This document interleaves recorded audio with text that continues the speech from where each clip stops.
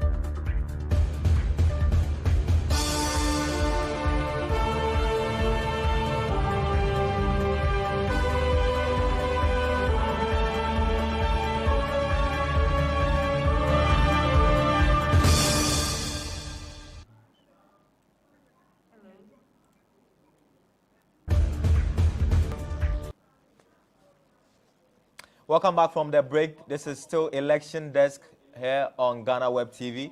My name is Daniel Odro, and it's day 2 of our coverage of the 2020 presidential and parliamentary elections here in Ghana. Yesterday was voting day. Today it's got to do with more of the counting and the declaration of results, especially at the constituency levels. And then the EC would hold a press conference and announce the winner of the presidential elections.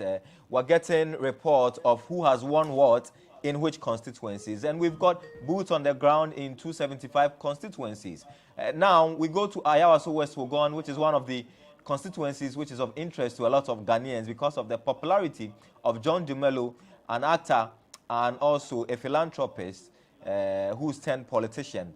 He is fighting for the seat from Madam Lydia Al-Hassan, who occupied that seat after the death of her husband. She's been only 2 years in parliament. So what are the projections or the certified results as we have them? Portia Etonam Konu is our correspondent in Ayawaso West Wuogon. She's at the Coalition Center. She's joined me via Skype and she'll bring us update. Portia, good morning. Welcome to day 2. What's happening in Ayawaso West Wuogon? Hello. Hello, Portia. Portia, I can hear you. What's happening in Ayawaso West Wuogon? Daniel, can you hear me? Yes, I can hear you. Okay. Here at the Ayawaso West Wuogon, it's projected that, though not official, that Madam Lydia Al-Hassan of the MPP is in a comfortable lead. And I have her here with me. And I don't know if... Can you hear me, please?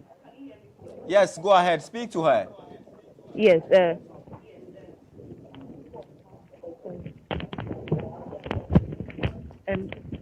Welcome to GhanaWeb TV.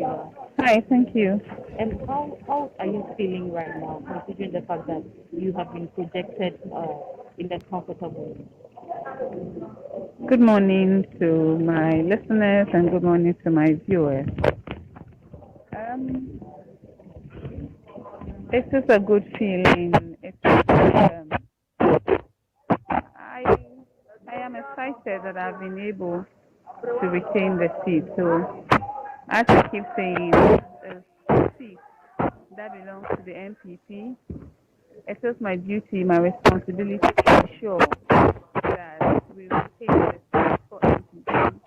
And by the grace of God, we've been able to do that. So, we give thanks and praise to God for helping me, making it possible for me to continue to lead the good people of Ayawaso West Wuogon. Earlier about would you be willing to work with your opponent, John Dumelo? Yes, he's consequence and I think a senior consequence if I recall him now. So yes, if he's ready to work with me, we can collaborate together, develop the constituency, and to move the constituency forward. And how has this competition been so far? Did he give you, a run for your money?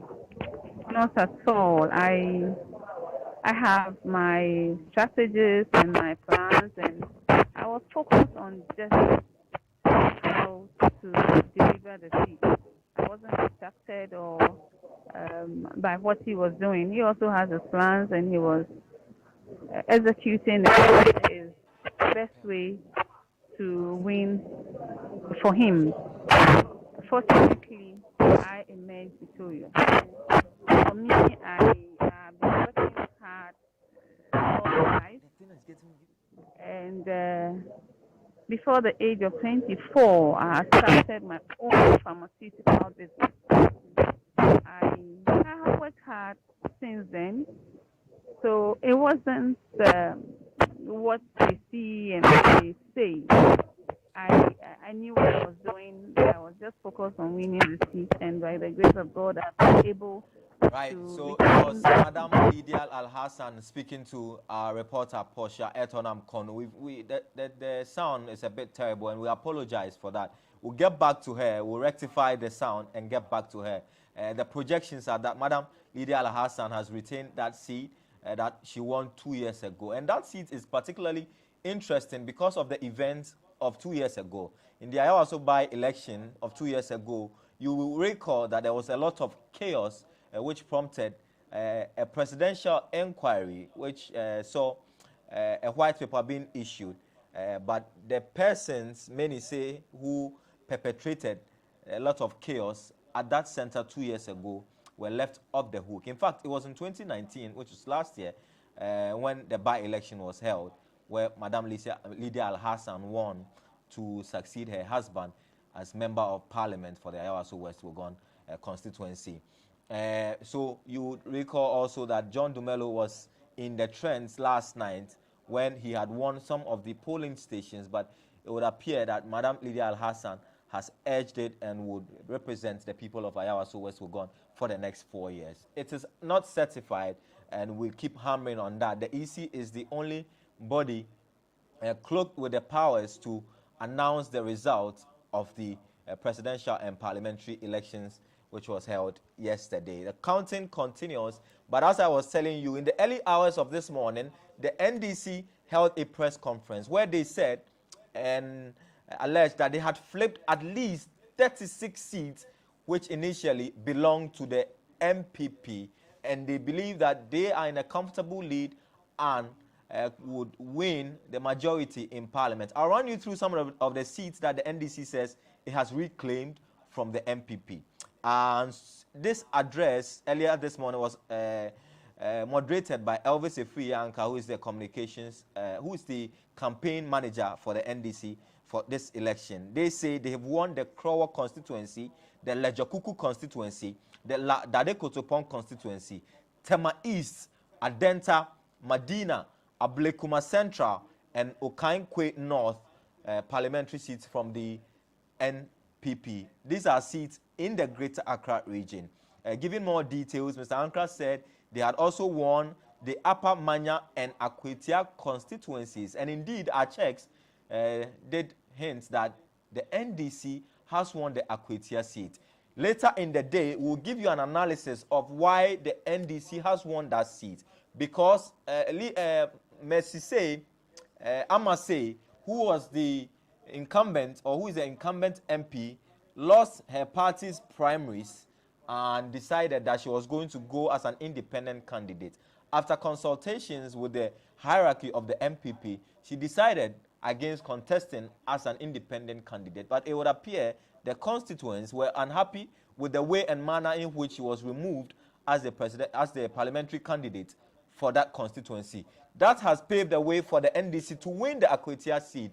We will give you a proper analysis of what this means as we progress in the coverage of this election. We will also go to the grounds like we promised you to bring you certified results. We go to one of our correspondents. George Eyisi is in one of the coalition centers. He's joined me via phone, I think, for updates. George, good morning and welcome to day 2 of the coverage. Where are you? Which coalition center are you currently? I am currently at the Domin Kwabenya the constituency coalition center located inside the Ghana Atomic Energy Basic School. Okay, so what updates are you picking up? Ballots from the various polling stations started trooping in as early as 7 p.m. last night. But what has been the situation here is that there has not been any update on the figures that have been collated so far. You see, all the ballot boxes stuck up over there are the ones that are worked, and the ones here are the ones that are left to be worked on. Last night, when the ballots started coming around, say 11 p.m., the ballots, the lineup ballot went as far as outside the poll. But so far, a lot of them have been worked on, and maybe within the next 2 to 3 hours, results from the Kwabenya constituency should come in.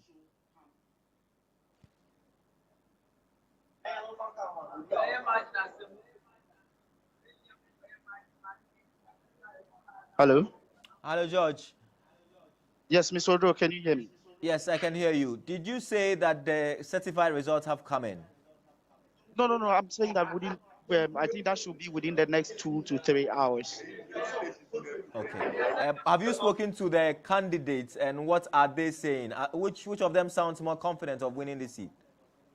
So none of the candidates has been to the collation center so far. But yesterday, when voting was ongoing, I was able to speak to the incumbent member of parliament, lawyer Sarah Adjoasafo, and she was very confident of winning the constituency. Of course, this constituency has been since its inception in 2004 has been a constituency for the MPP, and it is currently the most populated constituency in terms of voter population. So it means that the figures from this constituency in terms of the presidential election is very important to the New Patriotic Party. And yesterday, the incumbent MP, Sarah Adjoasafo, told me that she expects to garner some over 100, 70,000 or so votes for the president. So it's something that she's looking forward to.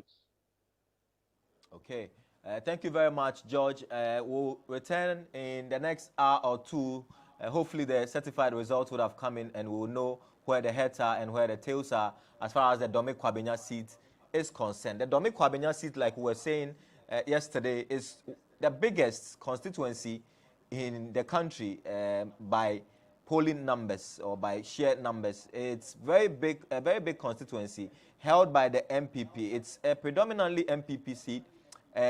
The Speaker of Parliament, Michael Quay Sr., used to be the Member of Parliament in that constituency. But for the last 8 years, Sarah Adjoasafo has been the Member of Parliament. She is hoping to do a third term, which will extend her stay in Parliament to 12 years. She was in the 6th Parliament, she was in the 7th Parliament, and she's hopeful that when Parliament reconstitutes in January of 2021, she'll be a part of the 8th Parliament. This is the Election Desk here on GhanaWeb TV. My name is Daniel Odro. We are picking up reports that Ayawaso West Wugon is currently declaring. So we'll return to Portia Etonam Konu for updates from the Legon campus where the coalition center is. Portia, we hear that the counting is ongoing right now. It's 80,378. Total rejected, 1,405. So it means in Ayawaso West, the total vote cast for the presidential election is 81,773. This is the announcement for the presidential election in Ayawaso West constituency. Now let's go on to the parliamentary election. In Ayawaso, we had 4 candidates. MP got Ms. Seram Al-Hassan. NDC got Mr. John Seto Dumelo. PNC brought Mrs. Gifty Bochu. And then in the name of Richard Mauli. At the end of the poll, these are the results. Honorable Lydia Seram Al-Hassan, incumbent MP, had 39,851 votes. 39,851 votes. Mr. Seto Mello had 37,700.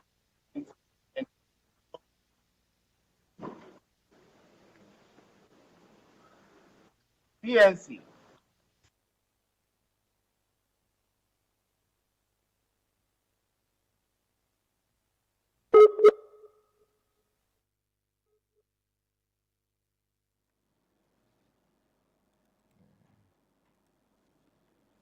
I don't know that.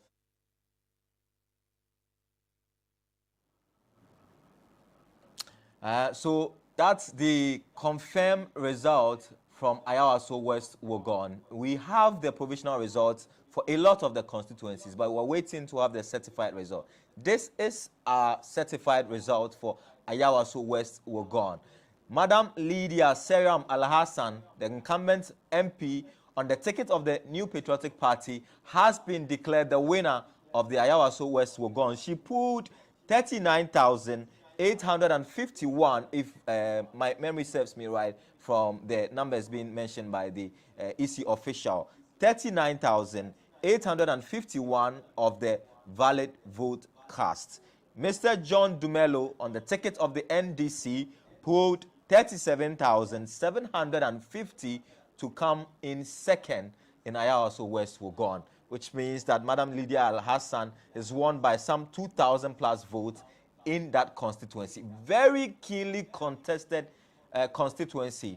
And on social media, many are applauding John Dumelo. Even though he didn't win, many say he's closed the gap enough and may have a chance in 4 years' time. So certified results coming in. Madam Lydia Al-Hassan is the member of parliament elect for Ayawaso West Wogon, winning by 39,851 votes and also 37,750 for Mr. John Dumelo. Of course, there were other political parties who contested, but their numbers are very insignificant in the grand scheme of things. That is your election desk here on GhanaWeb TV with me, Daniel Ojo. Like I was mentioning to you, the NDC held a press conference earlier this morning at 2 a.m., I think, alleging that they have flipped 36 seats which initially belonged to the New Patriotic Party.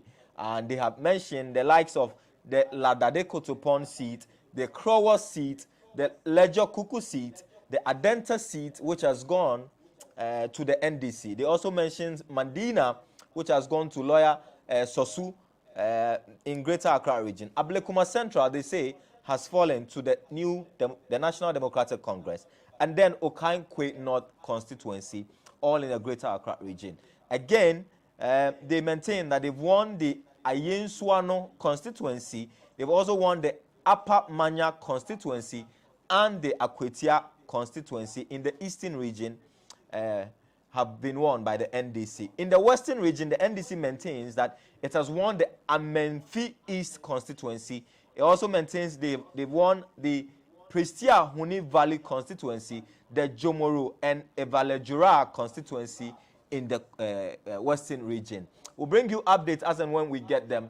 There are a few of the candidates in the parliamentary elections who have conceded defeat, and we'll bring you that the MPP candidate for Navrongo Central has conceded defeat. We'll bring you her post on social media accepting the results in a bit. We'll also bring you Felix Ofosukwachi's concession that he's lost his seat in the in his constituency. He announced that he lost by a little over 170 votes at the end of the counting earlier this morning. We'll bring you updates as and when we get them. The MPP has also rebutted the allegations made by the NDC, saying that while the NDC alleges that they flipped some of the MPP seats, they believe they've also flipped some of the NDC seats in some of the very crucial constituencies.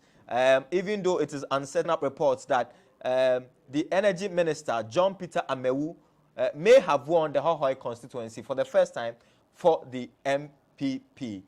We are hoping to get the certified result of that constituency result. A few things coming in as we go along.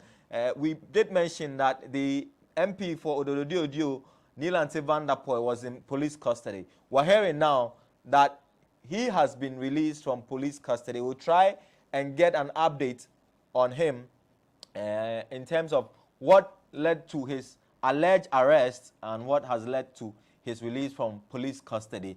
We are unsure who won the Ododo constituency. Many say Nilante has maintained that seat, but there are others who also believe that Nilante Bannerman has snatched that seat from the NDC. There are reports that Oko Boy, the deputy health minister, has lost his seat in Lajokuku. Would bring you updates on that, whether or not that is true. The there is tension also in Fomena. Fomena is interesting because the MPP parliamentary candidate who is the incumbent went as an independent candidate because he lost his party's primaries. In fact, he didn't contest the primaries at all because in the build-up to the primaries, he thought that he was being muzzled out of the race and didn't have a chance of winning the primaries. He decided to go as an independent candidate, and we're hearing that he's won the seat as an independent candidate, and the MPP has technically lost that seat because the man who won the primaries lost on the ticket of the MPP. We're hearing jubilations in Ayawaso West Wuogon. If we're ready, we'll pick scenes from Ayawaso West Wuogon after the declaration by the AC that Madam Sarah Malasan has retained the seat for the MPP. Okay, so we don't have the Ayawaso West Wuogon scenes currently, but we'll bring you reactions from the Coalition Center because our reporter is telling us that there's a lot of jubilation following the announcement by the Electoral Commission. And I was talking to you about Fomena. Fomena because, like I said, Andrew Sesiama, who won on the ticket of the MPP 4 years ago, decided that this year he was going to go as an independent candidate. Many didn't give him a chance because they were split between the MPP and the independent candidate. But he has managed to win provisionally. That's the provisional results coming in that he's won. However, early this morning, we heard that the EC office in Fomena has been set ablaze by some irate youth in that constituency who try and confirm the events that led to the setting on fire of the EC office in that constituency. We'll give you more updates as and when we get along. And I mentioned some of the seats that the NDC says it has won. Neil Van der Poel was arrested earlier in this morning. He's been released, like we're hearing, and also the Medina Adentan constituency allegedly have fallen to the NDC. The Nabrongo Central constituency, the Utu Senya East and the Akutia constituencies also fallen to the NDC allegedly. One thing that is emerging so far is that the incumbent president, Nana Addo Dankwa Akufo-Addo, appears to be outperforming a lot of his members of parliament in this race. What it means is that even in the instances where Nana Akufo-Addo has won, he's won by a bigger margin than his member of parliament. Again, in Akwetia, where we can confirm that the NDC has won, Nana Addo Dankwa wins in Akwetia in the presidential elections, but the MPP loses the Akwetia seat to the NDC. The skirt and blouse voting pattern appears to be playing out in this year's election, and we'll bring you updates as and when we go along. There are 17 million people who were expected to cast their ballot on election day yesterday, December 7. The numbers are coming in. It appears we'll do a little over 80% of voter turnout. Last year it was 69. Last elections it was 69.7 or so percent of the voter turnout. We also brought you updates yesterday. There was quite a funny incident that happened. A woman who was heavily pregnant decided that she was going to hold on, even though she was she could go into labor at any moment, decided to hold on to vote for her party before being admitted to the hospital. We told you again yesterday that 2 drunk men turned up at the polling station, were taken away by the police, given food, and allowed to sober before they were allowed to go and cast their ballot. There was also a shooting incident in the Ewutu Senya constituency where a man was allegedly gunned down. The police, however, admitted that it wasn't their personnel who shot the man, and also confirmed that the man indeed was not dead but was in hospital receiving treatment. So that's some updates for you as we go along with our coverage of the 2020 presidential and parliamentary elections. Don't forget that the MPP has 169 seats in parliament as of now. But the NDC believe that by the end of this election, they would have the majority in parliament. The NDC currently has 106 seats or 106 seats in parliament, making up the 275 constituencies. With all the political parties in the country, only 2 parties are represented in Parliament. What it is playing out, though, is that at least there will be an independent candidate in Parliament when the 8th session begins, because Andrew Owusu has won the Formena seat as an independent candidate, beating the MPP candidate and the NDC candidate in that constituency. We're also hearing that in Ofuasi Irebi, the Minister of Information, Kojo Opon Nkrumah, has retained that seat. There are provisional results, and as and when we get the certified result, we'll bring you update here on election desk. We are going all the way until election results are declared. We did 17 hours with you yesterday, and I'm sure you had a good time. We had a wonderful time. Thank you for staying with us. Thank you for trusting us that we're going to give you accurate information as we go along. We told you that Felix Kwatiofosu has conceded on social media that he's lost his constituency there. MPP, we are told, has snatched the Amasaman seat from the NDC. These are provisional results, and we will bring you certified results as and when we get it. In Navrongo Central, the member of parliament, the woman who was contesting on the ticket of the NPP, has conceded defeat. This is the woman who beat Mark Wayongo, the aviation minister, during the primaries. Remember all the theatrics that surrounded that primaries, where the aviation minister was allegedly accused of flying a military aircraft to Navrongo Central to file his nomination form. At the end of that primaries, indeed, Mark Wayongo lost that seat to Tangobaya Abayaga for the slot of the MPP. However, during the elections proper, Tangobaya Abayaga has lost the seat to the NDC. This is a seat that was for the MPP. Mark Wayongo won that seat for the MPP 4 years ago, but now the NDC has won that seat. What appears is that majority of the seats that the NDC says they have won, actually they have won. So they have won Akwetia, they have won the Navrongo Central seat, and we will bring you updates as and when we get them here on Election Desk. We'll also pour over a lot of the figures, and later in the day, we'll tell you why the voting pattern is the way it is. We'll try and reconnect with Ben Efsin, the pollster, and try and get some understanding as to why Nana Akufo-Addo, the president, is outperforming a lot of the ministers in this election. Nana Akufo-Addo is doing well in most of the constituencies that he's won than the ministers or the members of parliament that are contesting on the seat of the new Patriotic Party. Very, very interesting times. It's a slow process, but we implore you to indulge us a bit to give you the certified result, because there's a lot of fake news flying around on social media, especially that some people have won when in actual fact they haven't won. One of the certified results is Ayawaso West, which we have brought to you, where John Dumelo has failed in his bid to win that seat. We'll go to one of our correspondents. Do we have our correspondent?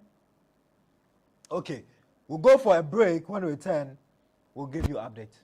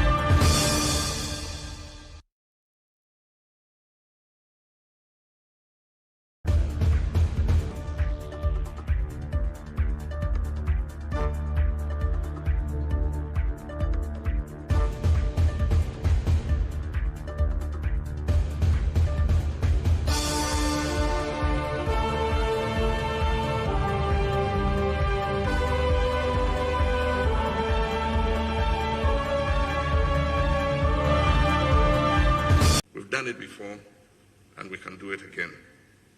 Let us on Monday exorcise the ghost of Ayawaso West Ogun. My name is John Dramani Mahama, and I stand for peace. Let there be peace in Ghana.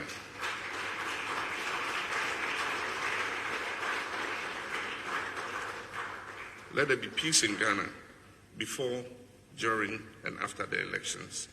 God bless our dear nation, Ghana, and God bless us all. Thank you. This is the third time I've participated in this ceremony. The first two as leader of the opposition, and the third as President of the Republic. On both previous occasions, I've held to my part of the peace pact. And on this third occasion, as President of the Republic, I will do the same. As Christians, we will continue in our God-given mandate in praying for the leaders of this nation, from the president to the opposition, the legislature, judiciary, security services, and the entire nation. More importantly, we expect our politicians and their supporters to aim for peace. Make the peace of this nation your topmost priority, as is mentioned in Hebrews 2 verse 14. Follow peace with all men, and holiness without which no man shall see the Lord. May God bless our homeland, Ghana, and make us great and strong. We lift up prayer right now as we put our hand. We pray for the lady. We pray for all that are on the field, our security agents, the police, the army, our doctors, the nurses, in the name of Jesus, the electoral commission, the staffs.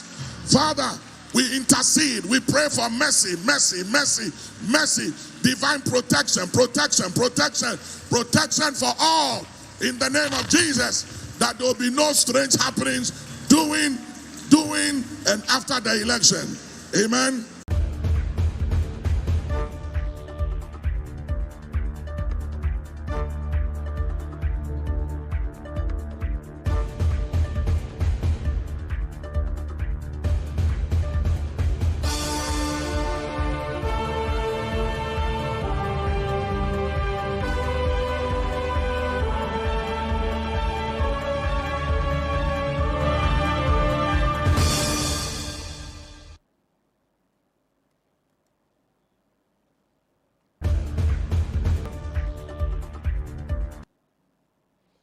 Welcome back to Election Desk here on GhanaWeb TV. My name is Daniel Odro.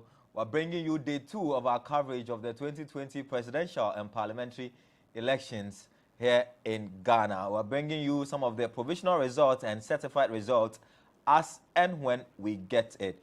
One of the certified results coming in is from Ayawaso West Wogon, where Madam Lydia Sarah Malhassan has retained the seat for the MPP, winning by over 39,000 votes, beating her closest rival, John Dumelo, who pulled some 37,000 plus votes in the Ayawaso West Wogon constituency. So that seat has been retained by the NPP. We have also confirmed result from Akwetia, where the independent candidate, who in the last 4 years was on the ticket of the MPP, has won. Mr. Andrews has won that constituency as an independent candidate. What it means is that for the first time in 4 years, there will be from Fomena, I beg your pardon, that seat in Fomena has gone to the independent candidate. So for the first time in 4 years, there will be at least an independent candidate in Parliament. Let's go to the grounds where our head of political desk, Lord Harris Eduasare, is at the EC headquarters. He's gauging the mood, asking questions about when the results will be declared. Good morning, Lord. What's happening at the EC headquarters this morning? Good morning, Daniel. It's all quiet here at the Good morning, Lord. If you can hear me, what's happening at the EC headquarters this morning? Hi, Daniel. I can hear you. Can you hear me? I can hear you. Great. So it's pretty quiet here at the EC headquarters. We got here a little over an hour ago, almost 2 hours actually, and we spoke to some of the officials at the front desk, and we were told that the media are not being allowed to enter. So we've been told Can you hear me, Daniel? Yes, sir. I can hear you. I can hear you. Okay. So as of now, there's a lot of security. Police personnel are all over the place, but the media personnel are not allowed entry into the electoral commission premises. We've been told that they've been given instructions not to allow any media personnel in there until after 8 a.m. But it's 8:23 by my watch, and we've still not been told anything, and we've not been allowed inside either. Have people started massing up at the EC headquarters? Not at all. Nothing of that is being seen around here. It's just the police personnel who are around. Okay. Have you picked up any intelligence when the EC will conduct their press conference to, if you like, announce results? I'm still speaking to some of the officials here. Earlier, I saw that a pickup truck and a bus containing more EC officials entered the premises, but nothing has been communicated to that effect. Some personnel I spoke to were very forthcoming with information in that regard. Okay. Thank you very much, Lord Harris Edouard Sare, our head of political desk here at GhanaWeb. He's at the EC headquarters, tells us that it's a bit calm this morning. Hopefully, the EC would hold a press conference and update Ghanaians on where they are as far as the processes of declaring the winner of the 2020 general elections are concerned. They will be more focused on the presidential elections because at the constituency level, the regional coalition centers are declaring the results, and as you've heard, we have declared the result for the Ayawaso West Wogon constituency. We're also picking up information that Dr. Zenato Ajiman Rollins has managed to maintain her seat in Parliament. She's won and retained the Korle Klottey constituency. This is one of the swing constituencies in this country, but she won it 4 years ago and managed to retain that seat for the NDC. We're also picking up information that Mr. George Anda, the Deputy Communications Minister, has lost his seat to Madame Gisela Tete, who is the sister of former Foreign Minister Hannah Tete to the NDC. So Gisela Tete Agbotui has won the Ewutu Senya West constituency for the NDC. She managed to beat George Anda, who won that seat 4 years ago for the MPP. We also have updates for you as far as other constituencies are concerned. Ofosu Kwashe has conceded on social media that he is lost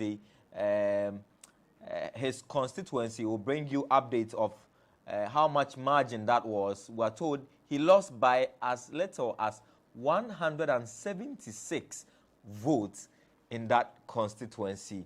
The NDC is holding a press conference anytime soon.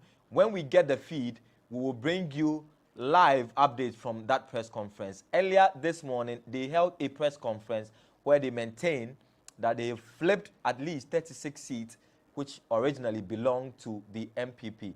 The MPP has rebutted those allegations and accusations and have themselves maintained that they've also won some seats that initially belonged to the NDC. So very interesting times here as we look forward to the declaration of the results for this year's election. The EC has promised Ghanaians that it would announce and declare the winners or the winner of this year's election by close of day today.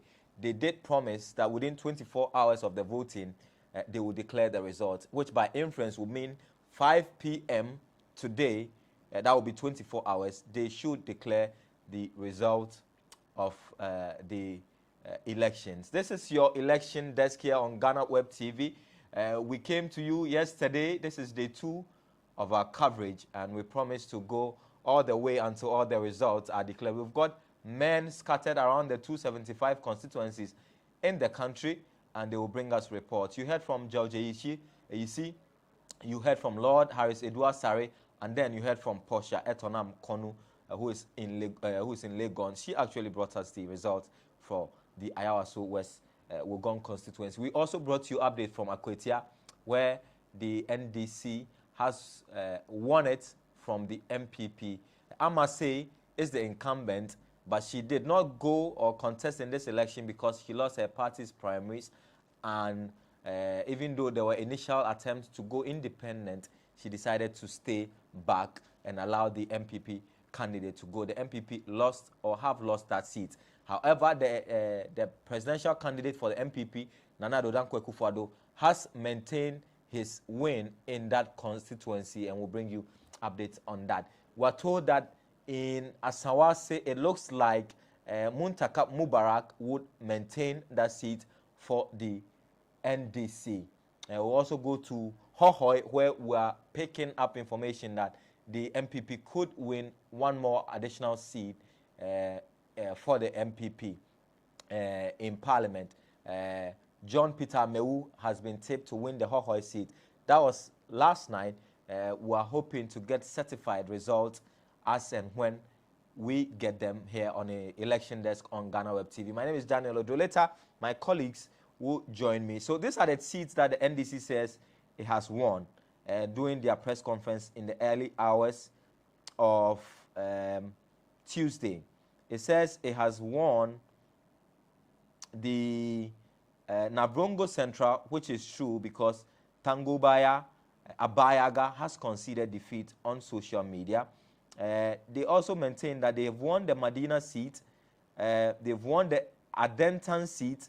They also maintain that they've won the Krowa seat, the Lajokuku seat, the Dade Kotopon seat, the Tema East seat, the Okankwe North seat, and then the Ablekuma Central seat. We're also picking up reports that in Gushegu, the MPP seem to have won it. It's provisional, but they seem to have won it in Gushegu. In Gushegu, don't forget, it is the CEO of the MPA, Al-Hassan Tampuli, who is contesting on the ticket of the MPP. The NDC maintains that in the Western region, they've won the Amenfi East, the Pristia Huni Valley, the Jomoro, and Evalejura constituencies, which they say used to be for the MPP. They flipped that, and the MPP say, if you have flipped, we have also flipped some of the seats that belong to the NDC.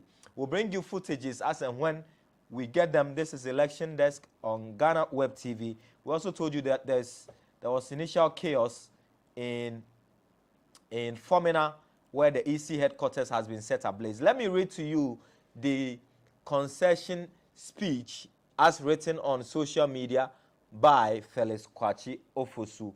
This is what he wrote on social media this morning. He wrote, we lost by 176 votes, quote unquote. That was Felix Kwachi Ofosu, who lost in the Ebura Asebu Kwamankese constituency. Ebura Asebu Kwamankese constituency has fallen to the MPP. And he's thanked everybody who helped him, but says that he's lost that election after the count. Let me also read to you the concession speech of the MPP candidate in Navrongo Central, Tangobaya Abayaga. She wrote on social media, unfortunately, I lost to the men. She wrote, unfortunately, I lost to the men, quote unquote, but I raised my chest boldly out. Never has there been this fight in Navrongo before. Navrongo wins at the end of it all. No dusting of body, just polishing of shoes and dancing off into the future. God day, so we day.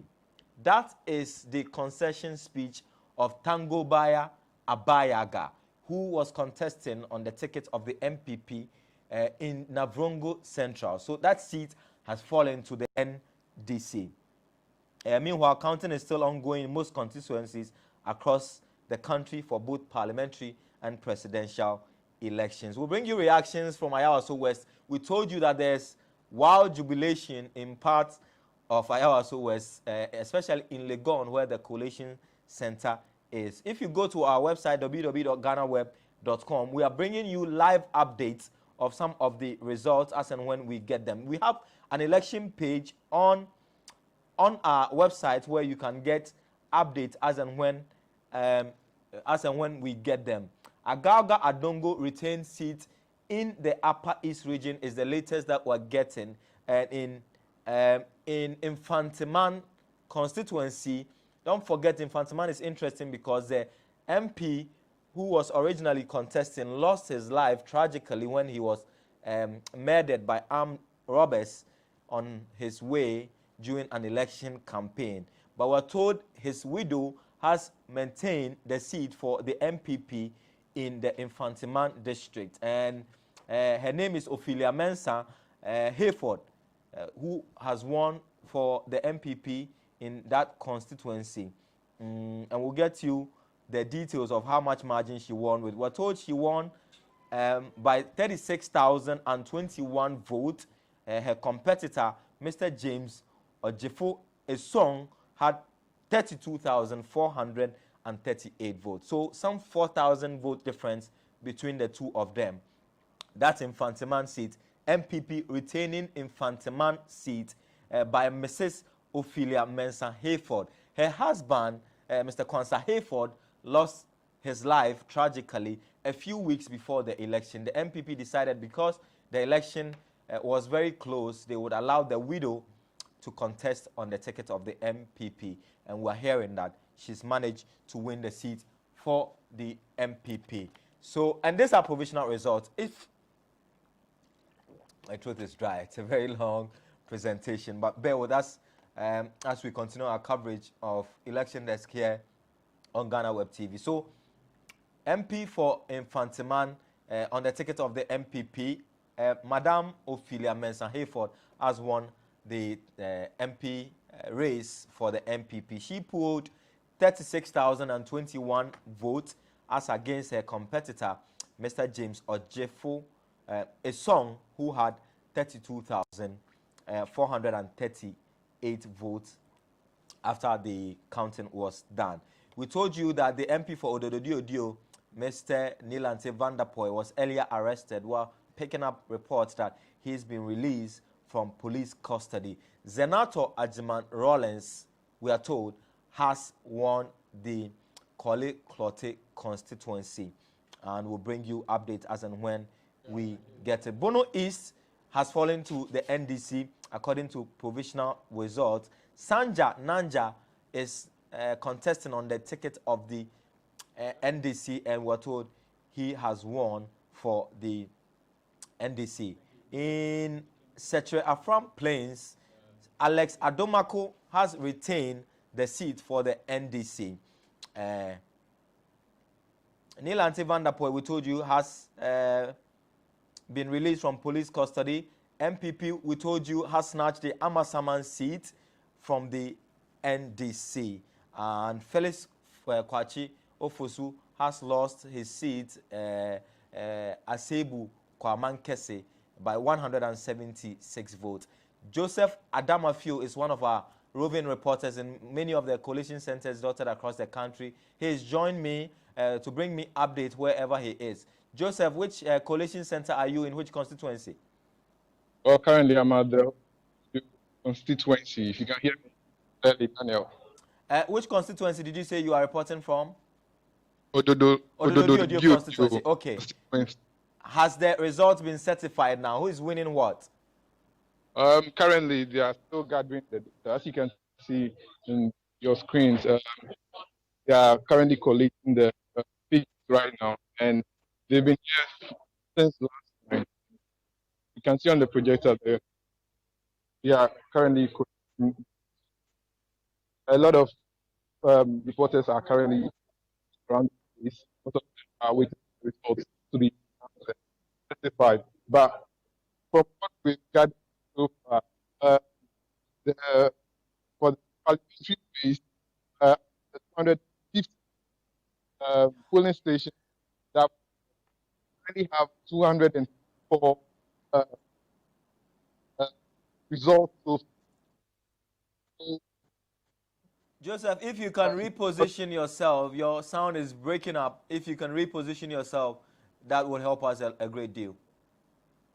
Okay, can you hear me now? Yes, it's better. You can be stable. I think when you move, the line breaks. If you can be stationary a bit and give us the update. Okay, sure. So I was saying before that out of 258 polling stations at Ododo constituency, we only have 154. That is, we're only left with 4 polling stations to currently the regional or side results. From the 254 polling stations gathered so far, the MP as far that is had 34,289.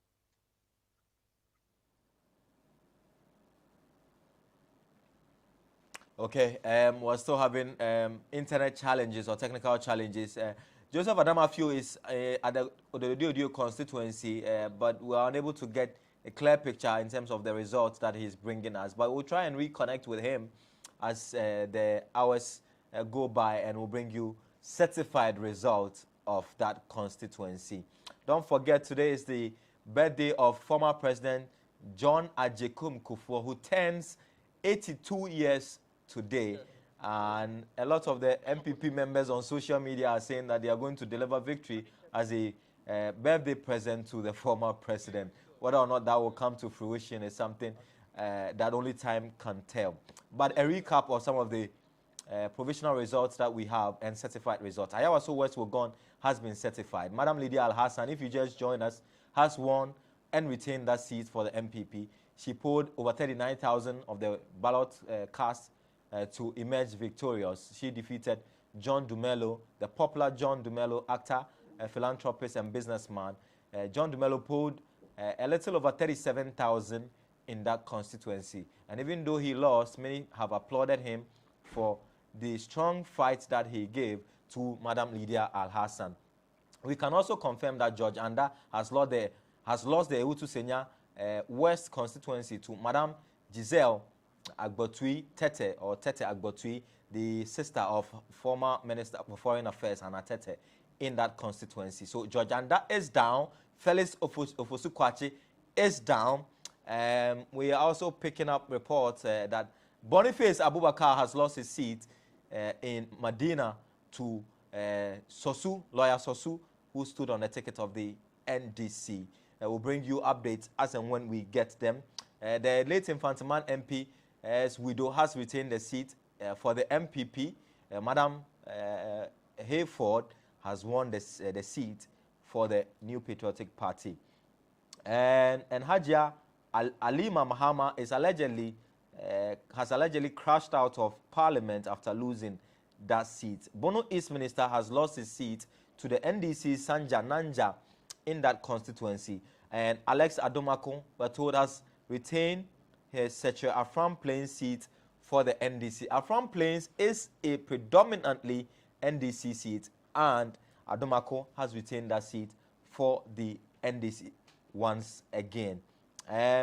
Rickett Hagan has retained the seat for Cape Coast South constituency for the NDC.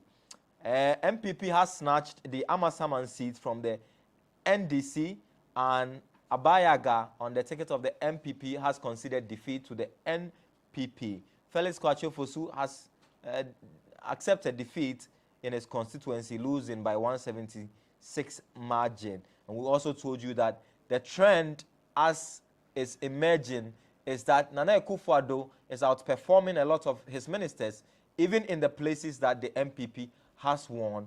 And Nana Akufo-Addo's numbers appear a little higher or much higher than the members of parliament. In Akwetia, the NDC has snatched that seat. In Fomena, the independent candidate, who is the incumbent member of parliament, has retained the seat, but not for the MPP. It used to be an MPP seat. The member of parliament decided to go independent, and he's won that seat. George Anda has lost his seat as we have been told. In Korle Klote, Dr. Zenato Ajiman Rawlings has retained the seat for the MPP. We also told you that the NDC has maintained that they've snatched some 36 seats from the incumbent MPP, and they are hopeful that they will get a majority in Parliament. And the MPP has a majority in Parliament right now, as at the 7th Parliament. They have 169 members, but as we are seeing, a lot of the people are losing their seats, and we'll see how the numbers will shape up by the close of day today here on Election Desk. My name is Daniel Ojo. We're going to bring you social media reaction. The trends, number one on the trend is Mahamudu Bawumia is number one on Ghana trends on Twitter. Trending number one is Vice President Mahamudu Bawumia. Why is he trending? Many say he has helped the MPP improve their numbers in the northern region. And even though we don't have a clear picture of how many seats the MPP has won in the northern region, the popular opinion is that in terms of share numbers, the MPP has increased in the northern region, and people are attributing that to the work of Mahamudu Bawumia. We told you yesterday that we're going to do an analysis of the Bawumia effect and how in 2016 many predicted that, or many analyzed that he was the game changer, one of the reasons the MPP won power in 2016. How would his influence come to bear on the 2020 elections? He's trending number one. Ma Lydia is trending number two on Ghana Twitter trends. Election Command Center is number three. You've got Alan on number four on Twitter trends, and Fomina is also in the news in number five on Twitter. You have MPP is winning, trending number six on Twitter, and then Akwetia trending number 7 on Twitter. Amase is trending number 8 on Twitter, and we did give you a breakdown of why Amase is in the conversation, even though she's not a parliamentary candidate. She is the incumbent member of parliament, but her session will expire on the dawn of January 7 when a new parliament is being inaugurated, because she did not contest. She won the Akwetia seat for the MPP 4 years ago. This is a young woman who many say is only a hairdresser. She won that seat, went to parliament. People laughed at her that she couldn't even express herself in the Queen's language. But on the ground, she was very strong for the MPP, won the Akwetia seat. But in this year's primaries for the MPP, she lost by very controversial circumstances, and she decided to go as an independent candidate. The top hierarchy of the MPP spoke to her, and she decided that she was not going to contest at all.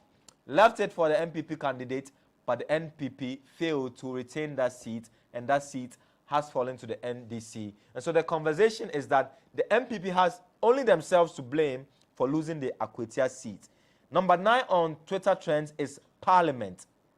Parliament, because of how the conversation is shaping up about the people who are falling and those who are winning in the conversation. Go to our website, www.GhanaWeb.com, to get abreast with the latest coming in. So, like we told you, Gisela has cut George Anda to size in their constituency in Ewutu Senya West, where she has won that constituency for the NDC. Jinapo has floored NDC's Mutawakilu in Damongo. This is an interesting change because John Dramani Mahama was in Damongo and had encouraged the people not to vote skirt and blouse. The accusation was that John Jinapo was actually canvassing for a skirt and blouse, that he should be voted for as a member of parliament, but they can vote for John Dramani Mahama if they so wish. And it appears Jinapo's message has been heeded by the constituents, because they have voted for Jinapo as against NDC's Muta Wakilu. Agauga and Adongo are told have maintained their seats in the Upper East region as the election results trickle in. We'll update you as and when we get certified results here on Election Desk. My name is Daniel Ojo. We'll bring you figures from 2016 and also bring you figures from 2020 and tell you why the numbers appear the way they are. The MPP says their projection have it that Nana Akufo-Addo will be retained as president of the country. They do, however, admit that they may have only a slim majority if their projection is right, but they believe that they will win by over 51% in the presidential elections. We'll see if their predictions will come true. They held a press conference earlier this morning. We're also hoping to get feed from the NDC's press conference. They had advertised that we're going to hold a press conference at 8 a.m. It's 8:46 and they haven't started as far as I know. If they do get in, my producers will prompt me and we will pick that feed live. We'll also attempt to bring you that press conference that the NDC held earlier in the day. They also held the MPP also had a rebuttal press conference earlier in the day to counter some of the allegations that the NDC had made during their press conference. There is tension in Formina, and we'll bring you updates as and when we get it. Haji Alima Mahama has crashed out of Parliament. Felix Kwachio Fosu has also crashed out of Parliament. George Anda has crashed out of Parliament, and a few other big names have crashed out of Parliament, and we'll bring you updates as and when we get them. Barbara Asha AEC has lost his seat to the NDC in the Cape Coast North constituency. Kwesi Mintin, as a boss of NACA, wins Kwesi Mintin as MPP snatches Upper West Akim seat. And in the Abuakwa South constituency, Atacha has once again won the constituency, which will extend his 16-year stay in Parliament in that constituency. Atacha is the housing minister, works and housing minister, and he's come under a lot of fire because of the affordable housing project, which many say has not seen a lot of improvement since he assumed office 4 years ago. But it appears that his constituents believe that he's doing a good job and so have endorsed him for another 4-year term, which would extend his stay to almost 16 years, if my math is correct, if not 20 years though. I will bring you all the results as and when we get them here on Election Desk. A rather slow process, but trust that will give you accurate information as in when we get them here on Election Desk. You can also go to our election page on GhanaWeb.com for all the analysis. We are inputting the data from our correspondents, and we have done a little over 30 of the constituencies so far out of the 275. But a lot more are coming in this morning, and we're improving our numbers on our website. We have an election page. Go there and be abreast with the numbers as we have them. We have correspondence from Ablekuma. Who do we have from Ablekuma? Ernestina Asante is joining us from Ablekuma with results from her constituency. Good morning, Ernestina. What's the latest from Ablekuma? Okay, so right now at the Ablekuma West constituency, we have provisional results, and for the parliamentary, we hear that Eslowusu had 36,553. That is 53.35%. And hello. Go ahead, Ernestina. I can hear you. Yes, as I said earlier, Eslowusu had 36,553. The NDC parliamentary candidate had 30,535. That is 44.57%. So as it stands now, per the provisional results, Eslowusu is leading. You cited any of the candidates, Esla or the candidate in Ablekuma? Yes, Eslowusu is here at the Coalition Center at Mount Olivet Methodist School here in Dansoman. Have you managed to speak to her, and what's her mood like since the provisional results were declared? She's feeling confident at the moment, but she's with the EC officials at the top, hoping to speak to her when she comes downstairs. Have you cited the NDC candidate for that constituency? No, please. How about the polling agent and some supporters of the NDC? Have you cited anyone? Yes, they are there and very calm. Unlike the NPP supporters who are shouting because I'm sure they've gotten the hint that their candidate has won per the provisional results. Okay. Is there any other update you'd like to bring to us this morning? Yeah, the update is per the provisional results, Eslowusu is leading the contest, and we'll bring you more updates as and when the need arises. Okay, Ernestina, thank you very much for that update from Ablekuma West, where the Communications Minister, Esla Owusu Ekufo, is contesting on the ticket of the MPP, and the provisional results indicate that she is in the lead and is likely to retain the Ablekuma West constituency seat. She indeed had gone ahead of herself to announce and declare herself winner a few hours ago.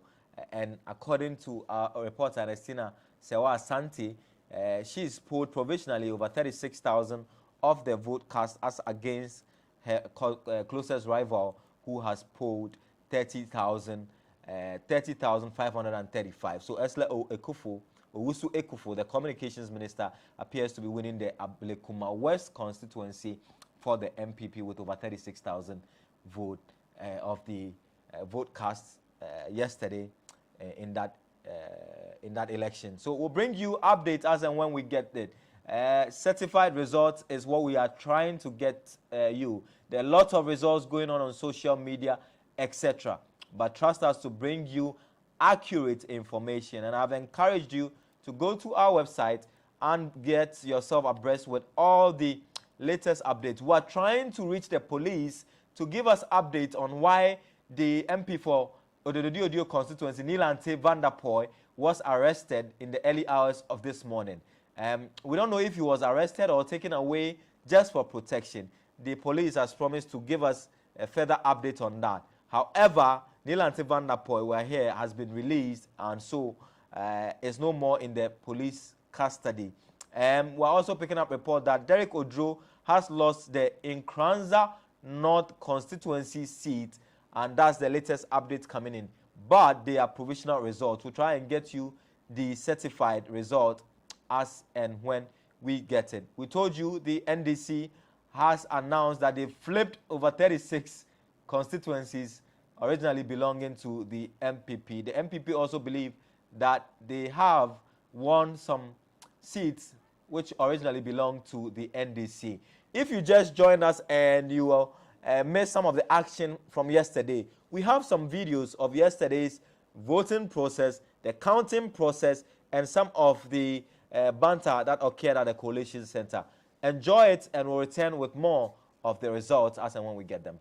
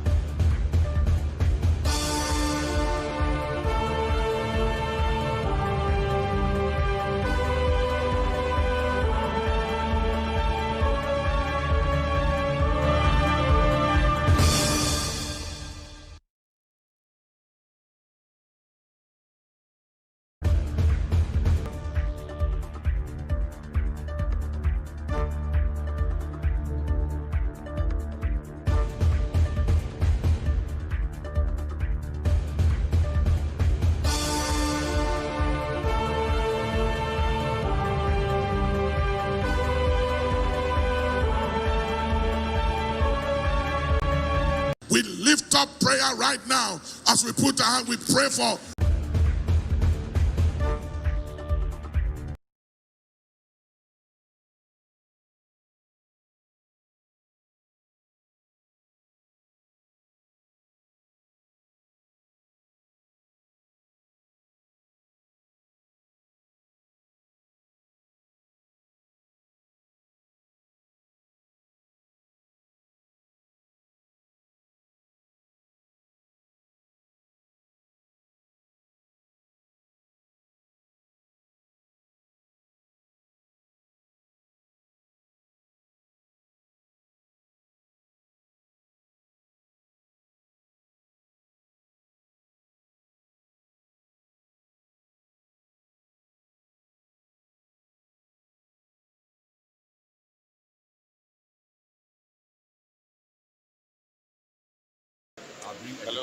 Hello, George. Can you hear me? It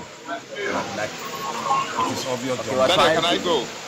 We're trying to re-establish connection with George Nyavo, who is our man at the NDC headquarters. The NDC is holding a press conference to brief the nation about their observations and what they believe is a projection of a win for them in this press conference. We've got our man there, George Nyavo. Mr. Nyavo, if you can hear me, has the press conference started, and what's likely to be talked about at this press conference? Right from the word go, Yeah, in a few I minutes, scanned the the press environment, conference will had a start. good message, It was built and to I start knew at what I 8, was doing. but I'm sure you know And also how looked these at, things and I don't want to work. say it, It's but now looked at the starting quality of the almost candidates an the hour NPP was later. presenting. You And I can hear knew the song that in the background. It's been G-Law playing. They've been will playing push gospel quality all over throughout. Megu. I am sure they are asking if some vote to support him. This is what they're coming to speak about. But earlier when they held the press conference, they informed the stated that they had listed some policies. We're not sure what they're going to say now, but I see the communications officer immediately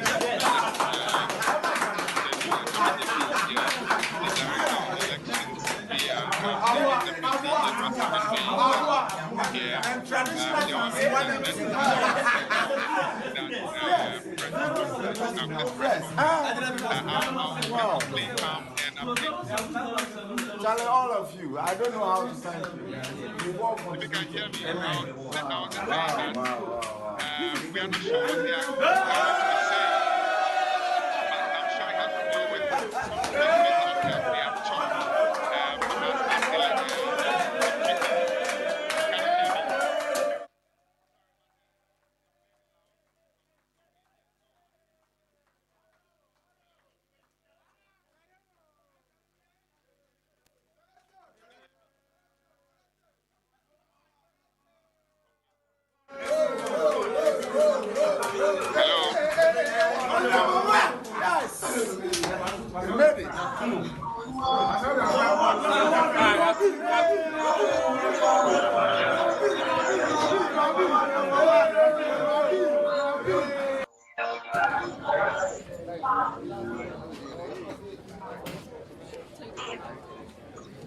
no flashpoints. We went there and nothing was happening. Everything was calm. Voting was going on peacefully. Everybody was going about their business. And I was pleasantly surprised. You're speaking for Ablikuma West. I mean, I can only speak up for speak about what the evidence of my eyes are. So for Ablikuma West, even the known flashpoints were quiet. There were no incidents, no major incidents recorded. At some of the centers, even at 4:30, there were still some queues. I noticed that in about 2 or 3 centers. So of course, the people were getting agitated. But apart from that, no violence, no incidents, no shouting matches, no fisticuffs, which is rare for Ablikuma West because there's certain areas where you should expect some actions. The increase in the number of polling stations, which led to a reduction in the number of queues at the various polling centers, also contributed immensely to the calmness that we witnessed because the vote.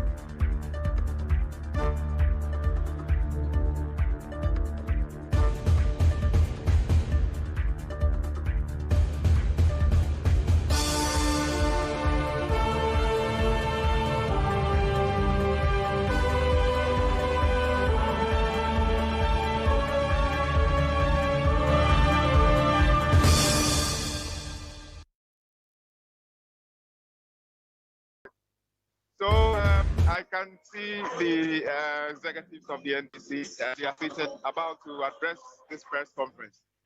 They all look like they seem to be in a very jubilant mood. You can hear the music in the background. It's also a very jubilant song they are playing. So I'm sure they have some good news. Whatever press conference is coming to address will be some good news for the party supporters. They will be starting any moment from now. So what I'll do is just keep the cameras on the podium as Sami Genti prepares to address this press conference.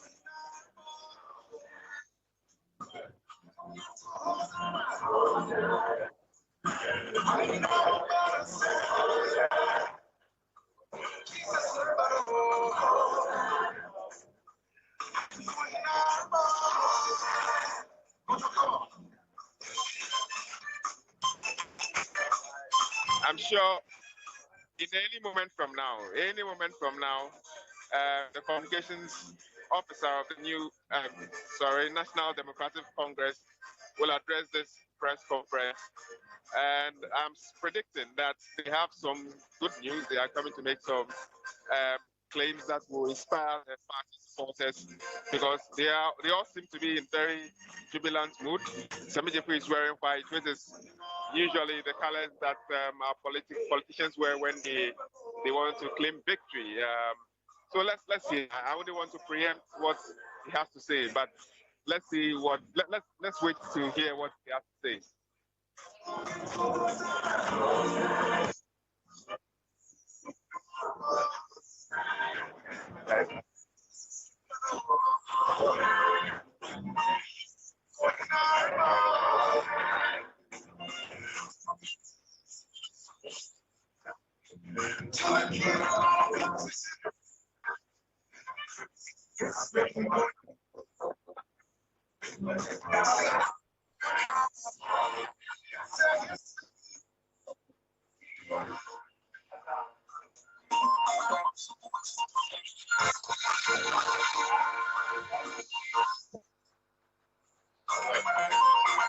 Hello. If you can. So, yes.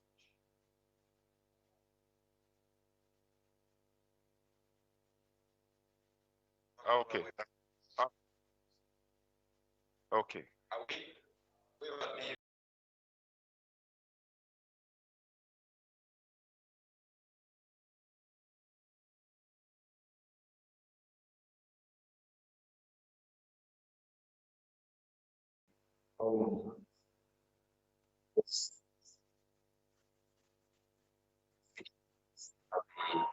Elections center, the National Democratic Congress. Since we started the December 7th, this will be with you. Douglas, I hope I can cut the line now, right? I can cut the call now.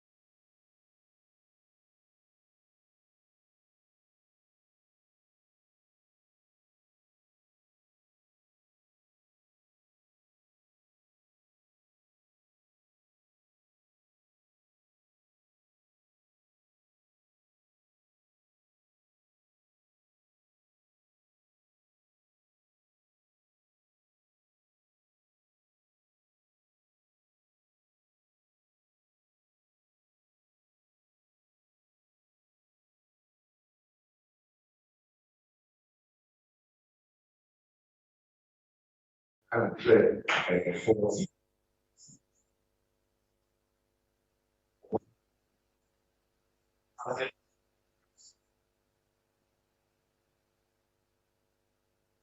food that Repeat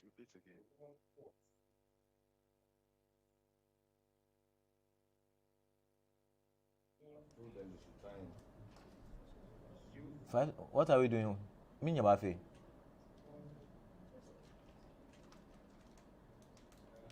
I can't even hear the press conference. I don't know even why you are picking him.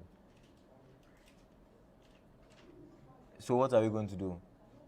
So what is the plan?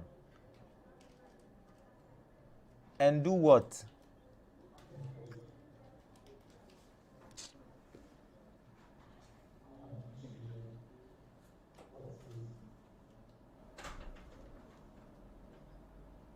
So that's the NDC's press conference this morning. It's not the first time that they are addressing Ghanaians. Earlier in the day, at 2 a.m. thereabout, they did hold a press conference where they indicate that they are winning and snatching some seats from the incumbent New Patriotic Party. We'll try and re-establish a better connection to that press conference where they update Ghanaians on where they believe they are in terms of the collation of the result and whether or not they are winning this year's election. We'll continue to update you with results that are trickling in. We have confirmed to you Ayawa So West were gone. We have also confirmed to you Infantiman. We've confirmed to you Fomena and a few others. Let's check the NDC press conference where we have a better now. In the Upper West region, we have 8 seats. In the Upper East region, we have 14 seats. In the Northeast, we have 2. In the Northern region, we have 9. In the Bono region, we have 6. In the Ahafo region, we have 2. In Bono East, we have 9. In the Western region, we have 9. In the Western North region, we have 7. In the Greater Accra region, we have 20. In the Central region, we have 13. In Oti region, we have 8. In the Volta region, we have 17. In the Savannah region, we have 4. In the Eastern region, we have 8. And in the Ashanti region, we have 4. That makes it 140 parliamentary majority. And there are still a few ones that are in contention. So we believe that this number is going to appreciate. Now, you need to understand, if you understand electoral politics, that wherever, except in a very few cases, a couple of cases, wherever parliamentary candidate wins, the presidential candidate also wins. And more often than not, the presidential candidate gets more votes than the parliamentary candidate. So it is absurd for anybody in the face of these facts to say that in spite of the fact that we are leading in the parliamentary, we have won regions, constituencies that we've never won before. We have won swing regions, the key swing regions, Greater Accra, Central, the Western Enclave. We have won them and turned them around. Seats that we've never won before, as we said earlier. We have flipped around almost 38 seats. So how can anybody say that in the face of this they are leading? Again, when it comes to the presidential, yes. For the names of the constituencies. Okay, so good. So let me just go to the specific constituencies. Parliamentary seats won by the NDC in the Upper West region. 1, Wa East, Wa West, Wa Central, Nadoli Kalio, Sisala West, Deep, Laura, Jirapa. Parliamentary seats won in the Upper East region. Bolgatanga Central, Bolgatanga East, Boku Central, Bongo, Bilsa North, Bilsa South, China Paga, Garu, Nabdam, Tempani, Bongo, Talensi, Zebila, and Pusiga. Constituencies NDC won in the northeast, one Bunkrugu and Nalerigo. There is contention over one, but we'll jump that. When it's sorted, we'll come back to it. Parliamentary seats won by the NDC in the northern region. Wulensi, Savelugu, Kumungu, Bandai, Saboba, Tamale South, Tamale Central, Tamale North, Sanarigu. Parliamentary seats won by the NDC in Bono, Banda, Doma West, Wenchi, German North, German South, Tyne.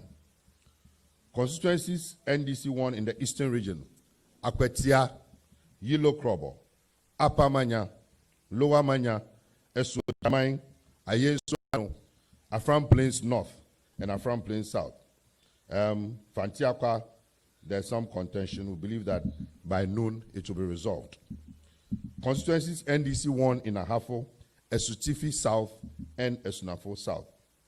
Constituencies NDC won in Bono East, Kintampo North, Nkranza South, Nkranza North, Sene East, Sene West, Pru East, Atebubu, Techiman North, and Techiman South.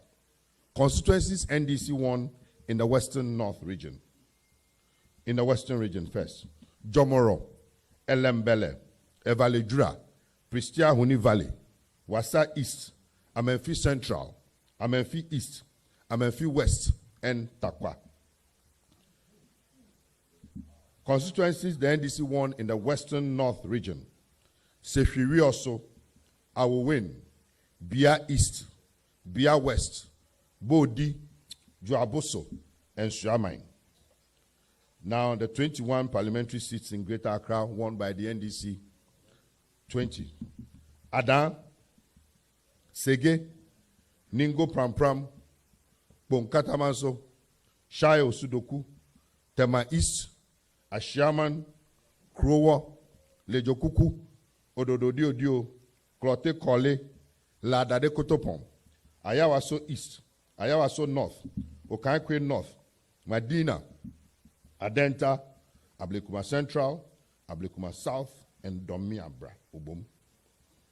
Seats won by the NDC in the Central region: Cape Coast North, Cape Coast South, Krifu Etimokwa, Gomwa East, Ewutu Senya West, Gomwa West, Ejumako, Ekunfi, Asin North, Upper Dentra West, Agona East, Menda Edina Eguafo Abrim. Constituencies NDC won in Savannah region: Bole, Yape Kusogu, Salaga South, and Sola Tuna Kalba.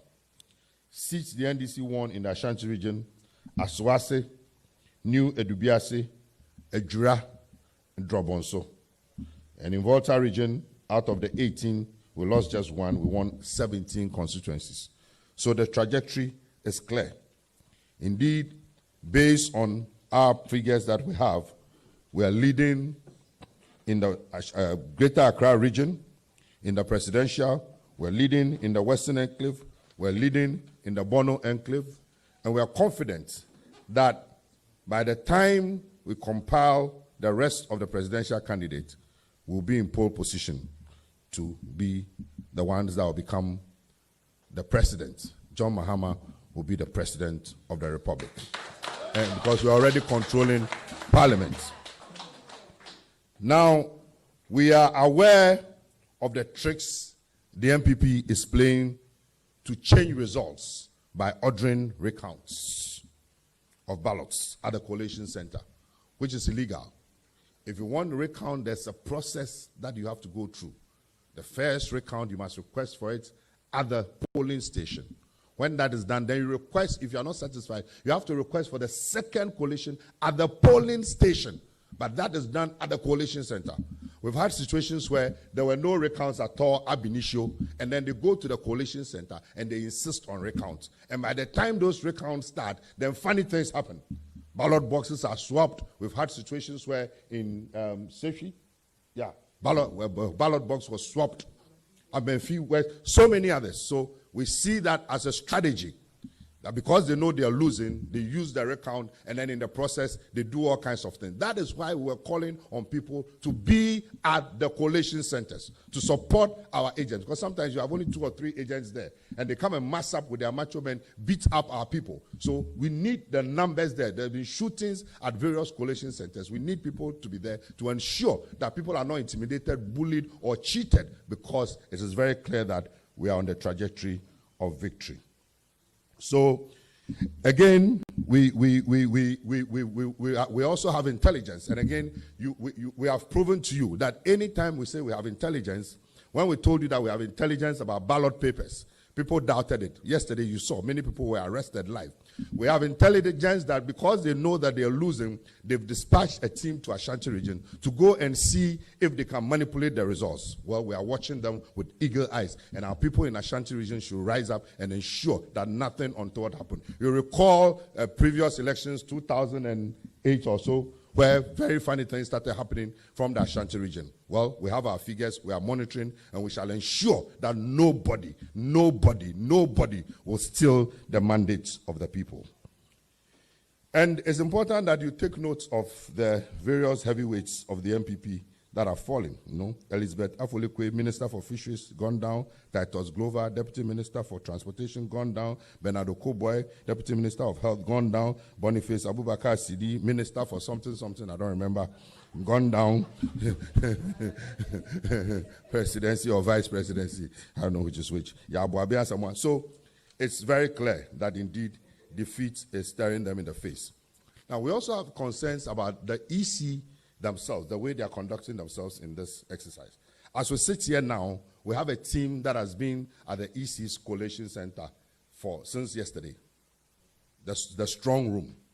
As we speak, and I'm speaking with authority, not even one result has gone to the Collation Center. True or false? Not one. So they are there, they are waiting. And then they claim they will declare the results in 24 hours. How are you going to declare? It has to go through a process. Even more seriously, Greater Accra and in some regions, they declare results. Our people are at the regional office of the EC now. Not one result, not one. You can go and check. So how are they declaring the results? Because all the results must come to the regional office for it to be collected. What is going on? We need to know. We need to know what is going on, because those results must come to the regional center. They must authenticate, verify, before they will be released. How come that results are being released? Not one has gone to the regional office. So we are very, very concerned about that, and they need to take action on that and do the right thing. There's a process. You can't just get up and say they should send you results from polling stations or constituencies. It doesn't work like that. You yourself said you're going to do manual collation. So you need to go through that process from the polling station to the constituency, and then from the constituency to the region, from the region to the national. Then our people in the strong room can also authenticate before you can come out and tell us anything. So we believe that the right thing has to be done. Again, just a while ago, we got information that in Lejokuku, a seat that they have won, somebody came there with a pink sheet, fresh pink sheets, and he's been arrested and detained by the police. So you see, these are things that they do. So all kinds of manipulations. We've finished the results, certified, results have been declared. What are you doing with the pink sheet? So they will come and say they want recount. Before you realize, then they'll swap. So we are very, very vigilant. Our people should continue to be vigilant, and they should not allow all these shenanigans to go on. As I said, we've collected the results, the presidential. What will interest you is that in Ashanti region, for instance, out of 37 constituencies, out of 47 constituencies, we've collected 37. And so far, John Dramani Mahama is doing over 30%. Now, over 30% in Ashanti, that's unprecedented. It's huge. And with over 80% of the constituencies collected in Greater Accra region, JDM has over 56%. So by the time the rest comes, we'll see. We have collected over 80% of votes in the Bono and Western Enclave, all those areas. And in all these areas, it is very obvious that our presidential candidate is in pole position to claim a first round victory in this year's election. As we go along, we'll be giving you more details. We are very responsible people, so we want to ensure that by the time we give you specific details, we know what we're about. We know that it's the EC that has to declare the election, but it's also within our right to update our people about what we have done so far. So you'll be hearing from us in the next few hours. Thank you very much. All right. Thank you very much. I will try and do a quick summary of this very important presentation in the Twi language because of the account stations here, because we want everybody watching television and every Ghanaian to have an understanding of the issues we are talking about. And to say the elections director Akano. Please, Mayor, can we have some order in the auditorium, please? To say the elections director Akano. MPP for after your press briefing, na yebo mamane ewo sisa NDC arene ho no mo so friends am trofo nhia mu na ensem o mo di tu dua no na dodo na no eyi nkontompu nsem eno ti se wutie fie wotena fie na wudi areho because of nsem MPP fo aka menu ya wo ha wakoma because yo mo kan nim se the omo kan wo mu aka MPP fo mo si abonte o mo jubilate dadada. Say to a baby, I be do somebody no more claim is over 52%. No more shed them. It should let you know say no correct. Until nobody should be worried or concerned about figures MPP for the ababons in a fake. And no who adansi any elections director the abremono. The dikanya no correct MPP for omu controlli 3 of the 5 northern regions of Ghana to say the Omokai Omoboa. And by now, they expect to send some for need you move, come fact check this as a dada. Because northern regions they have 5, they said the Amakano. Upper West, 11 constituencies. In Prem, and this year lose mumi and son. Ya winning mungo train. In 2016, ya winning munsia. It's a significant improvement of our performance in 2016. And what we are winning in Waboboso. Echinya GBN ho. Oko Upper Easter. 15 constituencies and a war Upper East. In fact, Upper West regions and Wabobo Bembesume Sanswa Bobiem Ewutrikasem. Senebeya Ebeko for me.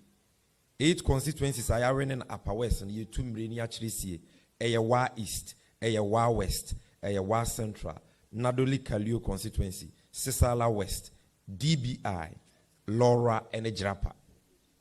Upper East, a 15 constituencies. NDC, our name so far confirmed 14. Bakwa Akaye Binduri no results in Yamma and train. But in Primpin, the one ya really move 14. 14 year Bolega Central, Bolega Tanga East, Boko Central, Bungo, Busa North, Busa South, Chanapaga, Garu, Nabdam, Timpani, Bongo, Talensi, Zibila, Pusiga. You can confirm. NDC awene. Next that me enumno akamiensa. Savannah or Mampenyi Mahama region, the MPP has not won. 7 constituencies in the Savannah. NDC awene bole. NDC awene yapi kusegu. NDC awene sola. And NDC awene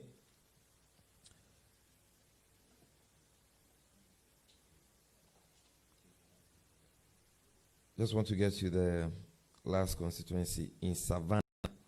Na yenyina ye hu se yetumre ya chesie.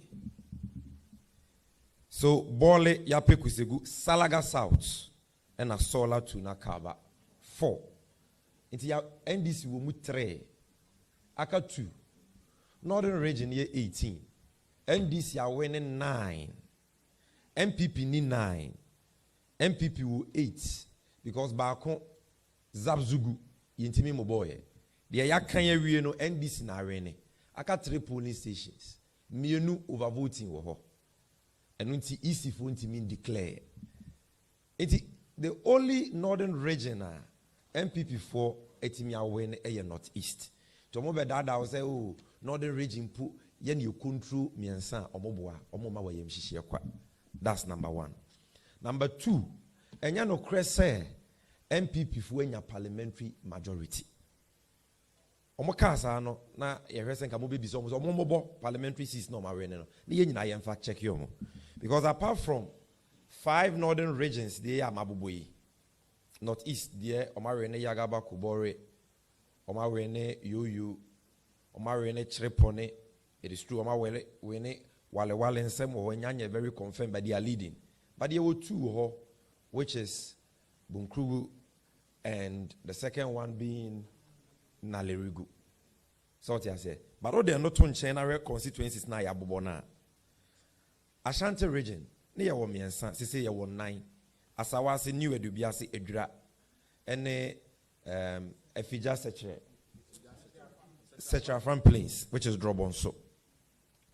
Sawoba Oti region, and near 1 so, say ya winning what training na. Sawoba voter region, abako pe ne free and sa out of 18. Hohoe, 17 in ya winning. Sawoba central region, and near 9, 4 constituencies. In Primpri, Yawene 13, Echinya JBN ho. Yawene Cape Coast North and South. Chifueti Mokwa, Gomwa East, Awutu Senya West, Gomwa West, Edrimakon, AOB, Ekunfi, Asen North, Upper Dentra West, Agona East, and Akeye. Yawene 13, which is a central being a very important swing region, Yawene. Oba Greater Accra region, near Oba saying 13. Yes. Near 13 seats. In Primpri, Yawene 20 Assembly ho. Yawene Adan Sege Ningo Pram Pram Pon Katamanso Shai Osudoku Tema East Ashamai Kruwo Lejo Kuku Ododio Dio Clote Koli Ladadi Kotopon Ayawaso East Ayawaso North Okaikwe North Madina Adenta Ablekuma Central Ablekuma South and Adomi Abraubum 20. Okay, constituencies Bono, we had only 1 banda. Omoka so mobeje. No ma 12/12. And then Bono yenyansia. Out of 12, you know match 6-6. In terms of parliamentary, you win a German South, you win a German North, you win a Wenchi, you win a Doma West, you win a Time. It took a Kabuma, we have won 6 in Bono. I have for you 2 now, we've retained it. As soon as South, as Utifi South. Oko Bono Easter, we've won 9. And we can go on and on. The election director can say, okay, constituencies are parliamentary, no, ya wenia, including Western region, ya wenia all the amphibians, no, a villager, a lembele. I mean, we are winning in total 9 constituencies. Look at Kani Nabumwa. And this year, winning 140 seats out of 275. MPP were 134. And an independent candidate for MENA or 1. So, Enyano Kresa, they have majority parliamentary seats. Enyano Kresa. The third important thing is a presidential resource. Because say MPP for Abeka say, oh, I'm going to presidential resource. Na watch TV so coalition TV stations ni bi no. Emma almost say omampenye kufu ado lead into the bi mu giedi. And no na eboa omo wi abanimu. It is not true. Collation, we are collating presidential results from 275 constituencies. The TV station BC were collating 100 constituencies. Now will be leading 2 percentage points. And quiet dear Donald Trump, a cheater for in the US in the starting jubility. Because they be constituencies are collating. Don't want MPP strongholds. Until you see the overall results, until we hit 250 constituencies, 260 constituencies, you know. A few constituencies being as we are winning. They said, honorable, if it's a free and crack, and yeti yare pa ba ko NDC higher ya sentimentem. 2016 ya luzu ya rene be 23%. Anytime I rene about Ghana ha Ashanti region ya there 26% and above. Tonight empire ye bu nyina no.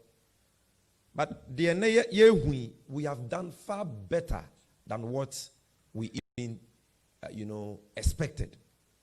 In Ashanti region, out of 47, out of the 47 constituency, I collated 37. And they said, your kind, John Mahama, in the presidential, or 30%. 30%, I got just 10 constituencies. Voter region, NDC's gap as compared to 2016, Akosro Mohu Bibri. Uti region, Akosro Mohu Bibri. Upper West, John Mahama, Akosro Mohu Bibri. Upper East, the same thing. Even in Northern region, you lose parliamentary seats. John Mahama is winning presidential. Where we are losing parliamentary, like Mayon, he's winning presidential. And so if you look at the parliamentary seats, 149 are winning now. A move 10% be in a skirt and blouse. In a half for Bono.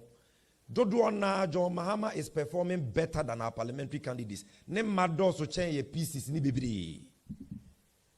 And coalition na ye coalition baby a ye druno. John Dramani Mahama clearly will have a resounding victory in these elections, like our election director said. So, Emma will be nada based on TV, so figures can be 100 constituencies.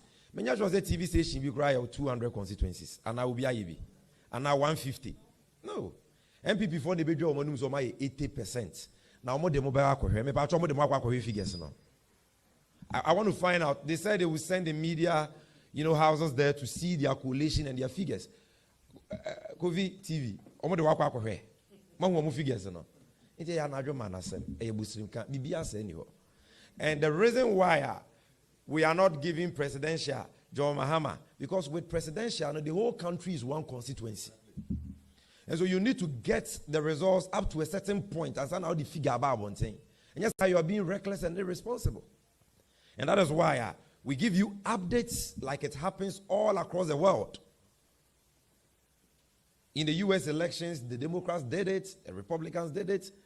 We are giving you such updates. When we have something concrete, by the time we cross 250 constituencies, we will let you know what the figures are and what the projections are, even as we wait for the official declaration.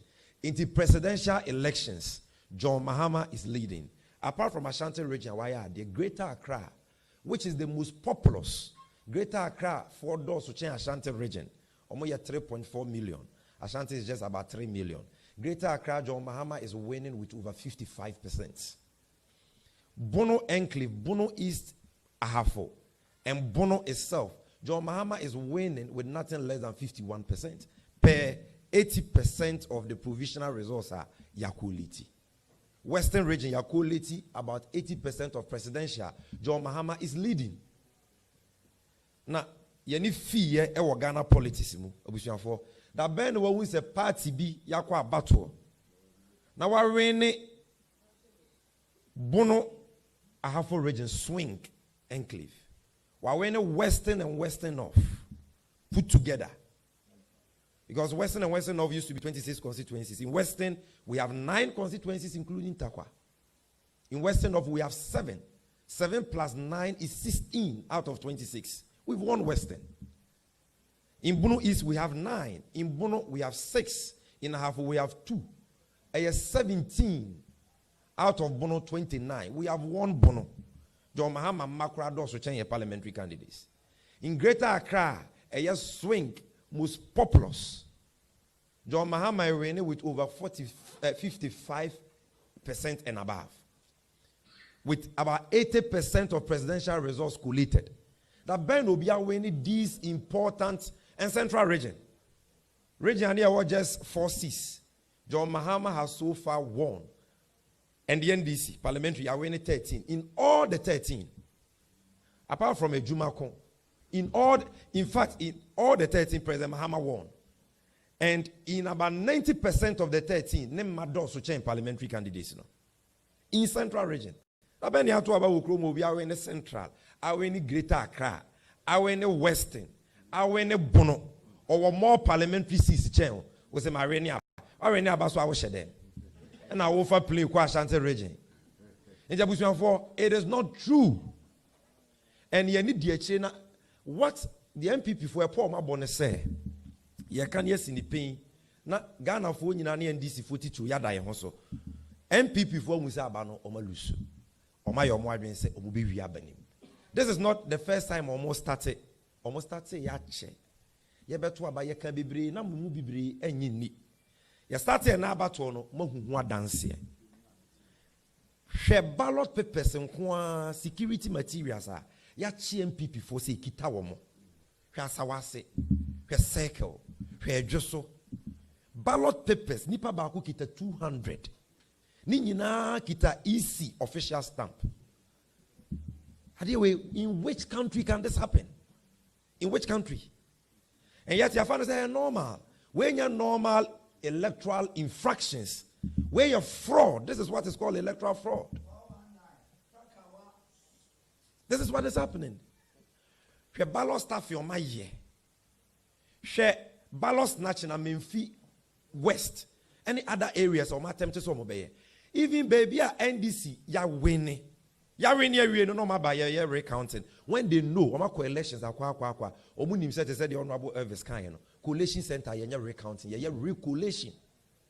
Ya recounting. On why ya young crowd for niggas and one pre recounting now. No matter far soldier for. We don't know whether they are even genuine military men. Ablekuma South, nipa send yakumomo. Yakum nipa miensan. The media is not talking about it. Odododio yakum nipa saying. About 2.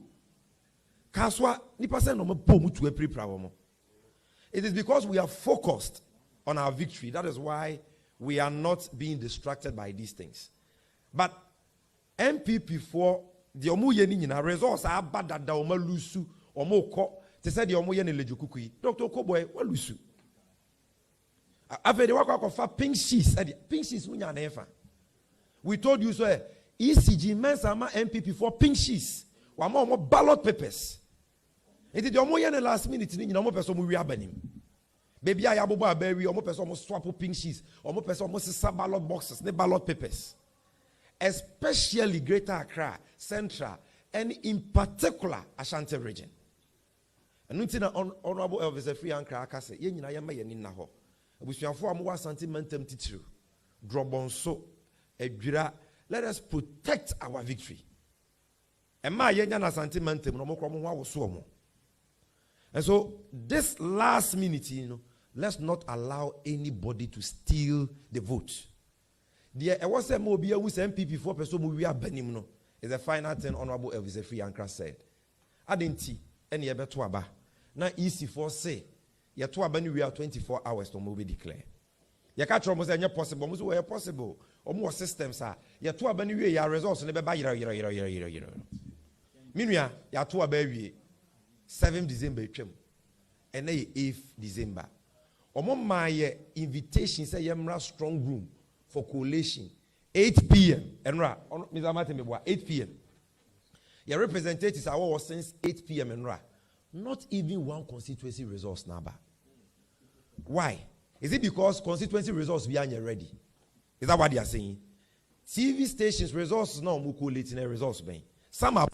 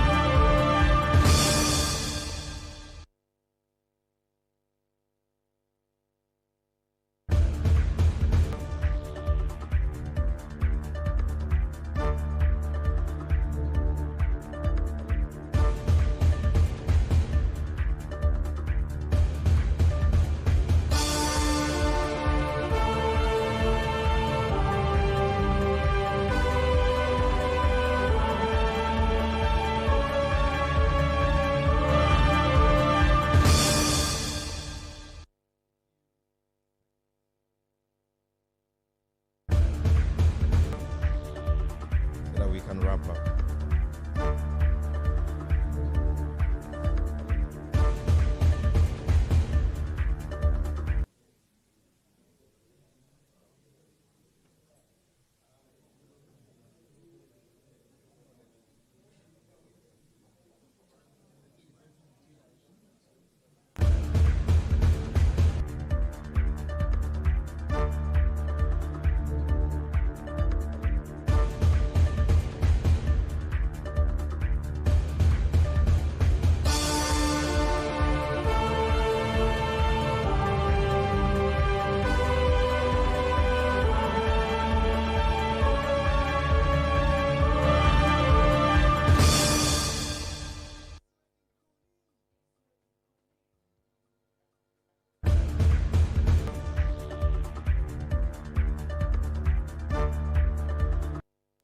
They said they're not making no.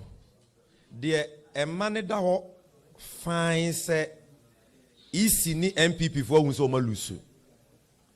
Na mo person mo wi abanimu no the delayed collation in the strong room. Because parliamentary and presidential results be aba presidential no ya certify as we speak. Ya declare no constituency coalition center wie ama agents ne candidates as in sign. Adentina Emma even regional coalition rooms. Adenti ena sa results on the biama strong room. Adentia. Why? Why are they holding on to the results? They are holding on to the results because someone will say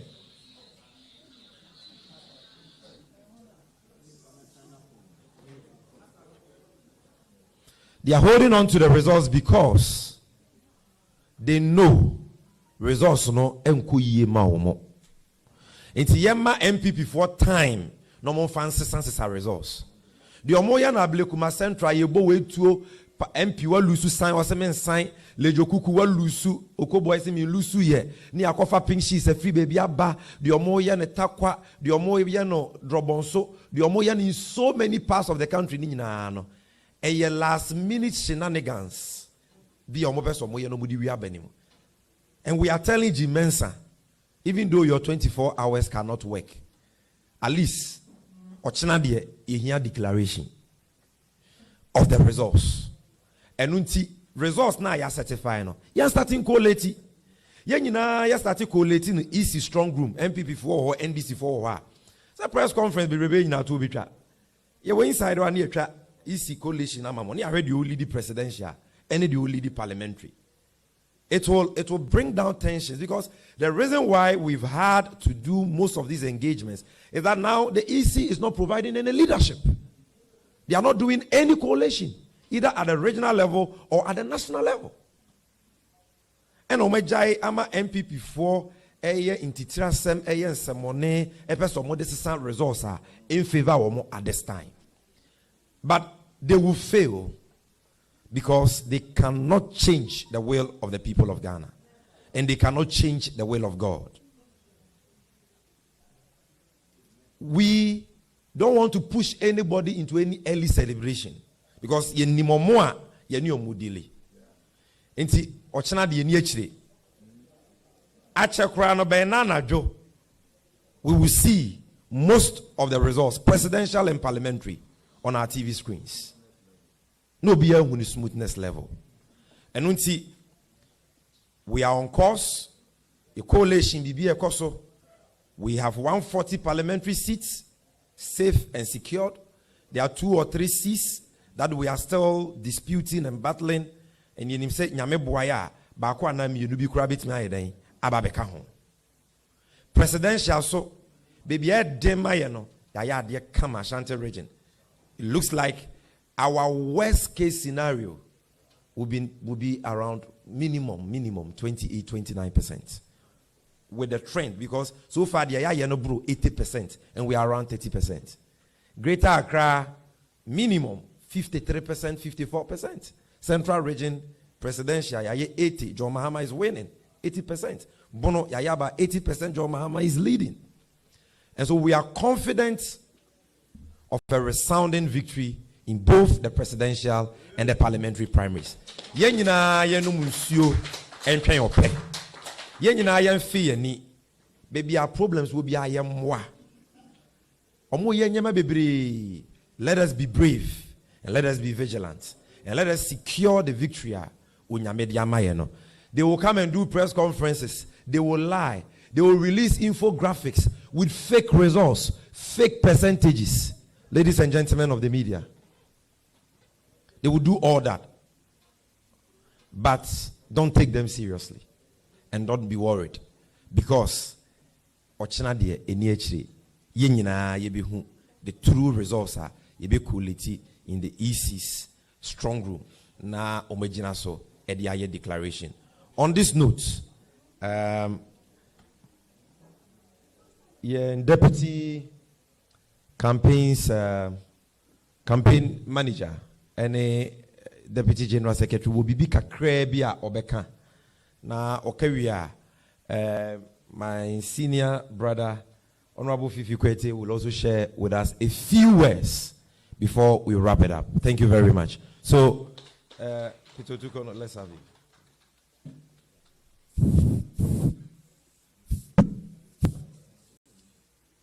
Okay, so I'm going to do English, and I'll try and do a translation of what I'm going to say. As the earlier speakers have mentioned, we are actually in a very pole position to secure a resounding first-round victory. And the MPP knows that very well. Because of that, they have put some schemes in place from yesterday to intimidate our people at the coalition centers, to change pink sheets, to change the results, and turn the verdict of the people. One very important incident happened in Ablekuma Central. I'm sure you are aware that this year we have won the Ablekuma Central seat after we lost the seat in 2016. Now, the Ablekuma Central seat is a very unique one when it comes to Greater Accra. Having realized that they have lost the seat, they sent some armed military men to the coalition center, fired some shots. The shots hit two gentlemen. The reports we are picking is that one of them was not able to make it. As we speak, we are unable to identify the military men who went on that sporadic shooting at the coalition center. And guess what? The shooting was done at the police church within the police barracks where the coalition center is situated. We think this is very problematic. This raises a lot of security concerns, and this shows amply that President Akufo-Addo clearly is not committed to his claim that he is ready to be peaceful in this election. As if that was not enough, when the military men left, that bizarre situation, which reports is indicating has cost an individual's life, a bodyguard of a deputy campaign manager of the MPP, Lord Combe, one gentleman named Kola, also went to the coalition center with a sidearm, went on a shooting spree, sporadic gunshots, got 4 EC officials, 2 police officers, and 2 young men. That gentleman subsequently, according to the police command, has been arrested. Now, what we want to send, the message we want to send to the IGP is that we are going to follow this particular matter in detail, especially as it has to do with the shooting of police officers who are on duty to protect life and property. This gentleman is known. This gentleman is known by everybody in that community. He is known to be a bodyguard of Lord Comey, who is a director of operations at the presidency, who we all know coordinates their vigilante groups. And so we are going to follow this matter. The indication we got this morning was that they were making arrangements to release that gentleman. We are sending a note of caution to the IGP. our eyes are wide open. And we are going to follow every action that they take in respect of this matter. Just as we speak, another armed men have been sent to Budumburam, the coalition center for Gomwa East, a seat that we have won. Is it not Gomwa East? A seat that we have won. We have won the parliamentary after 3 elections. We have never won that seat.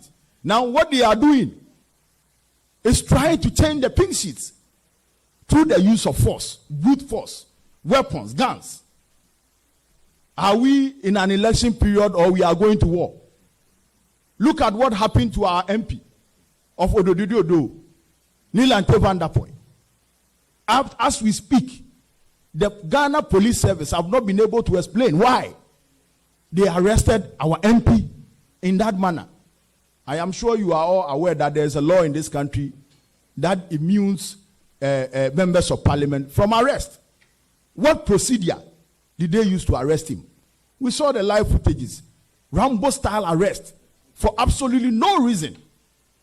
They have not been able to explain that to us.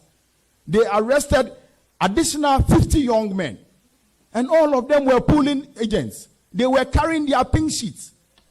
The Electoral Commission was waiting for them at the coalition center. They arrested them with the pink sheets. What explains that? What is the reason? Why are we drawing this country on this path? I thought we just signed a peace pact, and President Akufo-Addo was a party to it, and he pledged in front of all Ghanaians that he will abide by the peace pact. So what has happened to the peace pact? It is important that we ask these questions. But let's tell them that irrespective of whatever they do, the people of this country have spoken. The people have resolved.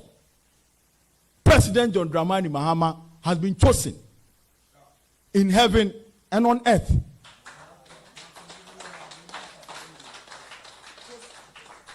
No amount of intimidation, no amount of shooting, no amount of changing of pink sheets, no amount of tactical delays, no amount of cutting of systems, jamming of networks will change the very important will of the people. Let me do a true version of what I've said. Niye can say, ye share your resource na ya kan bomu na. Baby NDC jinano. Yensa kan kunimdie kese pa na Nyankopon ahye ye boss yensa beka no. Nanso no, eniema ba ku mienu bi koso. Said ye kan da dansa na abato ne hya ase no. Omaye omadwen se, wo mo be fa sa akwati kwan ne so no mo de adane abato nani. Na firinra ebesi ne Omaye niema bebre. Ye bubo consensus na ye win no. Parliamentary ye win 140. Nanso no ebi wo hono ma wo mo challenge. Sene West enra wo mo move ballot papers na coalition center no.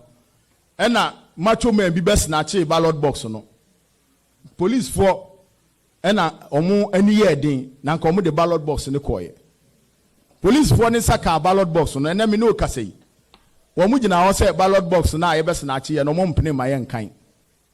So that is also a problem amasa constituency ni hodi. Apart from eno wamatu emrante ne maba wa bi agu emu a wamudi nyambrasem ne urukasem na ebi enesi wa Ablekuma Central nra a esojafo bi a ye suspect crash o munye esojafo ene a police for eko coalition center eko tututuo e kamrantie mienu eto na omoto ne kane ne kamrantie mienu ya tese ba akokra ne ho akoka adwam a ase Nyankopon ato nsa afre no eno achi no wo musa asoma abrantie bi a oye director of operations our Flagstaff House esanso ye deputy campaign manager Emma Akufo-Addo campaign Owura Lord come bodyguard ye friend Kola eko coalition center ho eko tututuo yisifo 9 police fo mienu ena mbrantie mienu etuo na ka omo yate se police for ebo modern eta na amomo saka no ama wakoka adwa mu na ne ye ka kire IGP ni se yehu bi enra emrante be se aduasa a ye chi omo osuhu a no mu kura tuo ni akode ne omo de koye obi anim endi da hwere baako ena police for no ja no order from above police for no ja ni pa aduasa no ama omo nam free ade omo tuo koye ekodi nyamra asem kra ka ho na sa branche kola yi aya chi no yi ye the message ma IGP se ye nyina ye de ani bedi akire ye hu se sa asem ni si ye no media fo no mo nhye dan kan ne bebrebi asa ehu be hia asem di mani bedi akire ni ye nyina ye be demand justice ye be demand se ye be ye edim ye mra no e be ye adwuma e wo mamu ha because so pasum bie na onye periperi yo one for justice anya adwuma then you undermine sa asumdwe na wo so wo pe no enti no ye nyina die ni bedi akire IGP se sa brante no so ye lord come bodyguard o so ye dan yo ese mra no eni nidi na eno koda nchen a eno anwumre ebi so si wo dododio a ye member of parliament wo mu ekoso ano in a Rambo star time aye kwa kochi atayi kura nya sa na omukochi atayi. What was the crime?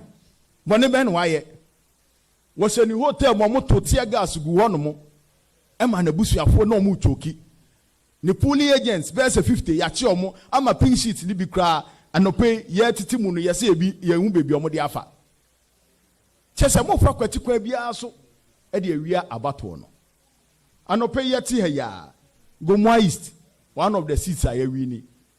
Yatese, Omasuma, sa Embrantie, sa Embrantie ya omu wo vigilante groups wimu. Any akodi any two, any a coalition center ho. Ah, wamudi nyambrasem tutu. Omu di confusion ba ho. Said ye beya, omu befa kweti kwaso na omotimi asesa abatono. No. Na we any yejina so akase. Se President Akufo-Addo so po. So mpo say security agencies IGP ne mpamfo so mpo so mpo electoral commission so mpo nyankopon esira president Mahama say abatu we eye ne dia wo be di president ebiem am ya so ani 7th of January etino nyenti aye kan nsem we nyina ne say ye nyina so ye be fi ye ni am ye ni ada ho ni edi edi nsem nachi coalition centers what there wo mpo ye beda ho enti party fo a wo tie me say yen kan last ballot a ye wie ye wo constituency wo yen declare presidential en free ho citizens vigilance ehu hia ye nyina ye fa eni ndi akire se de be ya wo bi ba na obedi nyamra asem a yen ye dodo no yen na tumi ni wo yen nsem dodo mu tumi ewom wo a obeba ho no mo se ye dɔɔso a ye betimi astopo enti we eni nsemfu a me pese me ne mo che me da ma se.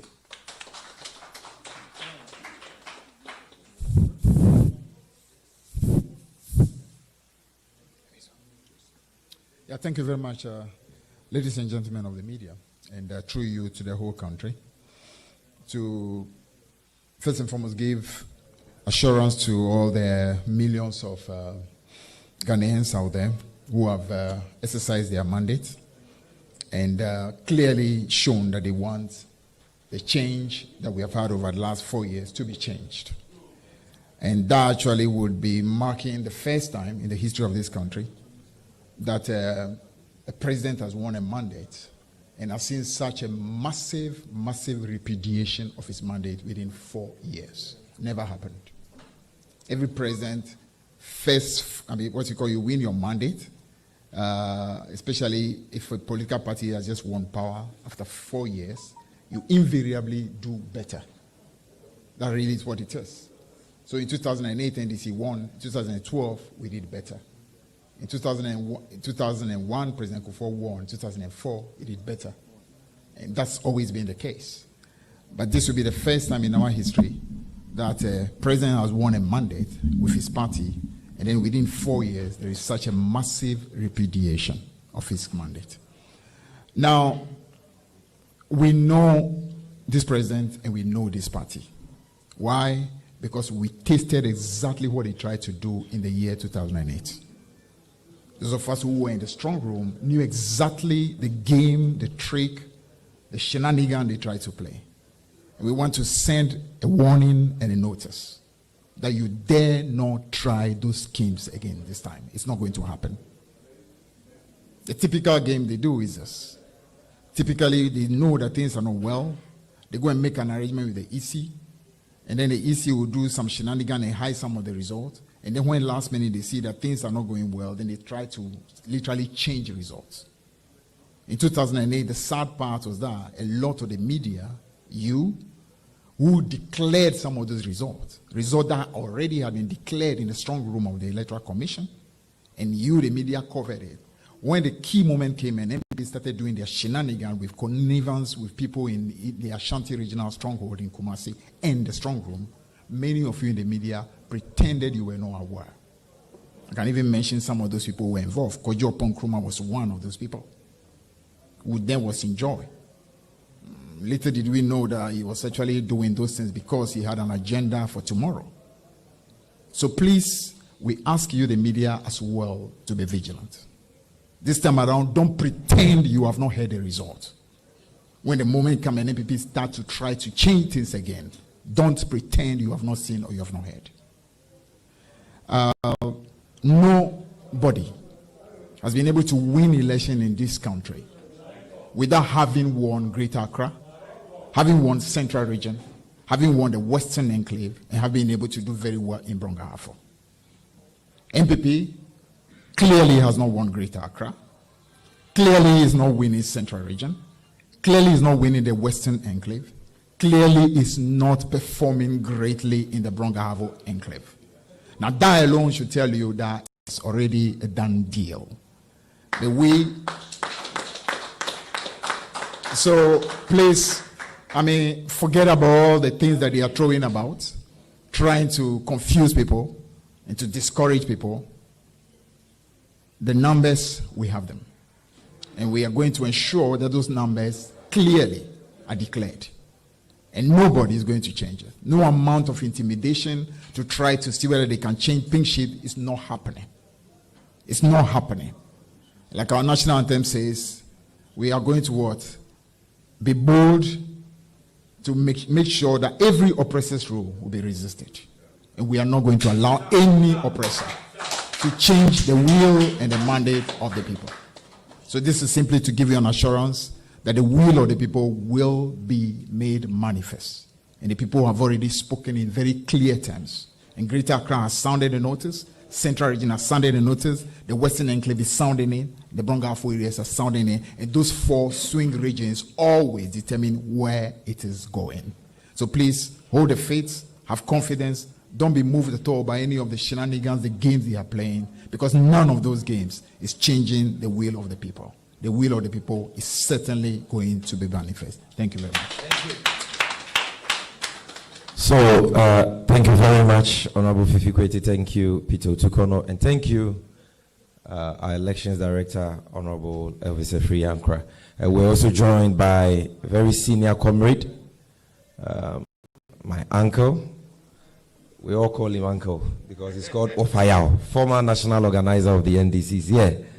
And our Deputy Elections Director, Mr. Mate, who is supposed to be in the strong room, has also joined us here because there is nothing in the strong room to collate. That is the tragedy we have on our hands. But let's keep hopes alive. Let's be cheerful. And above all, let's be vigilant. Let's be bold and ensure that the right things are done.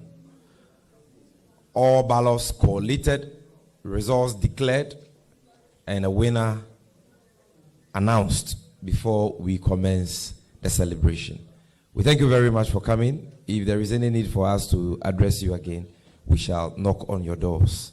Again, thank you very much for coming. We appreciate you.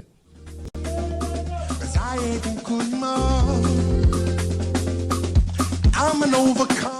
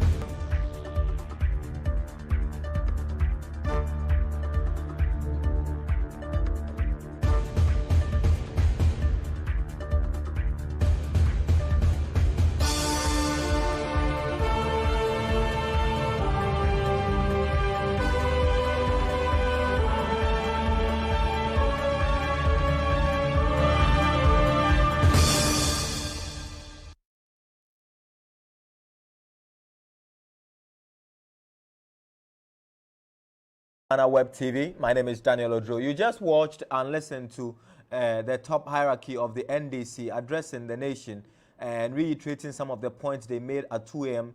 earlier today when they had their first press conference. The NDC says, according to their projections, they will have at least 140 seats in parliament, which will give them a majority. Don't forget that there are 275 seats in parliament. So to be able to get the majority in parliament, you need a little over 136 or so to be the majority in parliament. The NDC says, per their projections, they will win at least 140 seats in parliament, and also maintains that with the way they are winning the parliamentary elections, it beats their imagination that the MPP says that it is rather winning the presidential elections. They have highlighted some of the regions where they are winning seats that traditionally belong to the MPP. They've also maintained that they are unhappy with the way the EC is going about the announcement of the results, saying that with many hours after the voting, it appears the strong room of the EC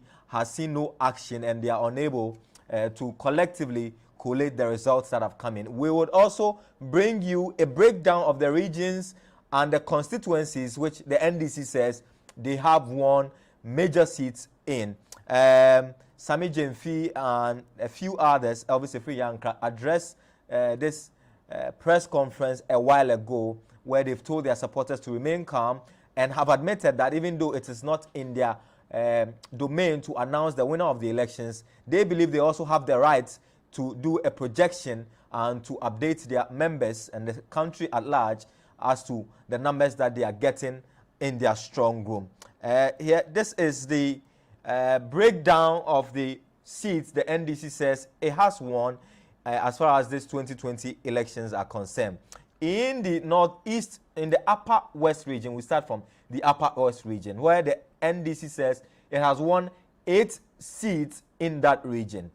In the upper east region, it says it has won 14 seats in that region. In the newly created Savannah region, the NDC says it has 4 seats as far as the 2020 elections are concerned. In the northern region, the NDC projects that it will win 9 seats in that region. In the northeast region, they are projecting 2 seats for the National Democratic Congress. And in the Ashanti region, the NDC says it has increased its 3 seats in that region to 4 seats, which is an improvement on the on what they did 4 years ago. In the Oti region, which is a new region, the NDC says it projects to win 8 of the seats in that region. In the Volta region, the NDC admits that the Hohoi constituency has gone to the MPP, but admits that the remainder of the 17 seats would fall for the National Democratic Congress.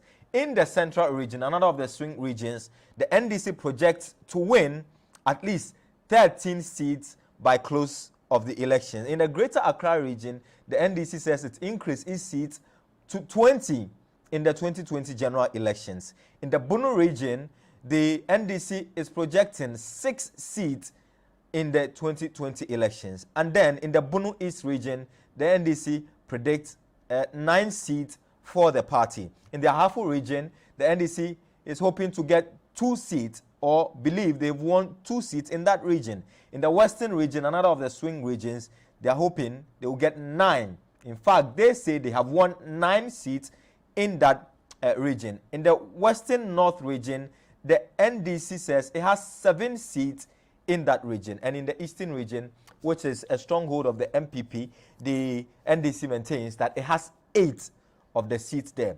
If you do a cumulative record of all the seats they claim to have won, then they would have the majority in parliament with over 140 members of parliament. Already, they have 106 or 106 members of parliament as at the last election, with the MPP controlling the parliament with 169, making up the 275 seats in parliament. We'll see how that will play out. We'll also bring you updates of some of the constituencies. We are now getting certified results from some of the constituencies, and we would like to run you through. But if you just join us, a few highlights for you to think about is the fact that in Klotekole, Dr. Zenato Ajiman Rawlings has retained the seat for the NDC. She is the daughter of former President Jerry John Rawlings, and this is a seat which is usually a very swing region. But Zenato, even before this election, says she wants to make Korle Klote a stronghold of the NDC. And for the first time in many years, you would have one candidate winning that seat for the second consecutive time. It usually does not happen that way. Some of the big losers in this election would have to be George Anda, who has lost the Ewutu Senya West to Gisela Tete Agboti in that constituency. She is the sister of Hannah Tete, and she snatched that constituency from George Anda. George Anda won it 4 years ago on the ticket of the NPP. And then you have Yao Boabeng Asamoah, who is the incumbent MP for Adenta, but according to provisional results, he has lost that seat to the National Democratic Congress. And the NDC candidate in that constituency is Mohamed Adamu Ramadan, who snatched the seat from Yao Boabeng Asamoah. Meanwhile, Esle Owusu is provisionally leading in the Ablekuma West constituency. She polled 36,503 of the valid vote cast as against 30,535 from her closest rival. Also, in the Ashanti region, the NDC says John Dramani Mahama is doing better than he did in terms of percentages than the 2016 election. So the NDC says with only 10 constituencies to go, their projection is that John Dramani Mahama is doing at least 30% in the Ashanti region. And Ashanti region is a stronghold of the New Patriotic Party. So if the NDC is doing 30%, like they say, that it means that they are doing incredibly well. In the last election, the NDC did somewhere around 22 to 25% of the votes. That's John Dramani Mahama. And this time, they're projecting and predict that they will do at least 30% when all the ballot is counted or all the votes are counted in the Ashanti region. They say per their coalition, it's left with only 10 constituencies to go. Don't forget there are about 47 constituencies in the Ashanti region. The NDC previously had 3 seats in the Ashanti region. They say they have increased that seat by another margin. And the new seat that they have won is New Edubiase in the Ashanti region. As you know, the Asawasi region and a few of the other regions belong to the NDC. They say they have won 1 more seat in the Ashanti region. Chairman Wuntumi, who is the chairman of the MPP in the Ashanti region, had, if you like, predicted that he was going to do 47 over 47, which was going to even snatch the 3 seats that the NDC had in the Ashanti region. And if what the NDC says is anything to go by, then it means that NDC has done better in that constituency. So that's some of the updates for you. We also brought you update from the northern region, where in the Tamale Central, in the Nabrongo Central region, the NDC has snatched a seat from the New Patriotic Party. And there's a concession of defeat from the candidate of the MPP. In Fomena also, we mentioned that the independent candidate has won. He is the incumbent MP on the ticket of the MPP. But during this election, he decided to go as an independent candidate following what he says were machinations to remove him as the aspiring member during the primary. So he decided to go as an independent candidate. Also reports in the same formula was that the EC office in that constituency had been set ablaze. We'll bring you updates as and when we get it. As you heard the NDC mention, they say the security services are panning to the whims and caprices of the ruling MPP, which is why the Ododio constituency member of parliament, Nilanti Vanderpoy, was arrested in the early hours of this morning. And even though he has been released per our checks, the NDC says the police has failed to give reasons why it arrested Nilanti Vanderpoy in the first place. We're hearing rumors that Okoboy may have lost the Lejokuku seat, but they are only provisional results. I'll run you through some of the provisional results that our team of data analysts and collators have put together as we go along. And so here are some of the results we have. In the Futu, in the presidential, MPP had 32,396 of the ballot cast. NDC had 19,163.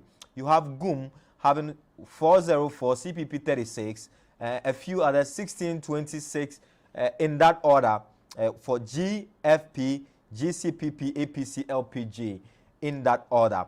In the Koliklote, like I mentioned, these are certified 33,000 in the presidential elections for the MPP. 33,000, and this is Koliklote. Presidential, MPP, 33,126. NDC, 37,189. So you see, the NDC wins both the presidential and the parliamentary polls in that constituency. In the parliamentary, the MPP garnered 31,154. The NDC parliamentary candidate, who is Dr. Zenator Ajiman Rawlings, had 39,343.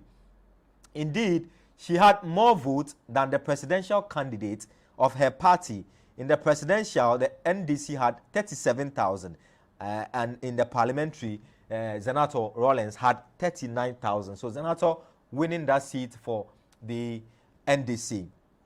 Other results coming in is from Kumbungu constituency, certified results.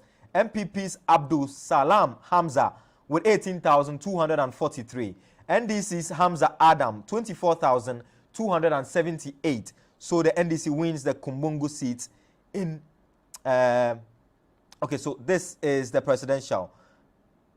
That's the... Okay, so that's the parliamentary, I beg your pardon. MPP's Abdul Salam Hamza, 18,243. And NDC's Hamza Adam, 24,278. If you can see on our screen, you will see a breakdown of some of the constituencies. We have a beautiful diagram where you have the blue, the green, and a slight red in the middle. So where it turns green, or where the green has the chunk of the chart, it means the NDC has won that constituency.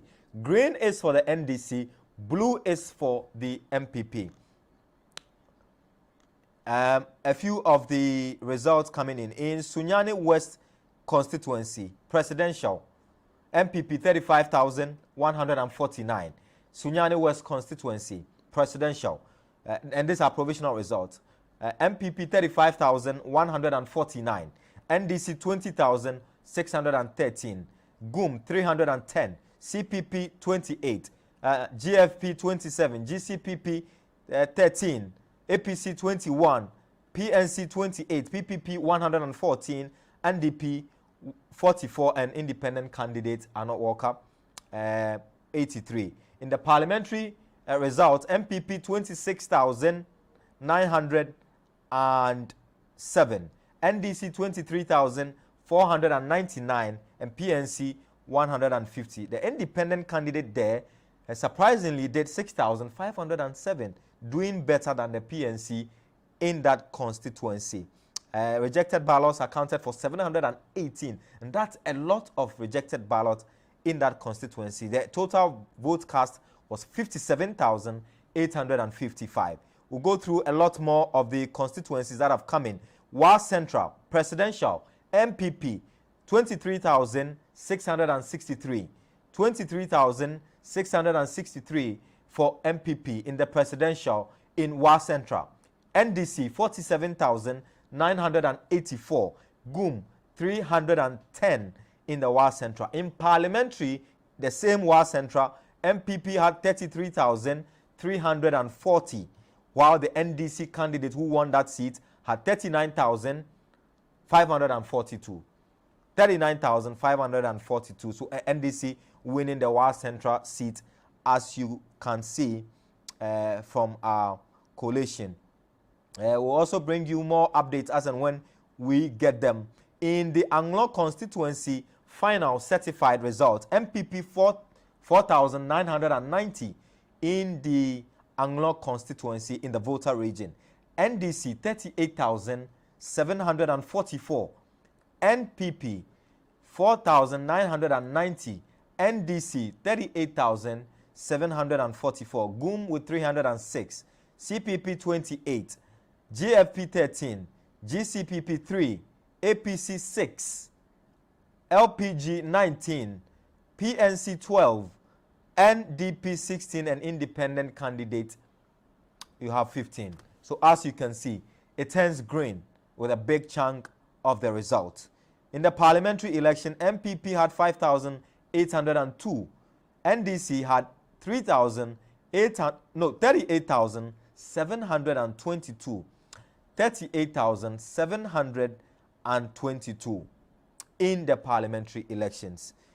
The rejected vote were 555. The NCC did a lot of education on how to fold the ballot paper to ensure that the incidence of rejected ballot or spoiled ballot will be reduced. But it appears that that has not worked. We have seen a major hike in some of the constituencies as far as rejected ballots are concerned, and that's a concern for a lot of people. So the parliamentary candidate-elect for the Anglo constituency, as I was giving you a breakdown, is Honorable Richard Kwame Sefa, who is a newcomer on the ticket of the NDC. Tamale South, presidential. Tamale South, presidential. That's in the northern region. MPP, 25,424. NDC, 57,159. GUM, 304. CPP, 213. APC, 79. NDP, 39. Parliamentary elections in the same Tamale South constituency. MPP 23,407, NDC 69,267. And it's interesting because it means the parliamentary candidate outperformed the presidential candidate, which is John Dramani Mahama. So John Dramani Mahama in Tamale South had 57,154, but the parliamentary candidate had 69,267, more than 10,000 difference in the votes between the presidential candidate of the NDC and the parliamentary candidate of the NDC. Quite an interesting development there. A certified result from Nantong constituency. Presidential, MPP 15,057, NDC 12,828.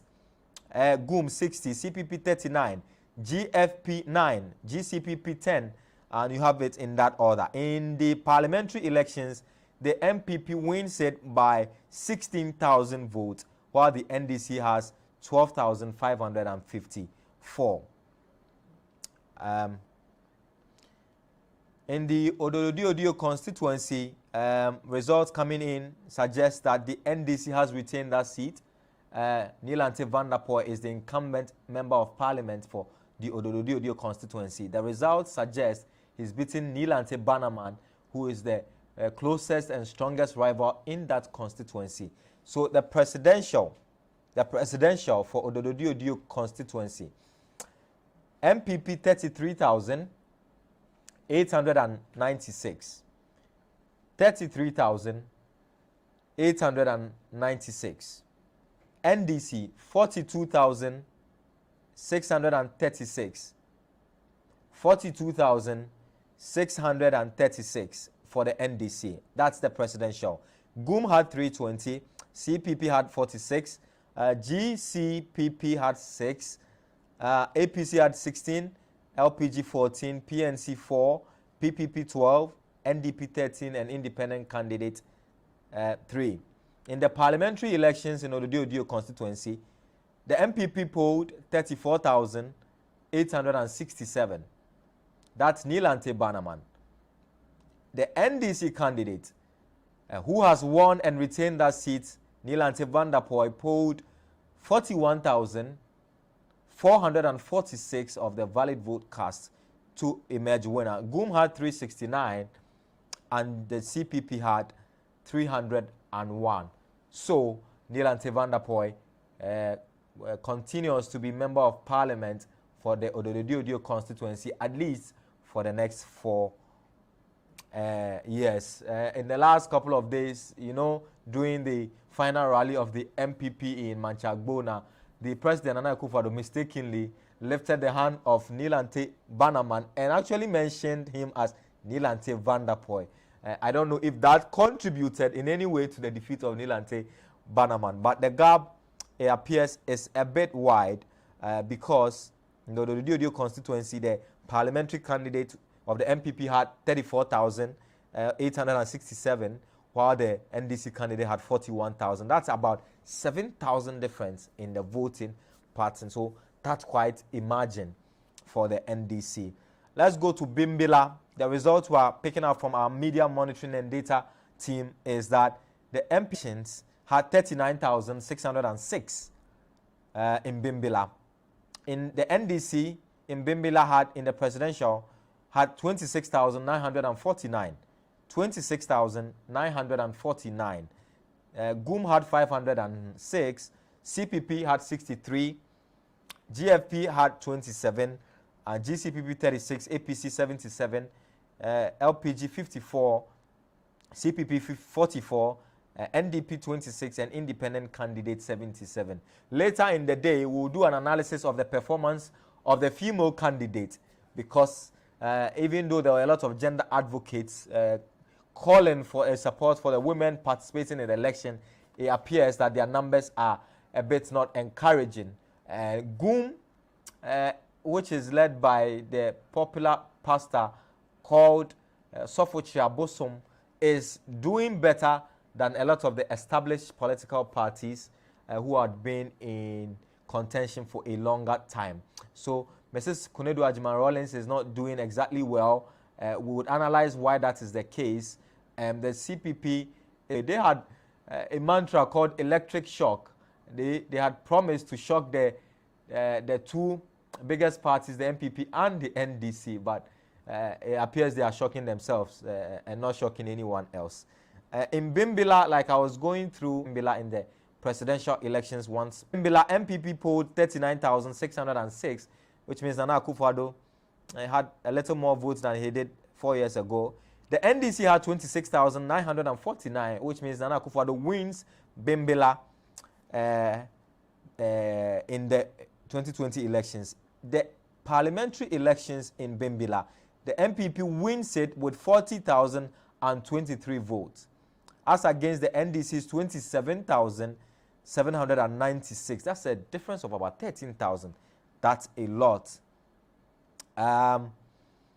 We brought you Okankwe North, I believe. And so that's it. Okay, we just had results from Tamale Central. Tamale Central, provisional results. Presidential elections. MPP, 28,468. NDC, 44,386. So, in Tamale Central, the NDC wins it in the presidential elections. In the parliamentary elections, the MPP had 33,046. 33,046. The NDC had 41,073. 41,073 for the NDC in Tamale Central. In Tamale Central, you can see our pie chart on the screen. If my producers can zoom in a bit, I'll know which constituency this is, which has turned blue. Tamale Central. So you can see there's a skirt and blouse, typical skirt and blouse in Tamale Central, as we have it on our screens. We'll go through a few more of the constituencies. I just received final certified results from Ketu North constituency. Presidential, MPP had 14,389. Ketu North. Ketu North in the voter region. Presidential, MPP 14,389. The NDC had 36,663. 36,663. GUM had 254. CPP had 38. GFP had 9. GCPP had 11, in that order. In the parliamentary elections in Ketu North, you would see that the parliamentary election, MPP had 23,000, that's a lot, in the voter region.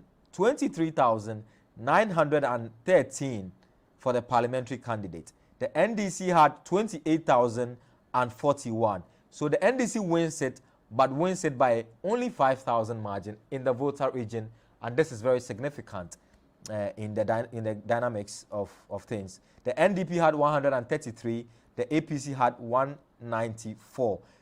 Rejected votes were almost 1,000 votes. In fact, the rejected vote we had was 947.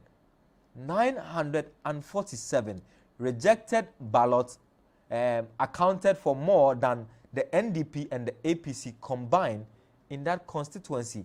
That's incredible. 947 rejected ballots. This means that Honorable James Kluche Aveji has retained his seat as MP for Ketu North constituency, beating his four-time contender, Kofi Jamesi, the chieftaincy minister. This is Election Desk here on GhanaWeb TV. My name is Daniel Ojo. It's 10:41 and it's day 2 of our coverage of the 2020 presidential and parliamentary elections. We started this yesterday, did almost 18 hours of uninterrupted coverage, bringing you reactions from across the constituencies in all the 16 regions of this country, 275 constituencies across 16 regions of this country. We brought you the end of polls and the reactions when we went to the coalition center or centers. This morning we've tried a few of the coalition centers and then we've also gone to the EC. We now have videos of the reactions from some of the constituencies which we'd like you to see, and then we'll come back hopefully with a lot more results and numbers to share with you. Enjoy the scenes from the constituencies.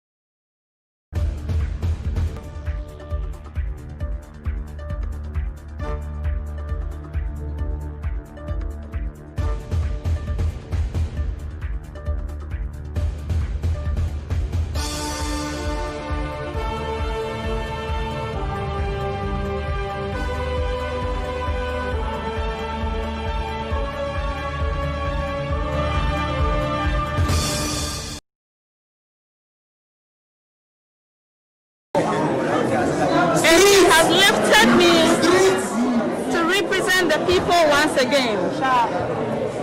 The confidence that the constituent has put in me, I will definitely deliver. This is when I am having a full term, and I promised you. Look at what I have done in 2 years. Shout. Expect massive developmental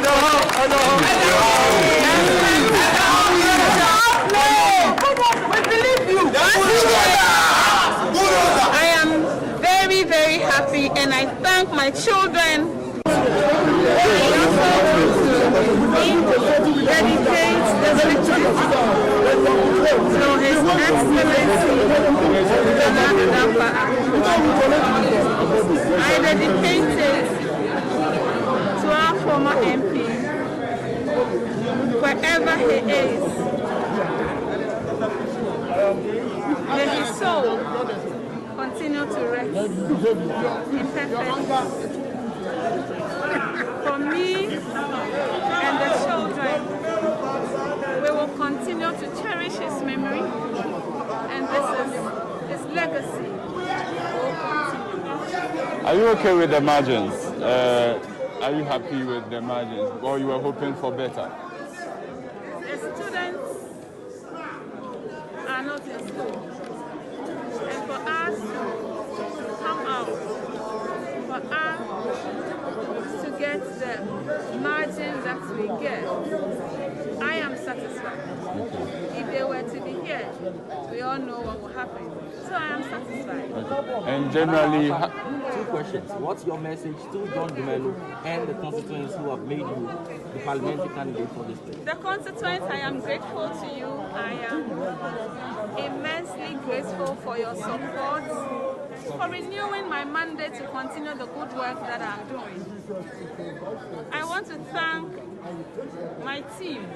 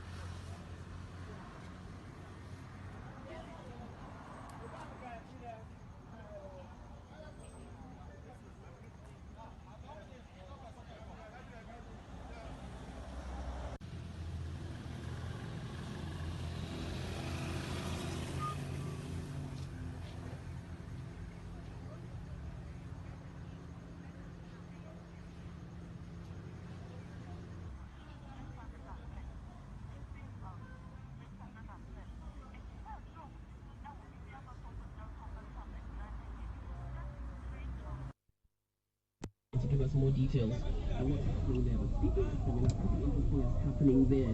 Alfred, I know you'll give us some info on that. So the Daily Graphic, seeing the Daily Graphic, they've been very busy. They have a couple of results. Okay, all right, we'll get back to that. Yes, since Edward is on the line. Hi, Edward. Good morning. Good morning. All right, so just give us an idea of exactly what's happening in Formina. We hear there's a fire incident that's occurred there. Yes, so basically, they have to do with, and we're just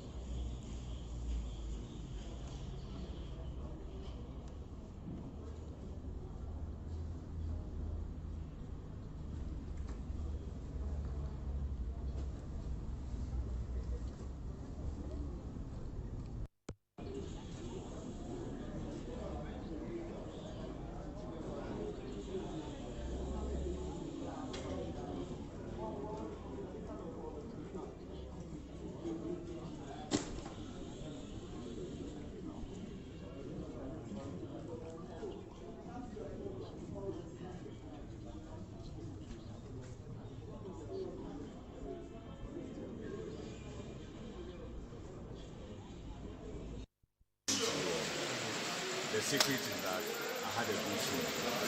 I had a good support from my family, and I worked with all the people who were ready to work with me to achieve the results. I don't want to say that I'm the only one who did it. It's a teamwork, it's a team result, and I want to take the opportunity to appreciate everybody from my family, my brothers, my MD, all the executive and party members in Europe who stood by me and worked with me from the beginning to the end.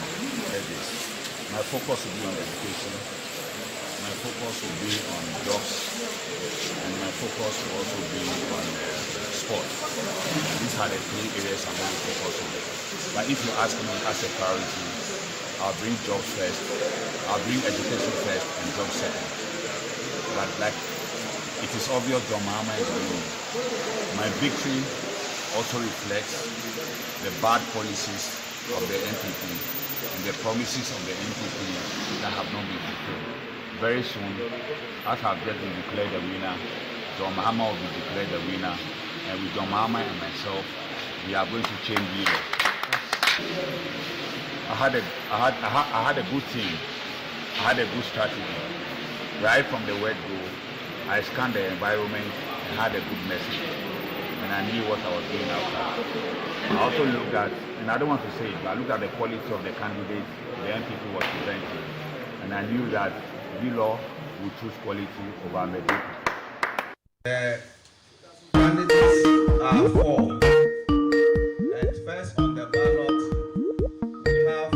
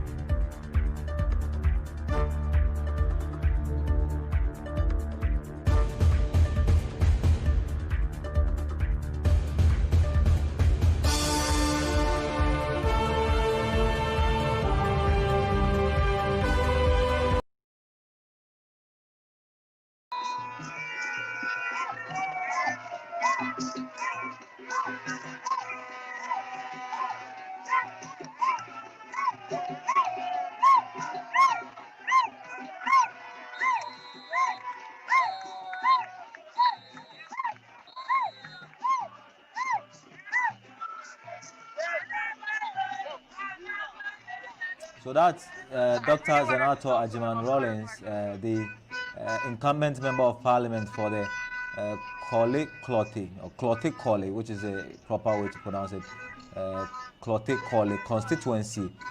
It's a seat she won 4 years ago. It's a very swing constituency, and many say she came on the back of her father's popularity, but with all her efforts and work over the last 4 years, it would appear that the constituents are very happy with what she has done for the constituents, even though her party is not in power or has not been in power the last 4 years. We'll wait to see whether the NDC will win the presidential election. If they do win, it means that the Clotte constituents would have a member of parliament whose party is in power. Lord Edward Sari is now going to speak with some of the supporters of Zenator Ajiman Rawlings, who has won the Clotte constituency seat for the NDC.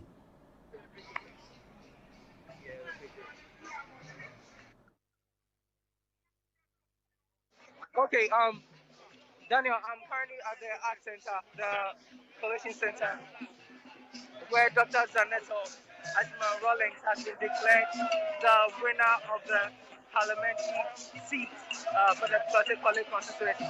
According to the final EC results for the presidential, MPP got 33,126.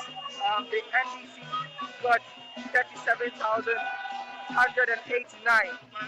Whom had 350 CPP got 61.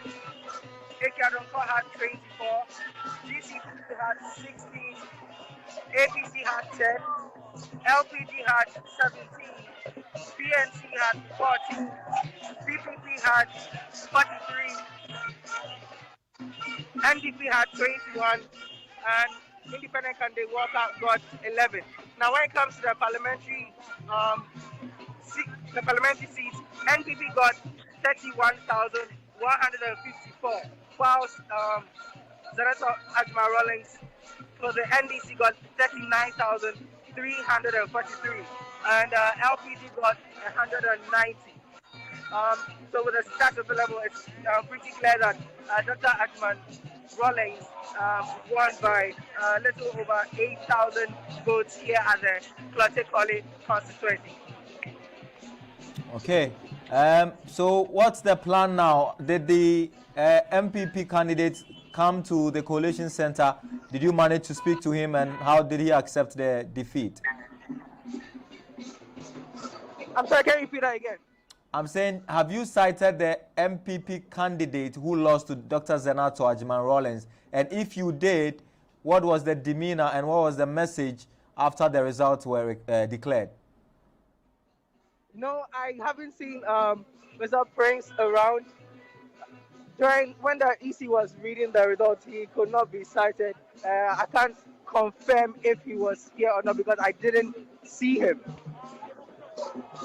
Okay. So what's the plan for Dr. Zenato Ajman Rawlings? You know, she's mourning the death of her father, but what was her message to the supporters once the results were declared?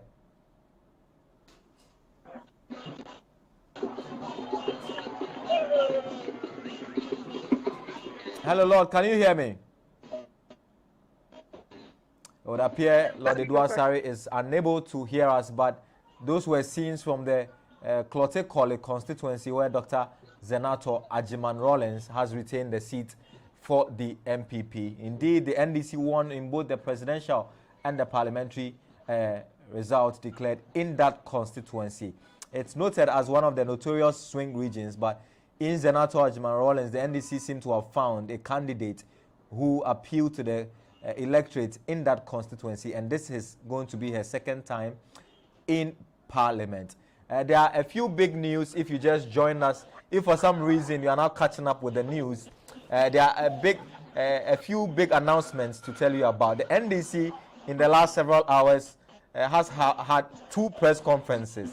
One was done at 2 a.m., the other a little after 8 a.m., where they maintain that per their projections, they would have a majority in Parliament. They maintain that they expect to get at least 140 seats in Parliament. And 140 seats out of 275 would give them a simple majority or a majority in Parliament. That will mean they have increased their 106 number of seats in Parliament currently by over 30 seats. And so we will keep an eye on that, because the announcement that the NDC made are not necessarily certified results. But let's go back to Klotekole, where Lord Eduasari is speaking to the Member of Parliament-elect, Dr. Zenato Ajman Rawlings.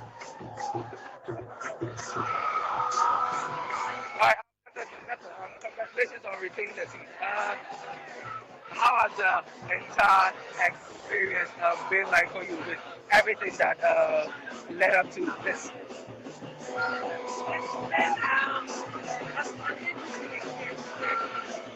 Having to deal with the personal tragedy as well as the campaign that we're doing. You know, this year's campaign was a bit different because of the coronavirus. It wasn't challenging in many ways, but in many ways we brought the team together that worked really well, and it's been an honor to be able to work with Well, our morning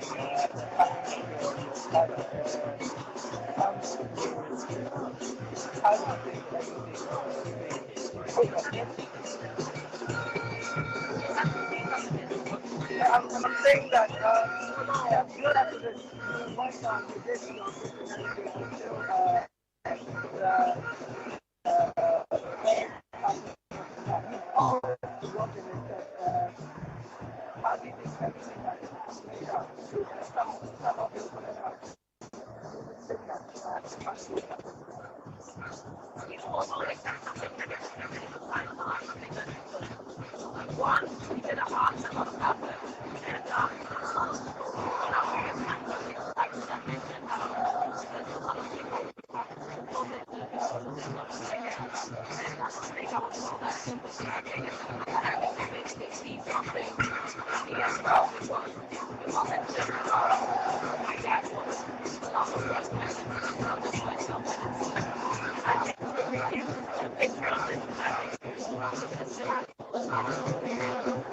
What's next for Dr. Senator at my rally?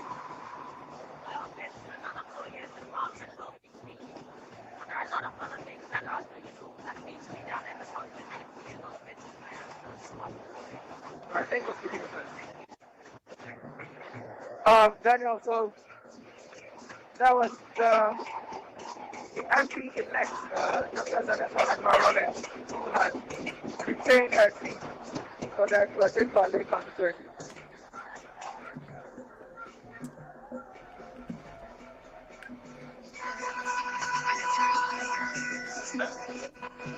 Okay.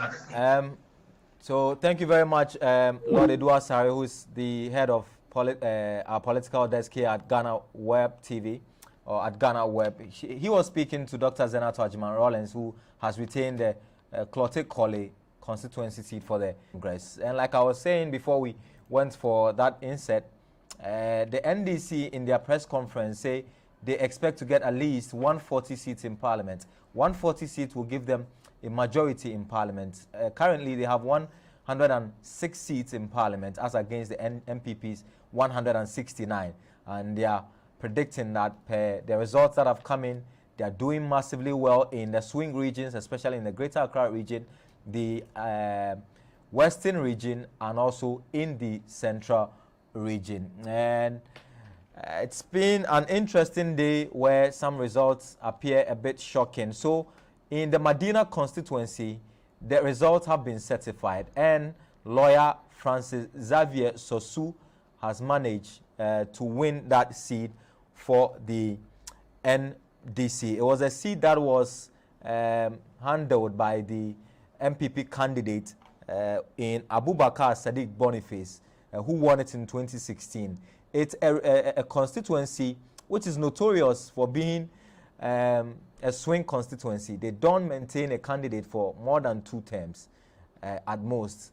And Boniface has found out the very difficult and hard way that the constituents were not excited about his performance as Member of Parliament, which is why lawyer Francis Xavier Sosu has snatched that seat from the MPP. We also have updates about Hannah Bisu, the Member of Parliament for NDC, or the NDC presidential parliamentary candidate for Tano South, the MP aspirant for Tano North for the NDC. She has refused to sign the certified result, and she is contesting the result of her constituency, which is why she's refused to sign the pink sheet, thereby delaying the process. We are told that Hannah Bisu grabbed 17,215 of the votes, representing 44.7%, while the incumbent Benjamin Setre grabbed 21,018 votes, representing 54.6%. However, Madam Bisu, who is a former MP of the area, is demanding a recount of the vote, arguing that there are discrepancies between the result and that of the EC certified results. We'll keep an eye on this development and update you. And like I was mentioning, if you just joined us, or if you just woke up any part of the world and are wondering who has lost what or who has won what, the big news is that MPP's Yabuabian Samoa has lost their dental seat in the Greater Accra region.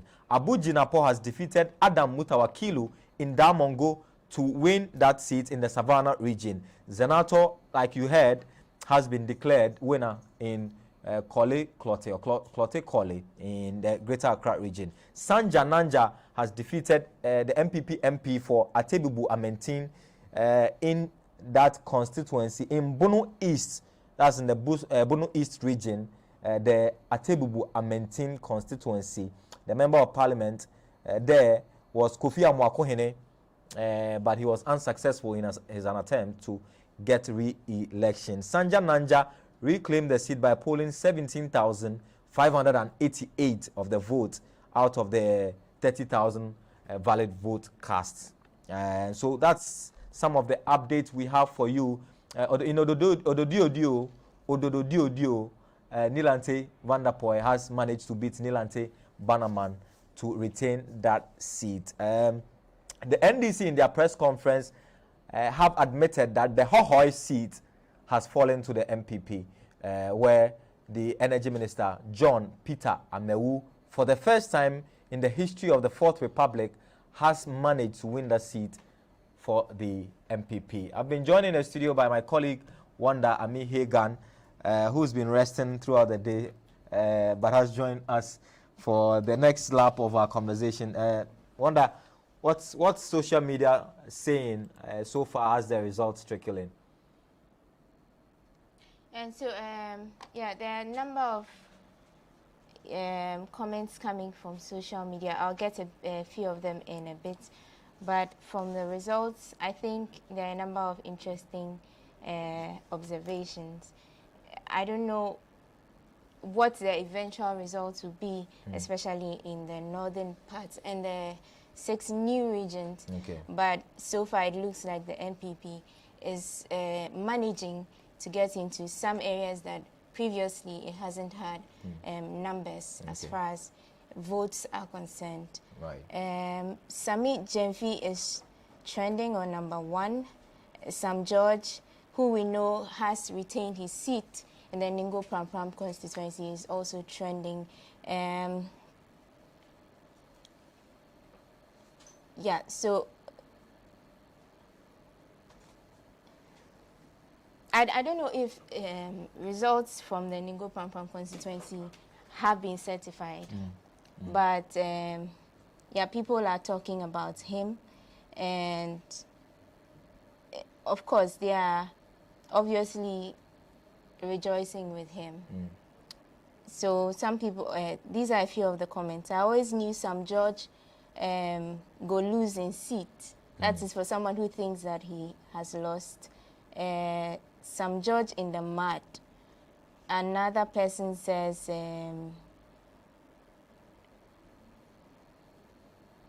so I'll bring you a few of the comments as and when I get So them. we'll bring you social media reactions as and when we get them as far as the 2020 general elections are concerned.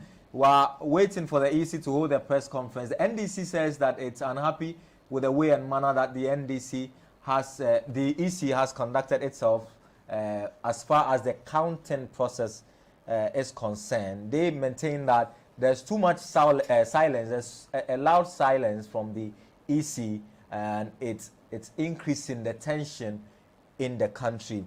If you just join, I'll run you through some of the incumbent members of parliament who have lost their seats, and it's quite interesting. Number 1 is Yabuaben Asamoah, who's lost his seat in Medina. Then you have Joseph Pemka of the MPP, who has also lost his seat.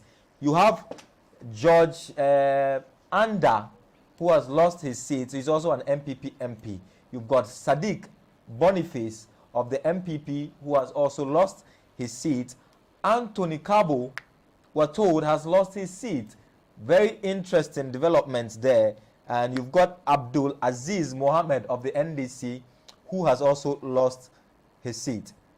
Then you've got Mutawakilu Adams of the NDC also losing his seat. Then you've got Barbara Asha Eyisi, who has lost her seat. She's an MPP MP. So we'll keep an eye on some of the big fours as and when we get them. We told you also earlier in the day that the Akwetia seat or the Akwetia constituency has voted skirt and blouse. And what that means is that they vote differently for the parliamentary candidate and they vote differently for the presidential candidate. So in Akwetia, and the backstory of Akwetia is quite interesting. We'll be mentioning that several times on this show. In Akwetia, Amase, who won the elections of 4 years ago on the ticket of the MPP, was not allowed to go again. She lost her primaries. This is the young woman many say was a hairdresser who had gone to parliament.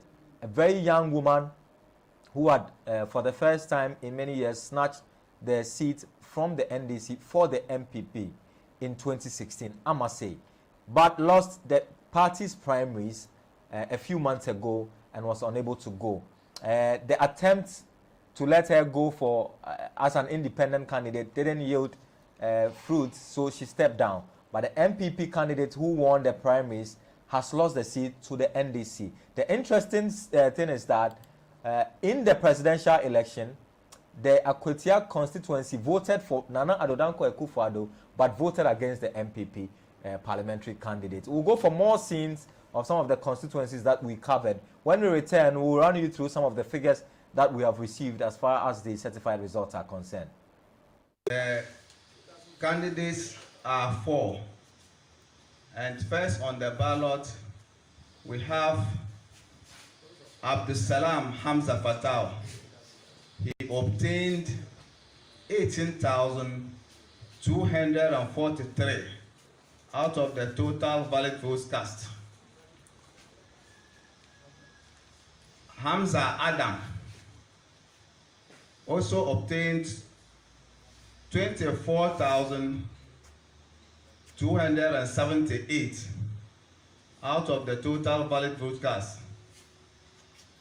Nabila Alasan Basiru, representing CPP, he obtained 884 out of the valid vote cast. Abukari Abdul Fattah, an independent candidate, also obtained 1,160. Valid vote cast for the whole constituency, 44,565. Rejected ballots, 675. Total votes cast for the whole constituency, 45,240.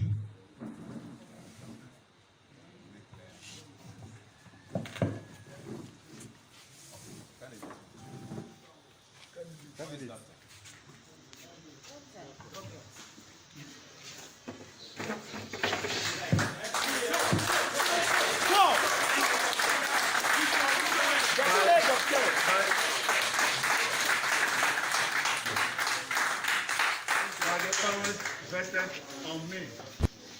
I stand here.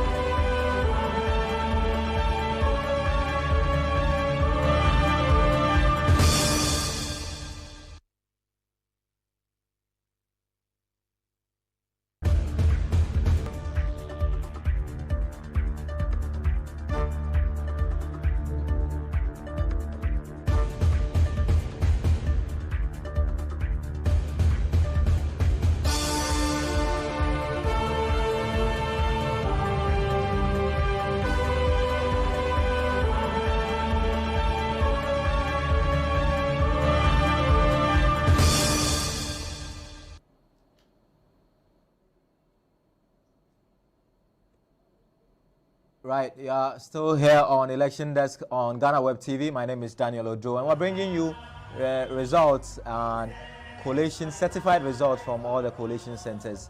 What we do have now is an address by the Member of Parliament-elect for Ablekuma West, Honorable Esla Owusu Ekofo. She's addressing the media. She's been pronounced victorious in the Ablekuma West constituency. Let's hear what she has for her constituents and Ghanaians. That translate for us the difficulties before our path. Friends who turn enemies, well-wishers who have our backs. Jehovah has say thank you.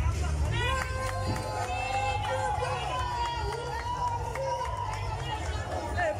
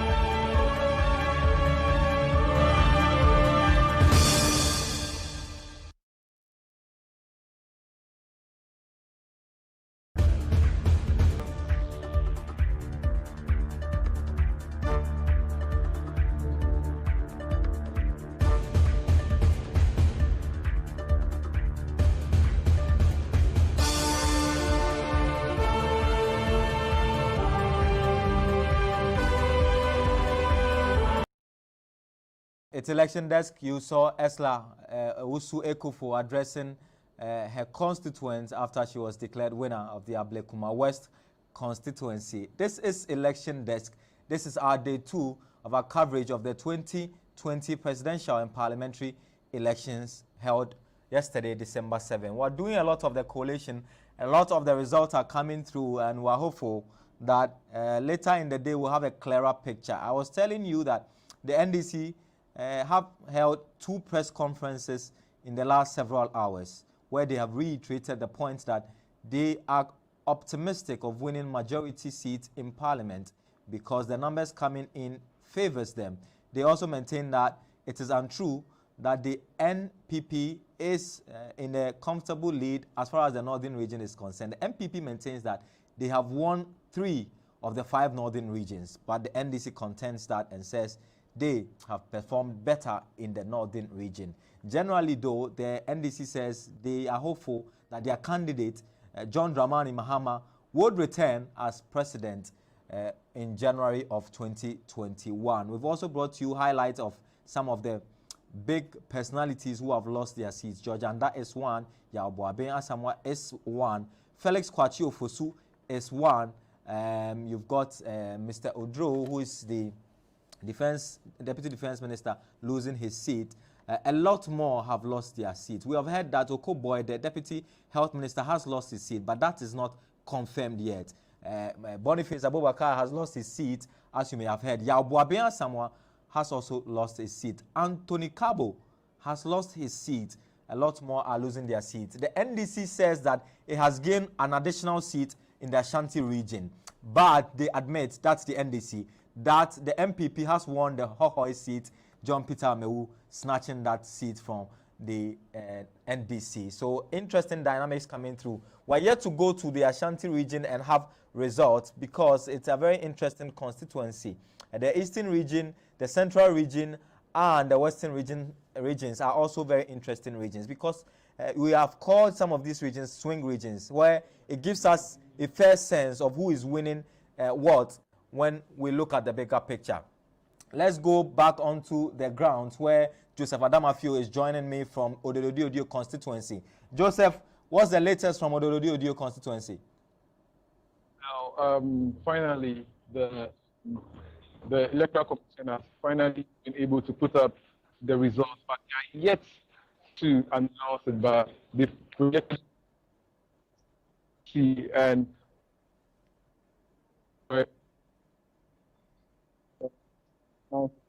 to us. If viewers like to know the results, I can just put it up for them as well. Yes, please go ahead. Go through the results. Okay, so let me start with the presidential race. So for the presidential race, the people of Odolodi-Odio constituency were very kind to all the 12 as presidential aspirants. Each person was able to. So starting the independent candidate, Asiedu Woka, he had 9. The PPP, so 18, GCP, GFP 13,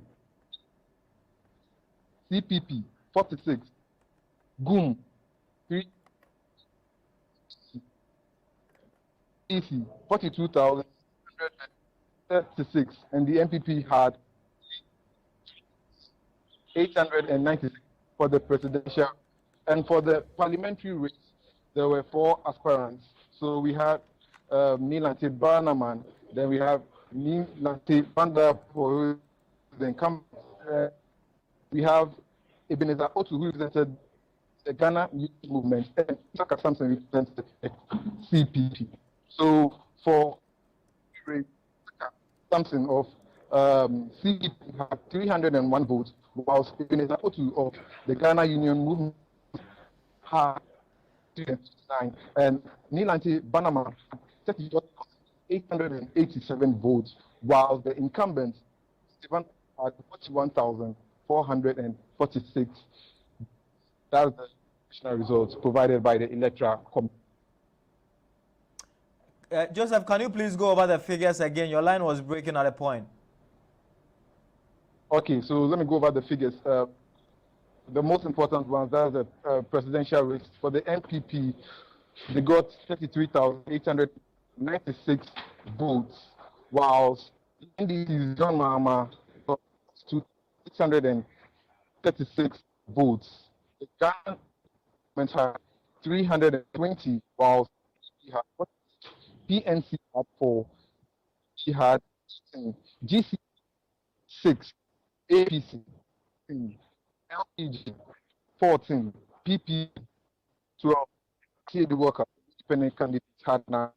For the parliamentary race, Isaka Samson of CP had 301 votes. Of the Ghana Union Movement, 309. The Nilante Banaman, who represented PP in the parliamentary ticket, 4,887. And Nilante Vanderpoort, MP, 41,446.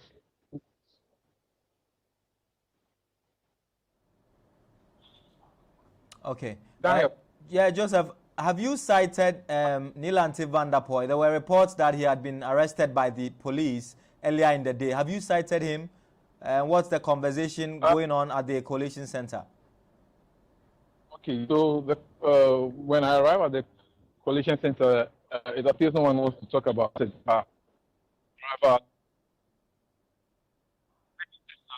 I was at the regional police where to Fiatingi, and she confirmed Nilante Vanderpoort came to some, but she was here to confirm what really happened. So she told me that whatever she will get. But when back to the coalition center, the atmosphere here is everything has resumed. Everyone is going about it. People are really, yeah, they're 20 for now. Okay, thank you very much, Joseph. We'll get back to you when you have any latest updates for us from the Ododo constituency. It's a constituency that we have keen interest in. Unofficial results suggest that Nilante Vanderpoort has retained that seat for the MPP, for the NDC, I beg your pardon, as against Nilante Banaman, who was standing or contesting on the ticket of the NDC. And that seat is interesting because of the video of the president a few days ago lifting the hand of Banaman but mistakenly mentioning his name as Nilante Vanderpoort. Where Nilante Vanderpoort came out before the elections and said that was a divine intervention and that the president had proclaimed him winner even before the elections are held. This is your election desk here on GhanaWeb TV. My name is Daniel Ojo. I've been here with you since morning. It's day 2 of our coverage of the 2020 presidential and parliamentary elections. We are having a fair idea of how the parliamentary elections are going. As the hours tick by, we are going to have a fair idea of where the heads are and the tails are as far as the presidential elections are concerned. The MPP says it is winning some of the seats that belong to the NDC, and the NDC says it's winning some of the seats that belong to the MPP. So if you go to our website, for example, one of the headlines you see is the MPP saying that when you flip, we also flip, according to Ofosu Ampofu, according to the MPP, I beg your pardon, because of the reaction from the NDC that they have flipped a lot of the MPP seats as far as the 2020 general elections are concerned. And Nestina Sewa Asante is one of our reporters on the ground. She's joined me from one of the coalition centers here in the Greater Accra region. We'll get updates from where she is. Ernestina, good morning. Welcome once again. What's the latest in the constituency you are in? Hello, yeah, good morning. It's on now. Yeah. Hello. I can hear you. Yeah. I can hear you. Yeah, good morning once again, and I'm reporting from the Mount Olivet Methodist Church here at the Ablekuma West constituency. So far, Esla Owusu Ekufu has been declared the parliamentary candidate for this constituency. But then we are waiting for the EC to give the final verdict. Okay. How is the reaction of the constituents that you have interacted with? taking the news that Esla will be their member of parliament for the next 4 years, even though it's not certified? They are so very happy. Right now, it's like a jams on the streets of Dansoman. They are dancing to tunes with Esla in a car parading on the streets. So we are trying to follow up and catch up with the new trend here at Dansoman. Fantastic. Thank you very much, Ernestina. We'll get back to you in Ablekuma West, where Esla Usu has been declared the winner of the 2020 parliamentary elections in her constituency. She's going for another term. She's the minister and she's retained her seat. The data monitoring team here at GhanaWeb, they've come through with a bit more of the results, some certified, others provisional. So these are certified results from the Saboba constituency in the northern region. MPP in the presidential elections, MPP 15,048 for the MPP. The NDC polled 17,058 in the Saboba constituency. Independent candidate Anowalka polling 278 in that order. The total valid ballot and 32,384, while the rejected ballots were 934.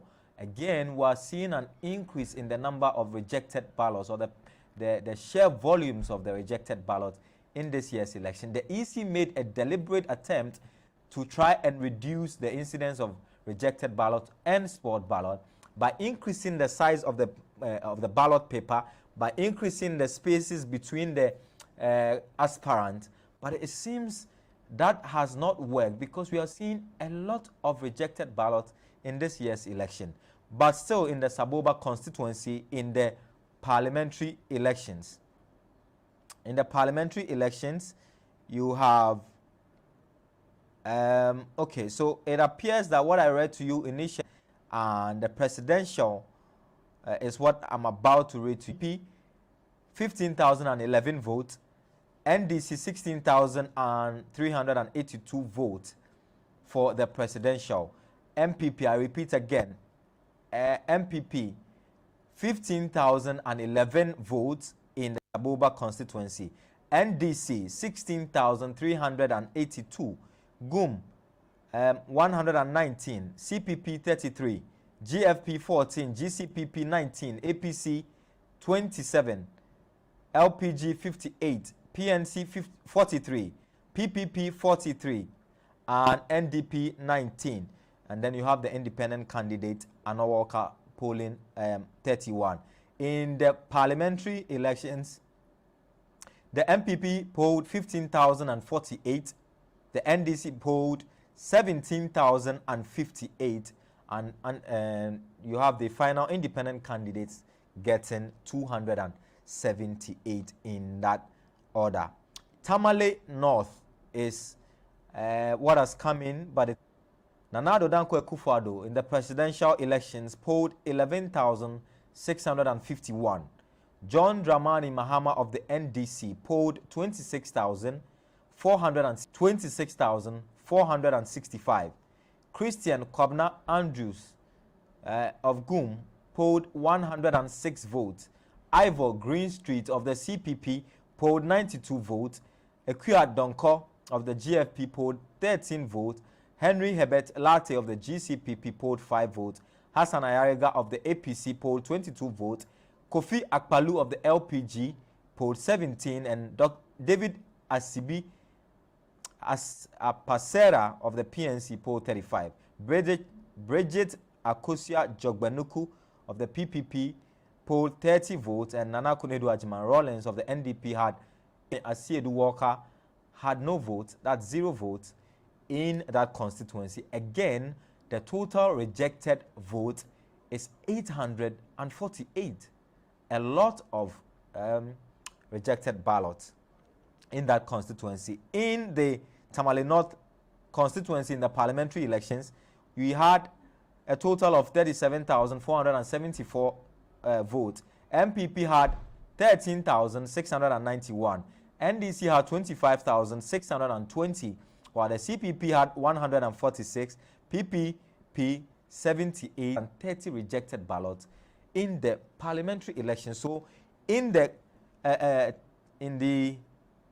Tamale North, in the presidential, you had 848 in the presidential elections being rejected ballots. In the parliamentary, you had 430, a combine of more than 1,000 spot ballot or rejected ballot in that constituency. We'll go through some of the results as and when we get them. German North constituency certified presidential results.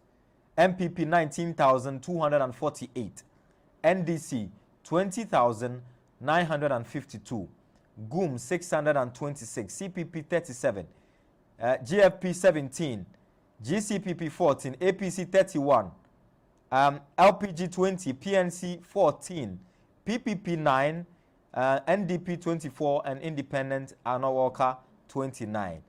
For that same constituency, German North parliamentary results, MPP, they had 18,206 votes, representing 44% of the entire vote cast. NDC had 22,375, representing 2%. So the NDC had 54% with their 22,375 of the vote cast. The rejected votes were 670 in German North. That's a worrying trend once again. The incumbent MP, who doubles as the Deputy Bono Regional Minister, Honorable Saika Stevens, lost to Honorable Ahinkwa Yao Frederick of the NDC. So another government appointee losing their seat in their constituency. We've got more visuals from our various rounds from the various constituencies. Enjoy them, and we'll return with more facts and figures. PP 16,268 out of the total valid vote cast. NDC 26,970 of the total valid votes cast.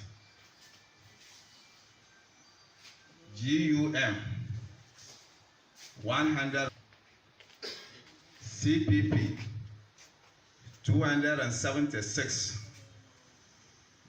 GFP 22, GCPP 23, APC 42, LPG 62, PNC 57, PPP, NDP 29, independent candidate 68. The total valid votes, if you sum them all, you have 43,974. Rejected ballots 1,336. Total votes cast for the whole constituency 45,310. That's for the presidential results.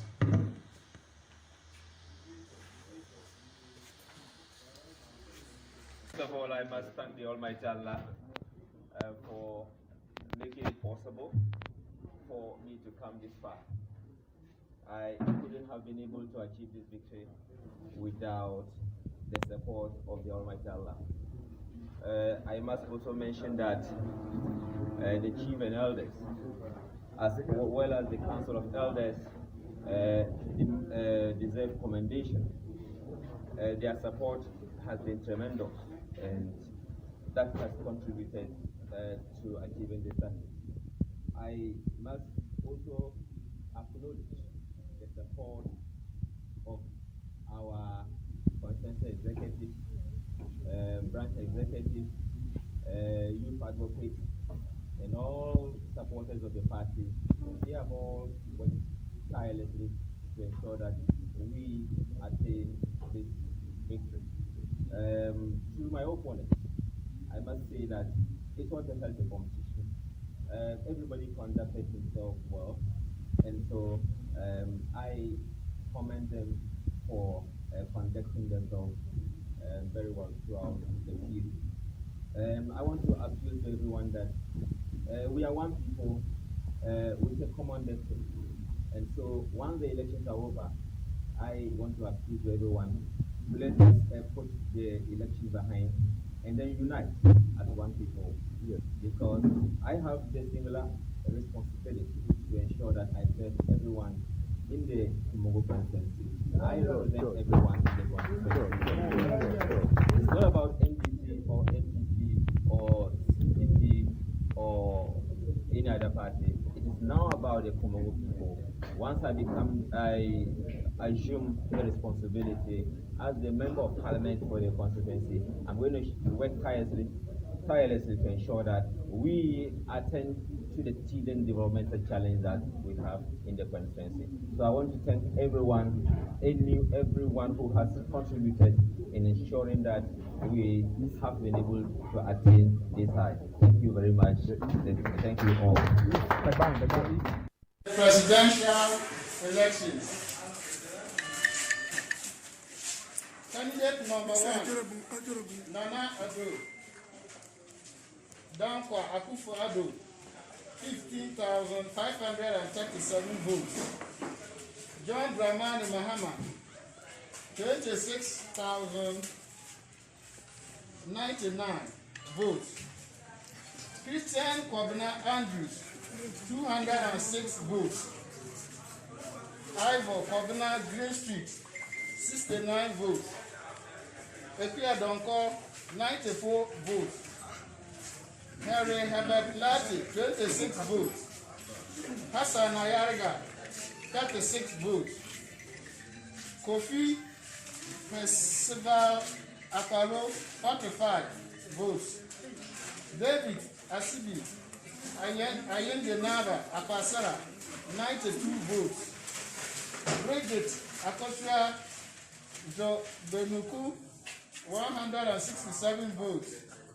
Nana Kunadu Ajima Rollins, 87 votes. Alfred Kwame Asedu Walker, 68 votes.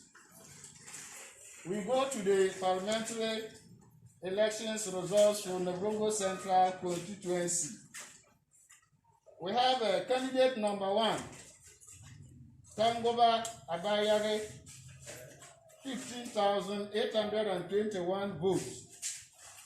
Samson Tangwambu Chidagia, 26,947 votes. Kobrezega Susanna Akorba, that's candidate number 3, 503 votes. So by simple majority and by the powers invested on me as a returning officer for the Brongo Central constituency, I declare Samson Tangwambu Chidagia as the parliamentary candidate-elect for the Brongo Central constituency.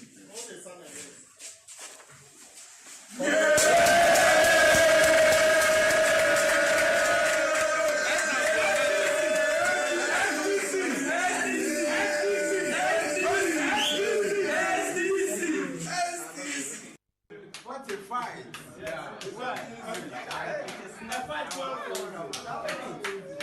Challenge it well.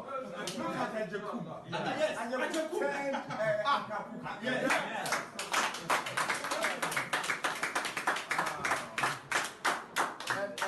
And my older man, shocked here.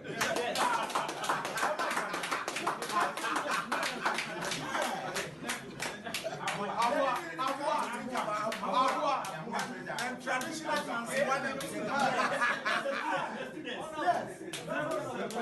yes. Wow. Charlie, all of you, I don't know how to thank you. You all contributed. Amen. Wow.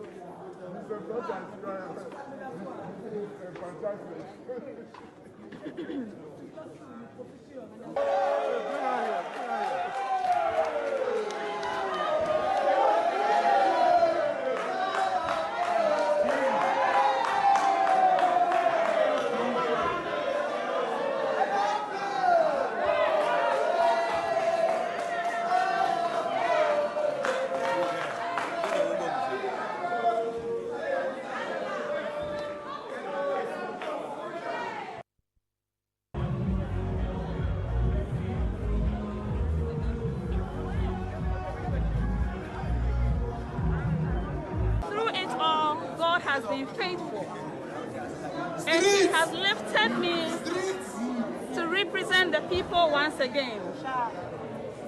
The confidence that the constituents have put in me, I will definitely deliver. This is when I am having a full term, and I promised you. Look at what I have done in 2 years. Expect massive developmental projects. We believe you. Once again, I am very, very happy, and I thank my children. I also want to dedicate this victory to His Excellency Nana Adampa. I dedicate it to our former MP, wherever he is. May his soul continue to rest in perfect peace. For me and the children, we will continue to cherish his memory, and this is his legacy.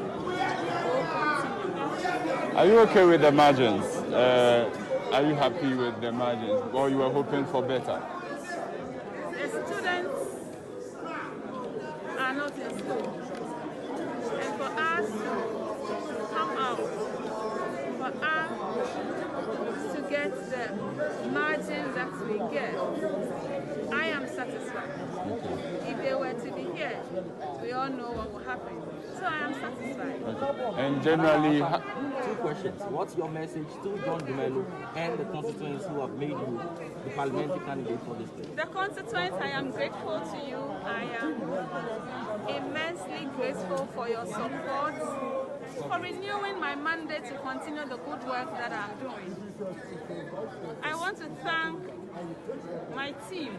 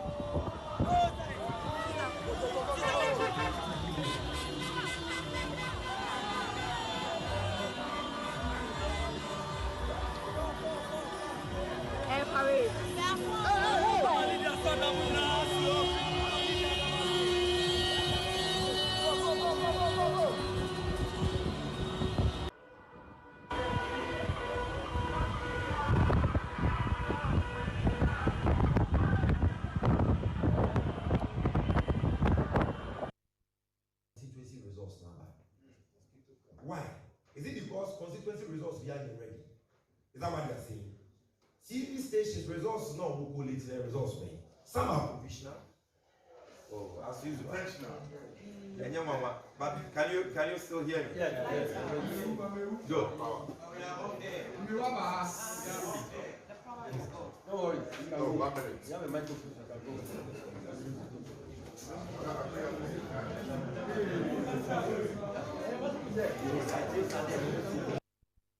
Eastern region, we have 8. And in the Ashanti region, we have 4. That makes it 140 parliamentary majority. And there are still a few ones that are contention. So we believe that this number is going to appreciate. Now, you need to understand, if you understand electoral politics, that wherever, except in a very few cases, a couple of cases, wherever the parliamentary candidate wins, the presidential candidate also wins. And more often than not, the presidential candidate gets more votes than the parliamentary candidate. So it is absurd for anybody in the face of these facts to say that in spite of the fact that we are leading in the parliamentary, we have won regions, constituencies that we've never won before. We have won swing regions, the key swing regions.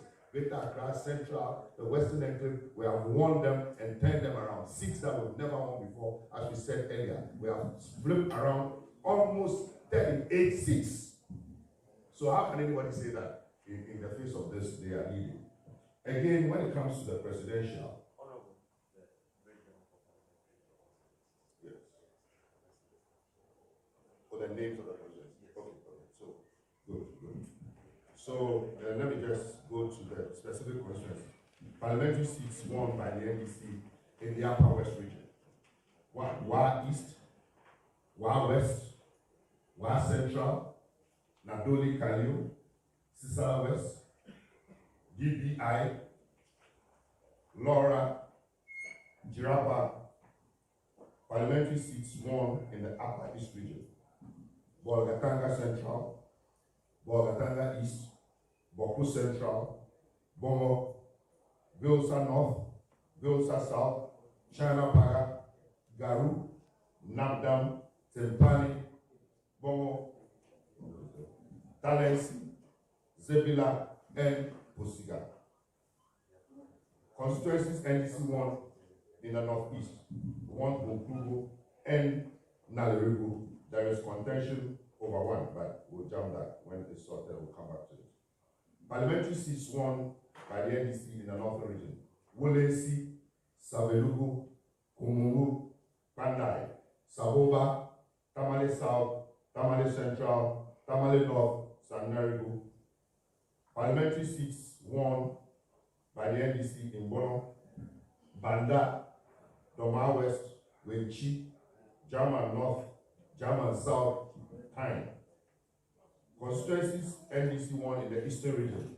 Abetia, Yilo Pro, Upper Manya, Lower Manya, Eswe Jamai, Ayen Afram Plains North, and Afram Plains South. Fantiapa, there's some contention. We believe that by noon it will be resolved. Constituencies NDC won in Ahafo, Esutifi South, and Esunafo South. Constituencies NDC won in Bono East, Kitapo North, in Granza South, in Granza North, Sene East, Sene West, Pru East, Atebubu, Techima North, and Techima South. Constituencies NDC won in the Western North region. In the Western region first, Jomoro, Elembele, Evalidra, Christian Huni Valley, Wasa East, Amenfi Central, Amenfi East, Amenfi West, and Tapa. Constituencies the NDC won in the Western North region. Sefirioso, Awin, Via East, Via West, Bodi, Joaboso, and Shaman. Now the 21 parliamentary seats in Greater Accra won by the NDC, 20. Adam, Sege, Lingo Prampram, Ponkatamazo, Shai Osudoku, Tema East, Ashaman, Grower, Lejokuku, Odododio, Clote Kole, Ladade Kotomo, Ayawaso East, Ayawaso North, Okakwe North, Medina, Adenta, Ablikuma Central, Ablikuma South, and Domia. Seats won by the NDC in the Central region. Cape Coast North, Cape Coast South, Trifu Etimokwa, Gomwa East, Ewutu Senya West, Gomwa West, Ejumako, Ebunfi, Ase North, Upper Dentra West, Agona East, and Commander Edina Ebuefu Ebre. Constituencies NDC won in Savannah region. Bole, Yape Kusogu, Salaga South, and Sola Tuna Kalba. Seats the NDC won in the Ashanti region, Aswase, New Edubiase, Edra, and Droboso. And in Volta region, out of the 18, we lost just one, we won 17 constituencies. So the trajectory is clear. The secret is that I had a good team. I had a good support from my family. And I worked with all the people who were ready to work with me to achieve the results. I don't want to say that I'm the only one who did it. This is a teamwork, it's a team result. And I want to take the opportunity to appreciate everybody from my family, my brothers, my MP, all the executive and party members in Europe who stood by me and worked with me from the beginning to the end. My focus will be on education, my focus will be on jobs, and my focus will also be on sport. These are the three areas I'm going to focus on. But if you ask me as a priority, I'll bring jobs first, I'll bring education first, and jobs second. But like it is obvious John Mahama is winning. My victory also reflects the bad policies of the NPP and the promises of the NPP that have not been fulfilled. Very soon, as I've just been declared the winner, John Mahama will be declared the winner, and with John Mahama and myself, we are going to change Europe. I had a good team. I had a good strategy. Right from the word go, I scanned the environment and had a good message. And I knew what I was doing after. I also looked at, and I don't want to say it, but I looked at the quality of the candidates the NPP was presenting. And I knew that Vilo would choose quality over the people. The candidates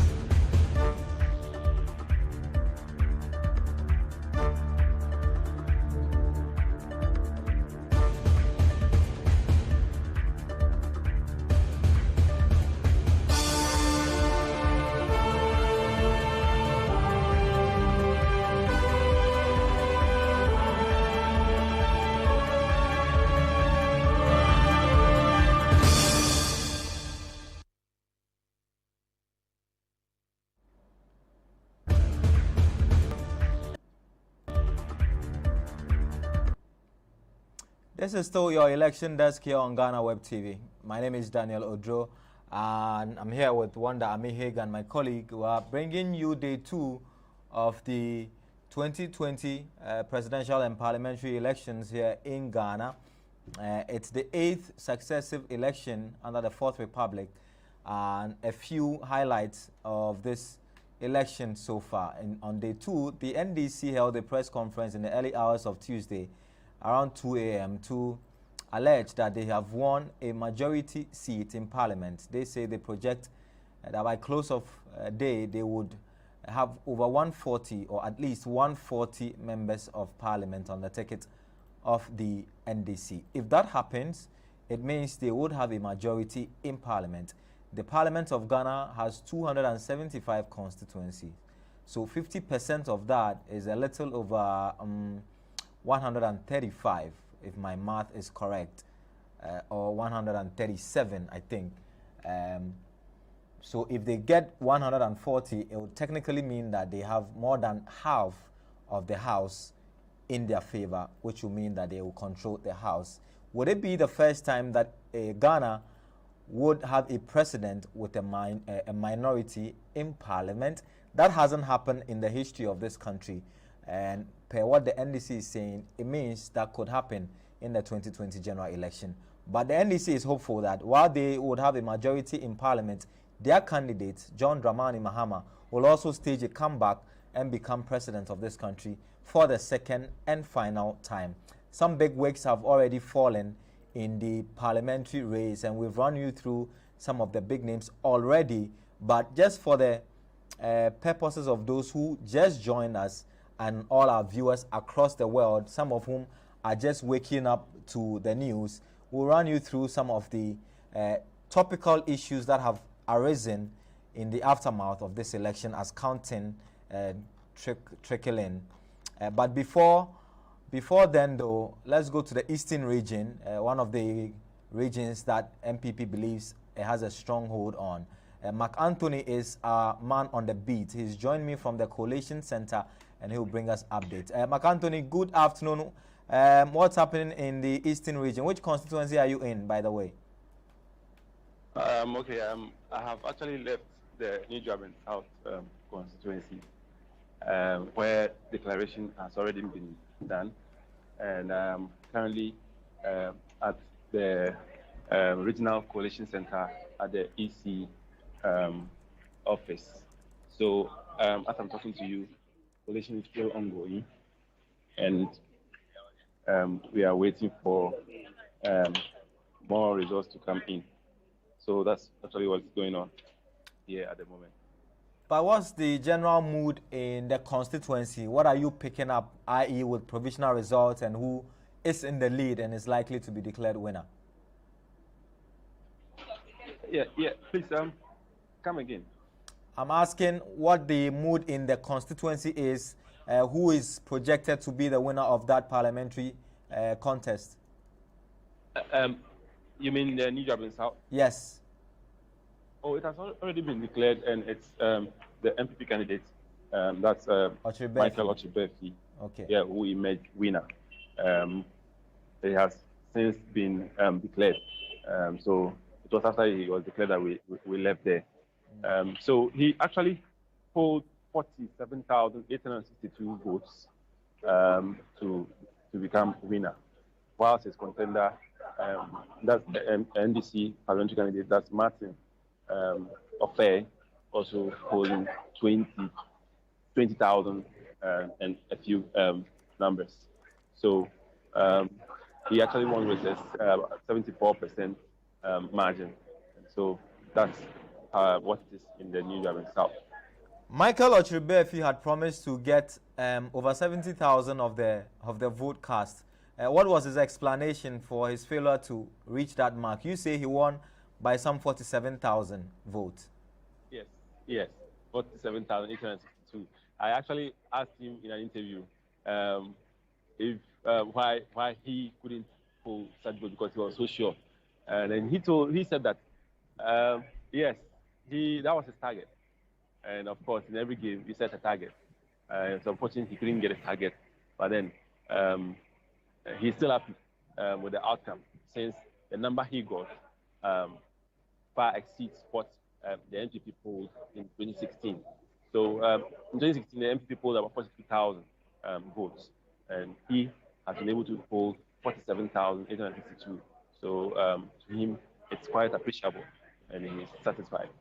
What's important is that he has won, and he is going to ensure that he works hard to increase it or maintain it in a subsequent election. You've been covering the Eastern region for us for a couple of months now. What's the general assertion there, i.e. who is winning that region? It's a region where the MPP typically would do well, but the NDC believes that their numbers are better this year than it has been in previous elections. Is that what you are picking up? Honestly, I lost some of your words, so I don't get the question. Okay, I was asking you about the performance of the MPP and the NDC in terms of the percentages in this year's election, even though all the results haven't come in. What are you picking from the ground? Is it true that the NDC are doing well in terms of percentages in the Eastern region? Okay. I rather think that even though the MPP has increased in terms of, let me say, it's increased in terms of percentages. I can also say that the NDC is also appreciating in percentages in most of the constituencies. So I think that regionally, NDC will do well, but of course, because the Eastern region has been a strong zone for MPP will still record higher percentage, even though NDC will appreciate. Because as I talked to you, Mr. Jaman still remains NDC, and then NDC has been able to recapture Akwetia, and so I think they are doing well. Okay. Are you covering any other coalition center later today? No, as it is now, we are all converging here at the regional coalition center, and hoping that more of the other constituencies results will trick in so that we input the data and see how it goes. Thank you very much, Mark Anthony, for your time and your report here on Election Desk. That was our reporter, Mark Anthony. Is our Eastern Regional correspondent. He brought us update from the New Jabin South constituency. And the New Jabin South constituency, as we were mentioning yesterday, is one of the interesting constituencies because Mark Esiboye-Yeboah, who is the incumbent and the outgoing member of parliament, lost his party's primaries a few months ago. And his defeat was rather shocking because he's seen as one of the strongest members in the 7th parliament, a man with a huge and rich background in finance, and was the chairman of the finance committee of parliament. He was hoping that he will win the primaries, go on to win that seat again for the MPP. Unfortunately for him, he had a very strong contender during the primaries in Mike Esibo Ochibefi, who who is the CEO of the Free Zones Board. Many say is a man with a very deep pocket, had a lot to do with development in his constituency, even when he was not a member of parliament. So the moment he decided to contest Esibe Yeboah, it became a very difficult contest for Esibe Yeboah. Esibe Yeboah then lost the primaries to Otrebefi, and as you have heard, Otrebefi has gone on to win the parliamentary race for the New Patriotic Party. What it means is that Otrebefi would have to leave his position as CEO of the Free Zones Board. And you did hear Mark Anthony say that Akutia has also fallen to the NDC. Sojaman has still been maintained by the NDC. Sojaman is an NDC stronghold, and it appears that an attempt by the MPP to win it this time round has not worked. I'm still here with Wanda Amihegan, who's got some updates for us with respect to the 2020 elections. Wanda, what do you have for us?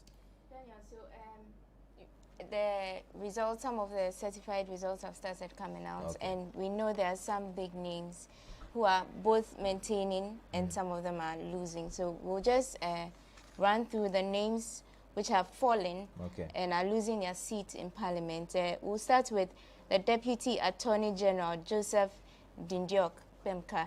He has lost to the widow of the Mfanseman MP.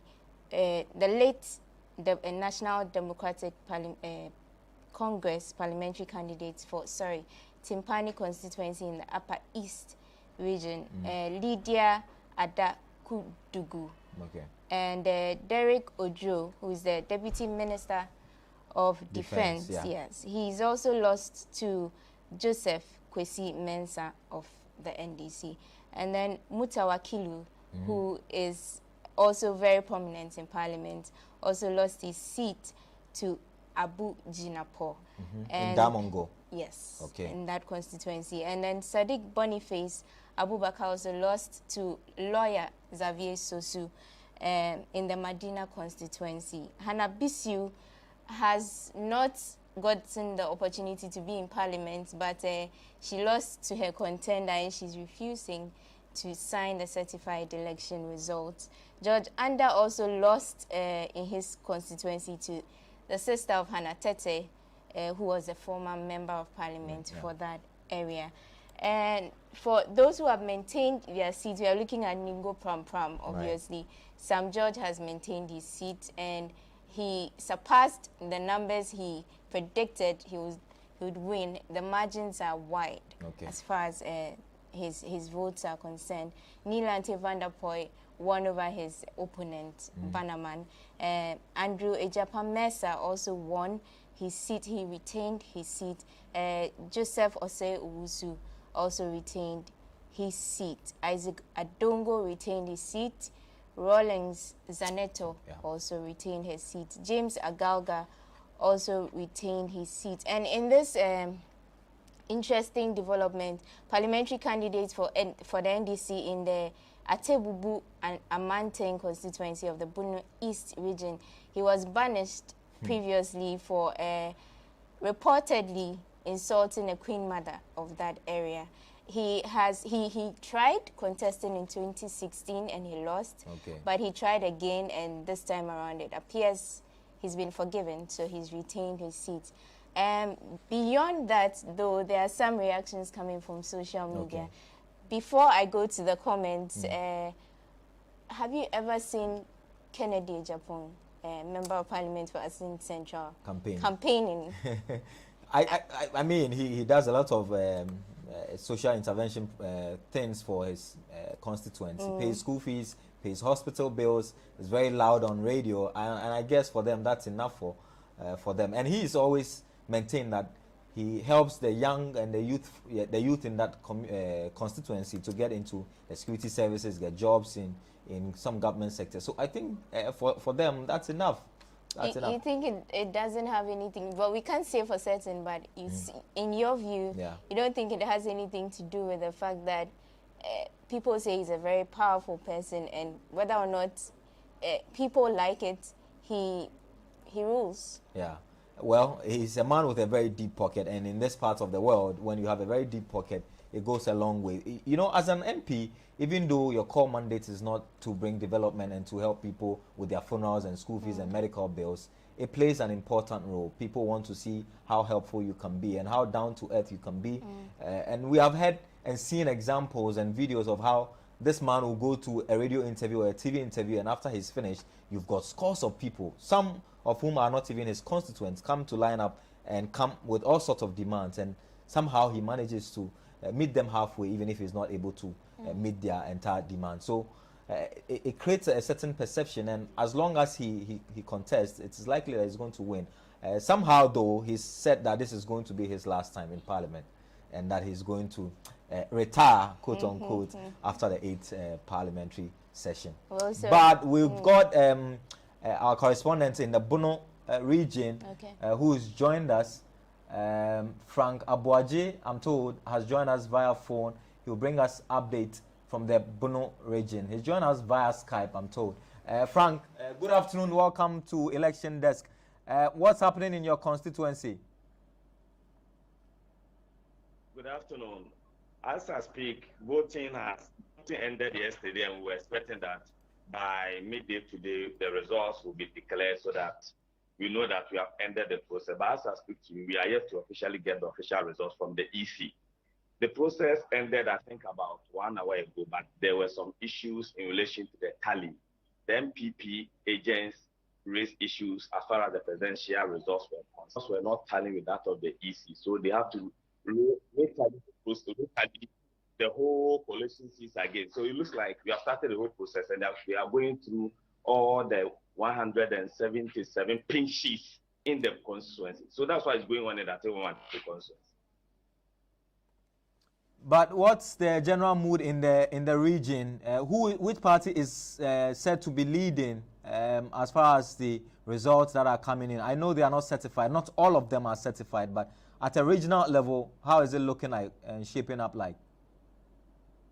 Now, when you come to the Bono East region, the general reportage we have is that it looks like the NDC is winning most of the seats. For example, unconfirmed results indicate that when it comes to Atiba Mantin constituency, the NDC has reclaimed their seat, which means that the former member of parliament for Atiba Mantin constituency, that's Honorable Sanjananja, has retaken the seat. This is unconfirmed. There are also indications that when you go to GG, that is Pro East, former energy minister under the SY John Mama administration, Dr. Kamala Donko, has also won his seat.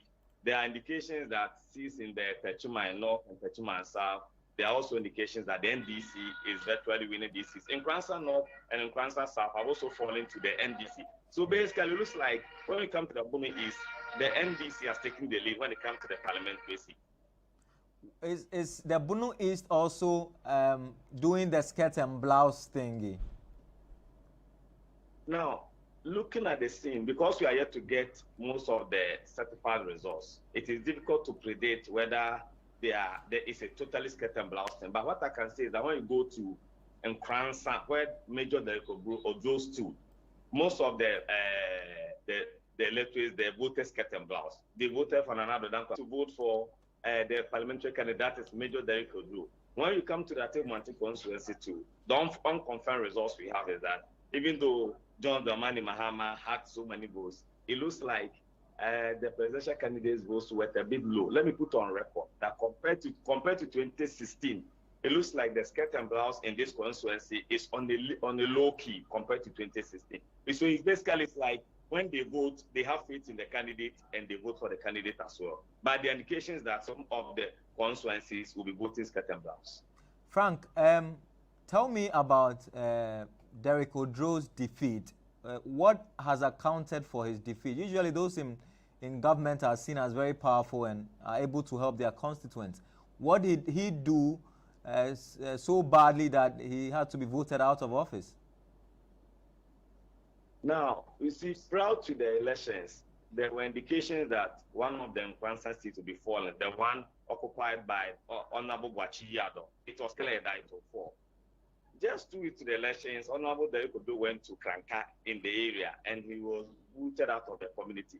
Suddenly, there was that urge for a skirt and blouse. So it looks like the citizens, the residents that are saying it looks like Major Dori Kojo is not circumspect when it comes to his speeches and the way he deals with people, and they feel that the time has come for them to show people that at least they also, their vote is their power. So now is the time for them to show Honorable Derek Ojo that when it comes to voting, you are supposed to at least respect those who voted into power. So that is maybe the kind of punishment they have served to him based on how he relates with the constituents.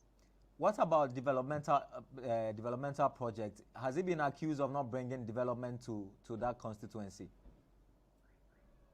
Basically, when you go to Nkwansa, it is not one of those areas. You see, when you come to the Bono East, most of the deprived, when we say the deprived, we are talking about the Far East.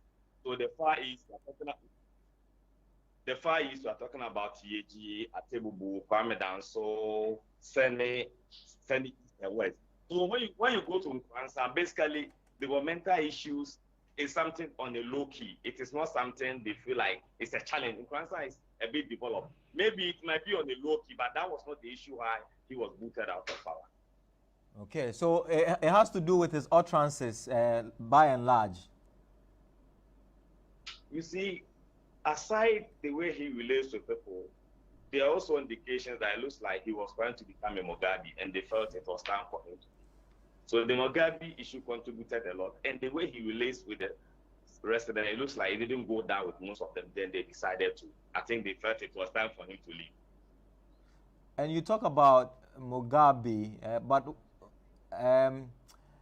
what's the thing you talk about? How he relates to people? What exactly does he do? You see, if you have been monitoring Honorable Derek Ojo, you know he's a military man. He goes straight to the point. He's a no-nonsense guy. So it looks like his more direct approach was not something that the residents like. So it looks like by and by, it looks like he contributed maybe, if not 100 or 60%, between 60 or 70%, it left. Frank, thank you very much for your report. We'll get back to you once we Okay, Frank. I think there's something I have to check. Okay, go ahead. Now, when you come to the Bono East, one significant thing that has happened is that, unconfirmed though, is that you know the Bono East Regional Minister, Honorable Kofi Amoakohene, stood on the ticket of the MPP in the Tigwa Mountain constituency against Honorable Senja Nanja. There are indications that Honorable Kofi Amoakohene has fallen. It looks like he has become a one-term MP. And his deputy in the Techiman Part 2 has also fallen. So basically, that is one thing that is going on. So the minister is going and looks like his deputy will also be carrying his bag and following him. That's an interesting one there. Thank you very much, Frank Abuaje, for that update from the Bono East region. Frank Abuaje is one of our many men on the beat. He's reporting from the Bono East region, where the biggest news is that in the Atebubu Amantin constituency in the Bono East region, Kofi Amoakohene was unsuccessful in his attempt to go to parliament again. Sanja Nanja reclaimed the seat by polling 17,588 votes out of the total valid votes of 30,932. And like he said, the deputy also appears to be on his way out. A very interesting election so far. Are you worried that the EC is not making major announcement because he had promised that by 24 hours after the elections it would declare the results? Yeah, there are still a number of constituencies to look at as far as results are concerned. We only have I won't say over 100 constituencies have been covered yet, which raises questions about the ability of the EC to announce the final results within the projected 24 hours they stated earlier. But well, anything can happen, so we can only wait and see how it turns out. But I mean, it's midday. They should have made an announcement by now on their progress, because if you monitor events yesterday, they were giving intermittent updates about events on the ground and the voting process. So it's a bit surprising that they haven't said anything about the electoral results, and it's halfway into the day already. But let's wait and see what they have for us. Well, speaking of an announcement, indeed, they have made a release the last couple of minutes and addressed the citizenry as far as the processes are concerned. They say the collation of election results proceeding smoothly across the country. And this is the headline of the press release from the Electoral Commission of Ghana. I'll attempt to read it, and my producers will try and project it. You can find it on the Twitter handle of the Electoral Commission. It's a verified Twitter handle. It says the Electoral Commission informs the general public that the process of collating election results at all the constituency and regional collation centers is currently ongoing in the presence of political party agents.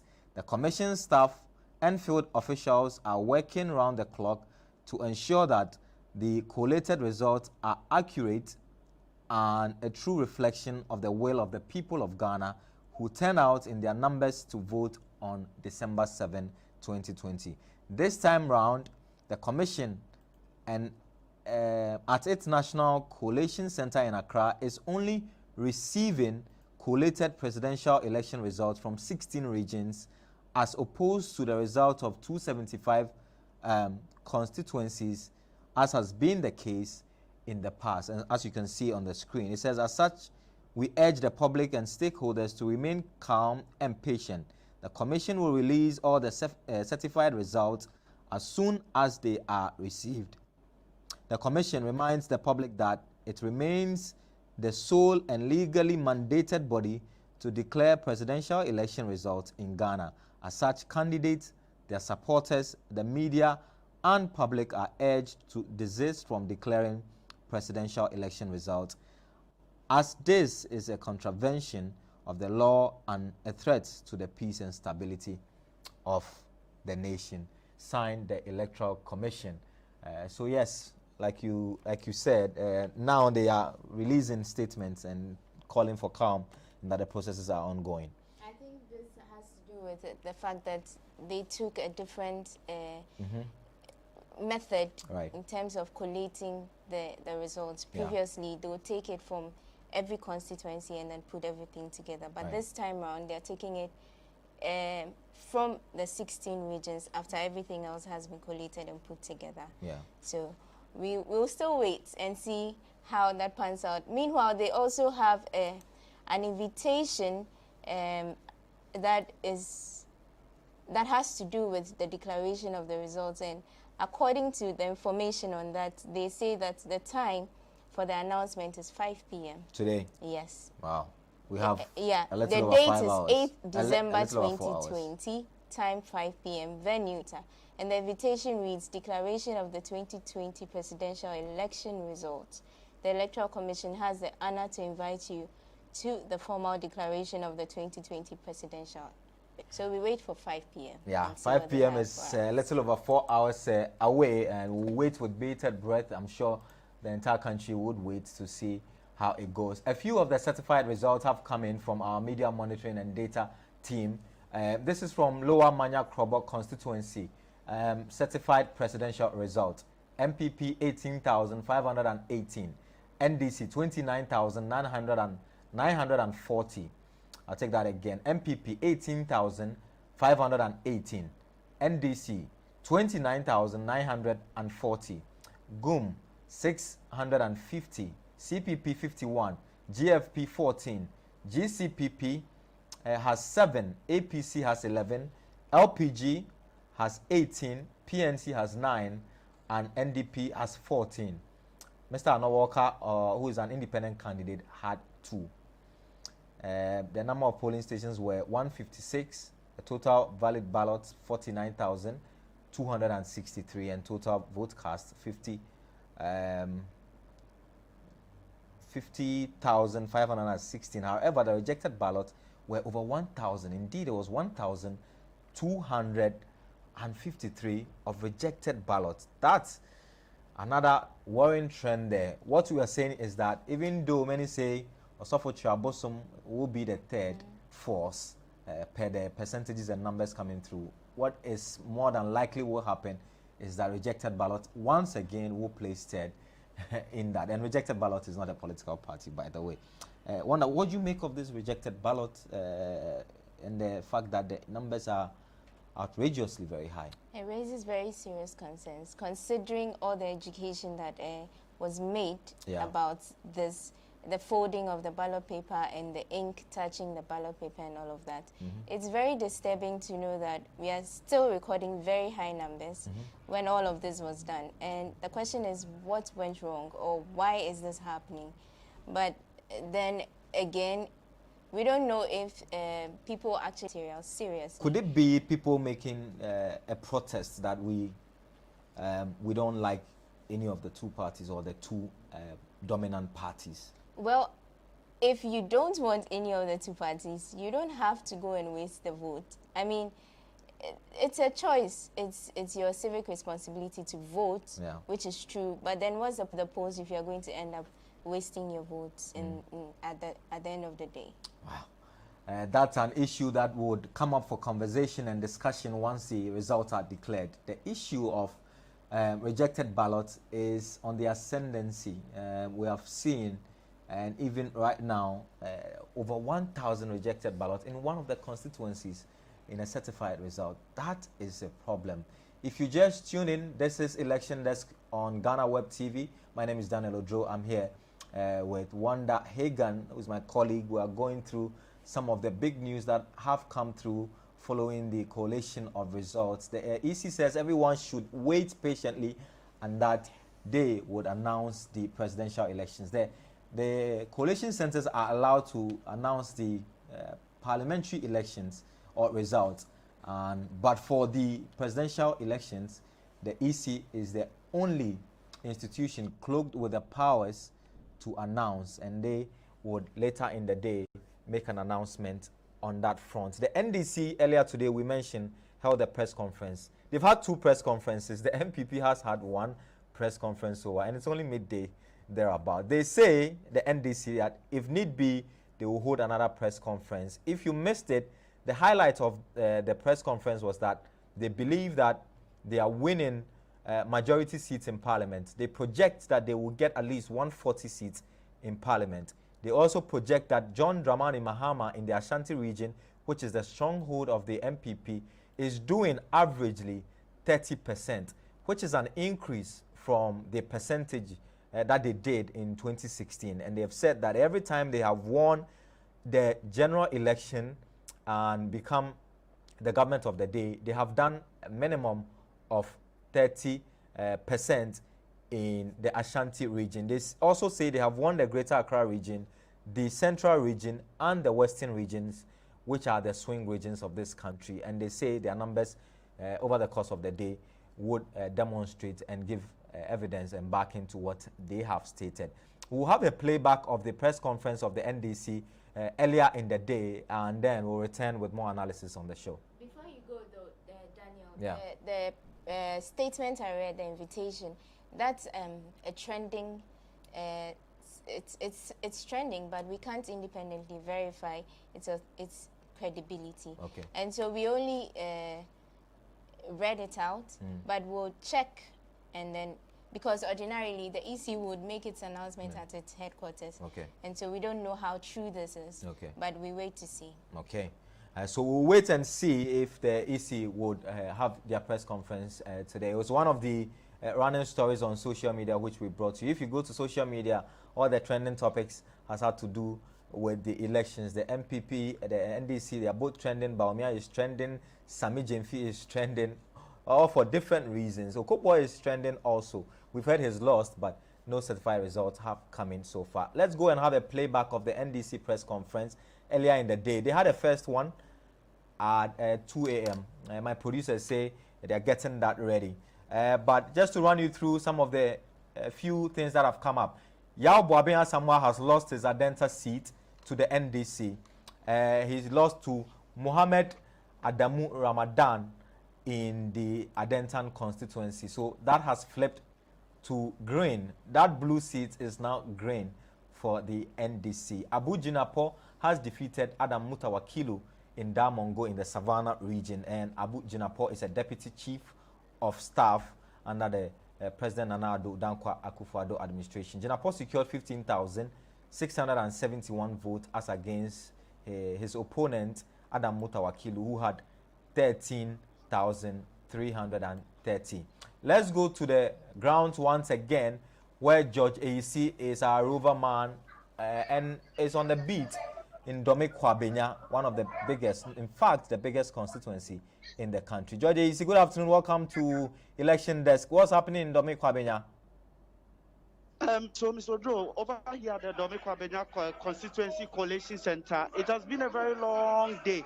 And just as when it looked like everything was set for a little bit of progress to be made, the issue that came up is that the NDC is contesting results from one of the polling stations. And so they are calling for a recount. And that has generated into a whole lot of issues. The MPP is saying that there is a procedure that is supposed to be gone through for a recount to be made, and that they are calling for the right procedures to be implemented. So that is what has generated into an issue. As you can see here, the MPP polling agent pulling it out for EC officials. Quite a chaotic situation here. George, your line was breaking at some point. So you say there is a call for a recounting of the vote. Is that accurate? Yes. For one of the polling stations, I think it's Shepherd School, Preparatory School, Police 2. The NDC is calling for a recount, and it has turned into a whole lot of issues here. As you can see, in your shots are the polling agents. That's the polling agents for the MPP and the NDC out here. What has occasioned the call for a recount by the NDC polling agent? I think it is a disparity in the figures. So that is what is holding up the announcement of the results of the Dome Kwabenya constituency. No. For the announcement, nothing has been really made. The EC officials were just on course. It was just at the point where it looked like they had made progress, because the ballot boxes are a lot.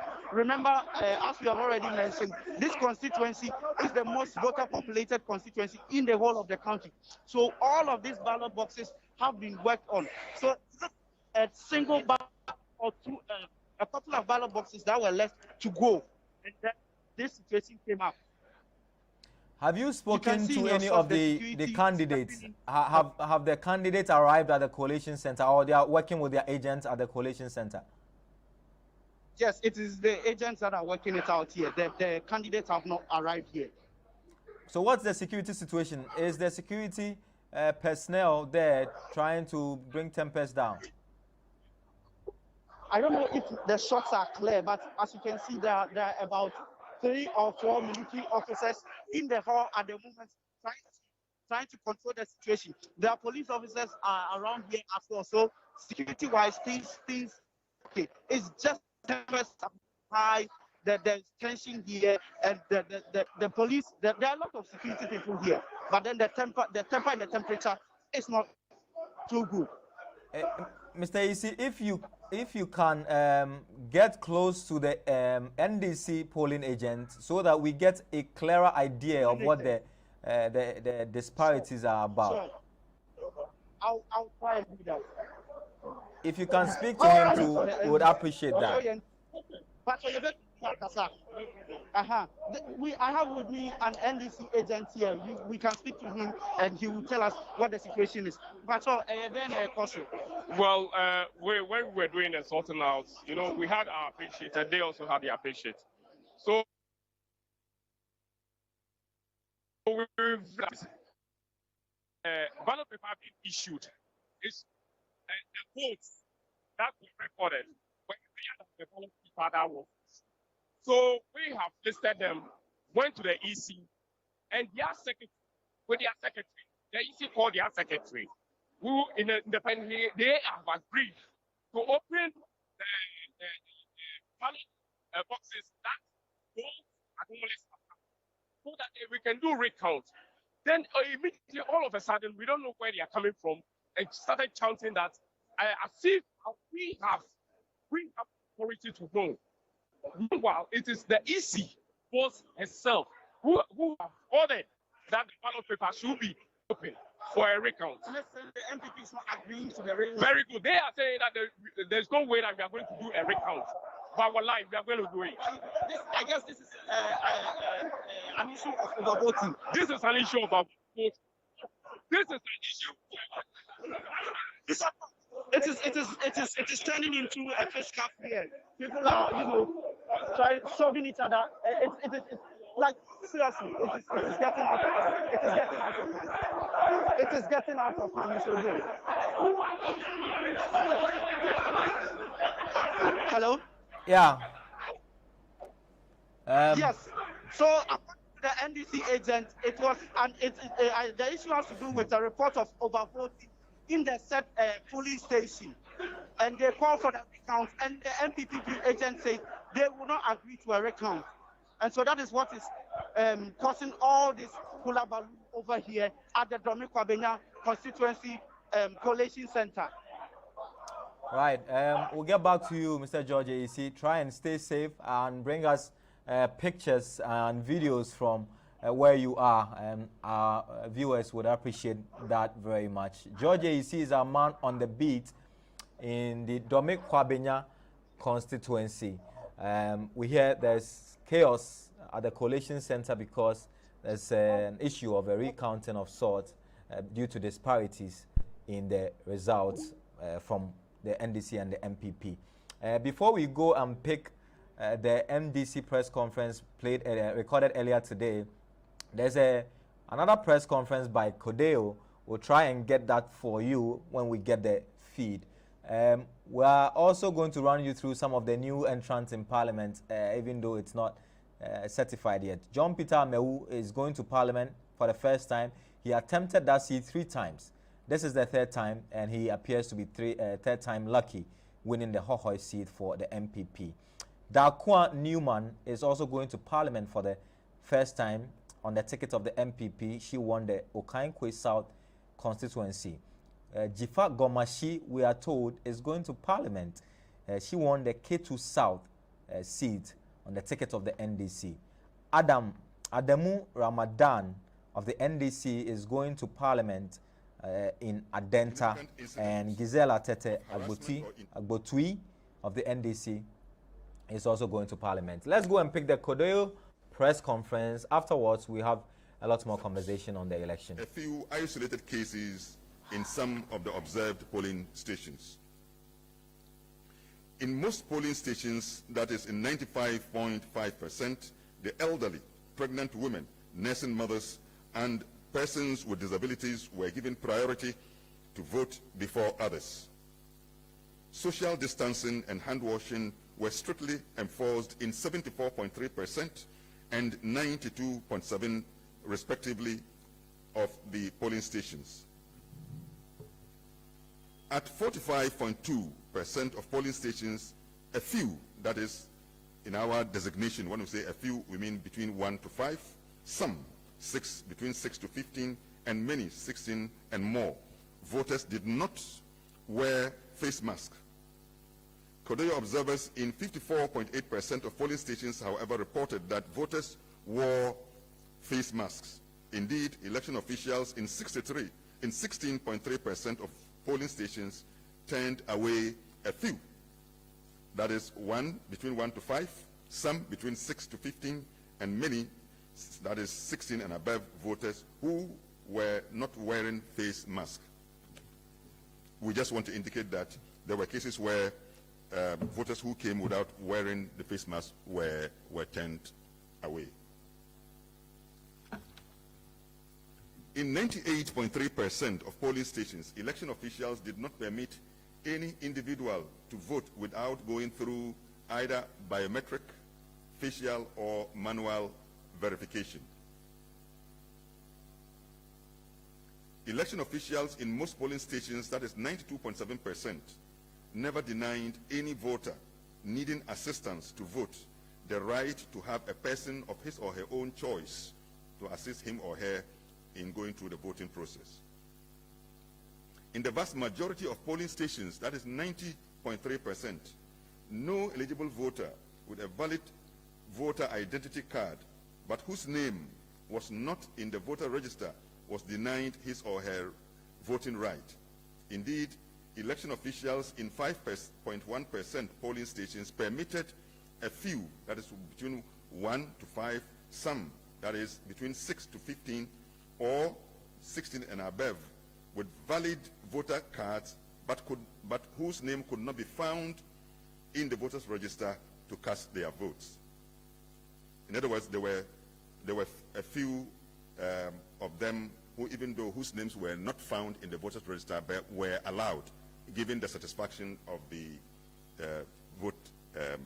election. Election officials in some polling stations, that is 6.6%, permitted a few or some or many voters whose names were not on the exceptional or absentee voters list to cast their votes. In 96.7% of polling stations, Korea observers reported that election officials never allowed anybody without a valid voter identity card and whose name was also not on the voter list to vote. Overall, 47.1% of Korea observers described problems that may have occurred during the voting process as minor, and 0.5% described major issues. In comparison, 52.4% did not witness any problem at their assigned polling stations. In counting, 0.5% of the polling stations, Korea observers did not witness any harassment or intimidation of polling officials, party candidate agents, or observers during the counting of ballots. Election officials neither permitted unauthorized individuals into the inner perimeter nor cordoned the area during the counting of ballots in 94.9%, nor prevented any party agent from observing the ballot count in 98.5% of the polling stations. In 91.8% of the polling stations, no political party agent requested a recount of the presidential ballot. However, party candidate agents in 8.1% of polling stations asked for a recount of the presidential vote. The presiding officers in 99% of the polling stations also endorsed the presidential result declaration forms. Furthermore, political party agents and presiding officers in 76.6% and 99% of the polling stations, respectively, signed the parliamentary result declaration forms. In 98.1% of the polling stations, presiding officers give copies of the signed result sheets to party and candidate agents. At 83.2%, election officials posted the presidential election results announced at visible places for public to see. From the foregoing, Korea confidently confirms that the EC's arrangements put in place from setup to counting of ballots at polling stations were generally adequate and credible. Selected PVT projections.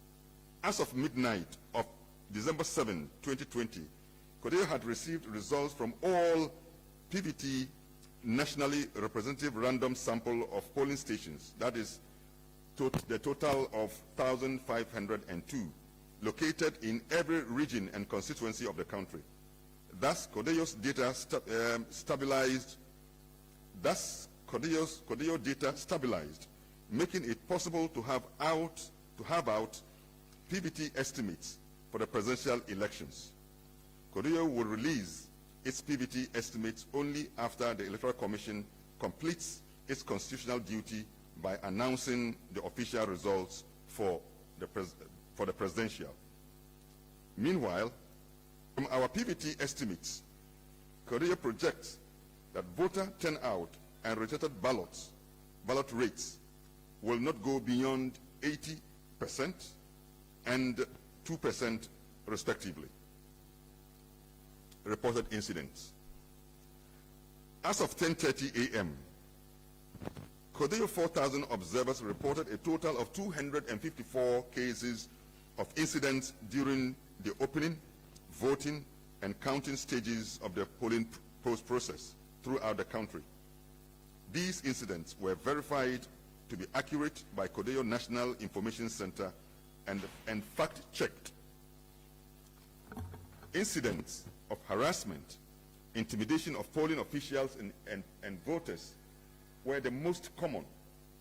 We have 45 cases, followed by violation of COVID-19 safety protocols, 41 cases, violence, 26 cases, unauthorized persons in polling stations, 24 cases.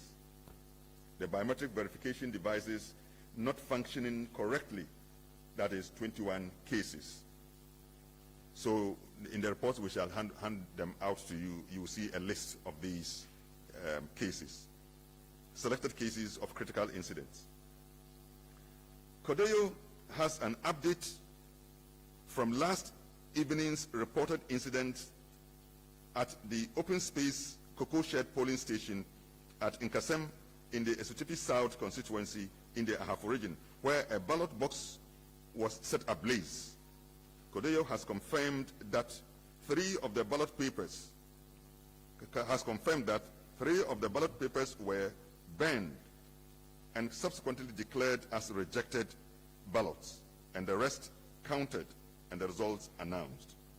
The EC polling officials, the other party agents, and the Kodeyo observers at the polling stations arrested and sent the Goase Regional Police Command were released on bail late in the night. In other words, some swoop took place, and some of the officials, including Kodeyo observer who were arrested, were later released in the night. They were asked to report to the police station this morning at 10 a.m. Violence and gunshot. The 2020 elections have witnessed isolated violent cases in some polling stations. For example, there were gunshots at the Modak Hotel and the constituency Coalition Center, both at Ododiodo constituency in the Greater Accra region. The shooting incident left 3 people dead. The Honorable Edwin Ni Lantevandapur, the incumbent MP, is reported to have been arrested together with some of his supporters. They were granted bail early this morning. Attempted ballot box snatching. As reported in yesterday's Kodeyo's close of poll statement, a young man tried to snatch a ballot box at the Obrachere polling station in the Outu-Senya West constituency in the Central region, but he was accosted and beaten up by voters around. The police rescued him and sent him to the Swedru Government Police Hospital for treatment. Destruction of property. At the Formina constituency in the Ashanti region, some unidentified youth invaded and set the EC's district office ablaze in the early hours of Tuesday, December 8, 2020. The youth attempted to enter the coalition center but were prevented by the security personnel on duty. They turned their attention on the EC district office and set it on fire. The fire service was called in and was able to douse the fire. Ballot box stuffing. As reported in Kodeyo's close of poll statement, voting was suspended at Asawasi constituency in the Ashanti region for about 30 minutes when a man who was trying to stuff some ballot papers, when it got to his attention to vote, when it got to his turn to vote, was arrested. He was whisked away to the police station by the police, and voting resumed afterwards. At the Mansi Edubia constituency in the Ashanti region, the incumbent MP appeared to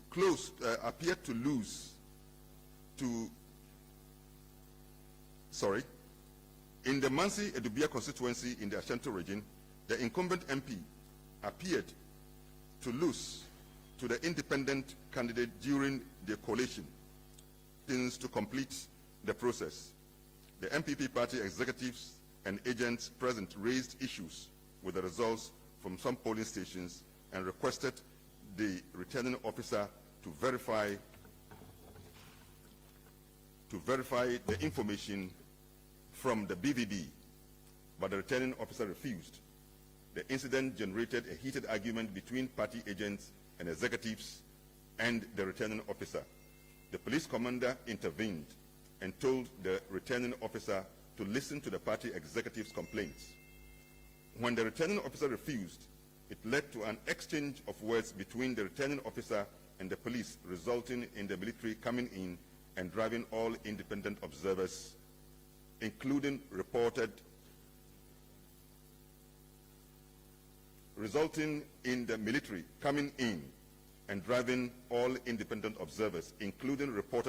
chased and beaten by the army. Collation center challenges. Kodeyo observers reported party agents' refusal to sign collation sheets for a variety of reasons, including denial of a recount and discrepancies between total valid votes and verified voters on the polling station results sheets in some constituencies, including Jomoro in the Western region, Doma West in Bono region, Zabzogo, Asin, and Upper Dentura East in the Central region, and Fomina in the Ashanti region. Violation of COVID-19 protocols. In observed polling stations in Nandom and Lambusie constituencies in the Upper West region, complete violations such as no hand washing at the collation center, no enforcement of wearing of nose masks, COVID-19 protocols was recorded. Kodeyo deems it important to make it known to the public that its observers reported that most of these cases were quite quickly resolved by election officials and key election stakeholders such as the security services at polling stations, and thereby did not affect the polling process in any significant way. Commendation and acknowledgement. Kodeyo commends the Electoral Commission for work done so far, particularly in COVID-19 pandemic circumstances, that the December 7, 2020 elections were organized. Equally, Kodeyo recognizes the security agencies' role, particularly the Election Security Task Force, for their professionalism and diligence in securing the polls. We urge them to continue to remain professional and protect the counting and tabulation process and provide security to all officials and citizens. Kodeyo further expresses gratitude to the Institute of Public Relations. Kodeyo further expresses gratitude to the Institute of Public Relations for donating 100,000 Ghana cedis worth of face masks to Kodeyo for distribution in highly needy communities and deprived and underprivileged registered voters who may not be able to afford their mask to exercise their franchise in a safe environment. Kodeyo appreciates various international observer groups who support Ghana's electoral and democratic process, particularly those who visited Kodeyo. We commend the National Peace Council, the National Media Commission, and the political parties and voters and citizens for their overall roles during this exercise. Finally, Kodeyo acknowledges the generous support of the American people through the United States Agency for International Development, USAID, and the financial support of Star Ghana, with the funding from UK Aid and European Union that made it possible for it to undertake the December 7, 2020 election observation exercise. In conclusion, Kodeyo continues to observe the post-election counting of votes and results collation process with the deployment of observers at all the 275 constituency collation centers, as well as at the National Results Collation centers in Accra. In addition, Kodoyo has received data from all 275 constituencies that voted on Monday, December 7, 2020, completed the analysis, and has its PVT estimates for the presidential election results ready. In keeping with our protocols, Kodoyo will release its PVT estimates for the presidential election results following the official announcement by the Electoral Commission in order to provide independent verification of accuracy of the latter. Thus, Kodoyo PVT serves as a powerful tool that ensures that the presidential results announced by the EC reflect the ballot cast at all polling stations. Kodoyo commends Ghanaians for the impressive turnout during the elections and their overall comportment during the 40. We urge all Ghanaians to remain calm and allow the Electoral Commission to undertake its lawful duty, collect results, and declare winners of the presidential and parliamentary elections. Accordingly, Kodoyo condemns attempts by political parties rushing to declare results before the EC's official announcement. We urge all political parties and citizens to be law-abiding and remain calm as we wait on the Electoral Commission to complete its work and declare the official results. We equally remind all citizens to follow the COVID-19 pandemic safety measures, including wearing of nose masks and hand washing. Kodoyo expresses sincere gratitude to the thousands of voters who dedicated their time to ensure that Ghana once again went through this democratic exercise of electing new leaders to govern the country for in the next 4 years. Thank you. Acknowledge the presence of the Secretary.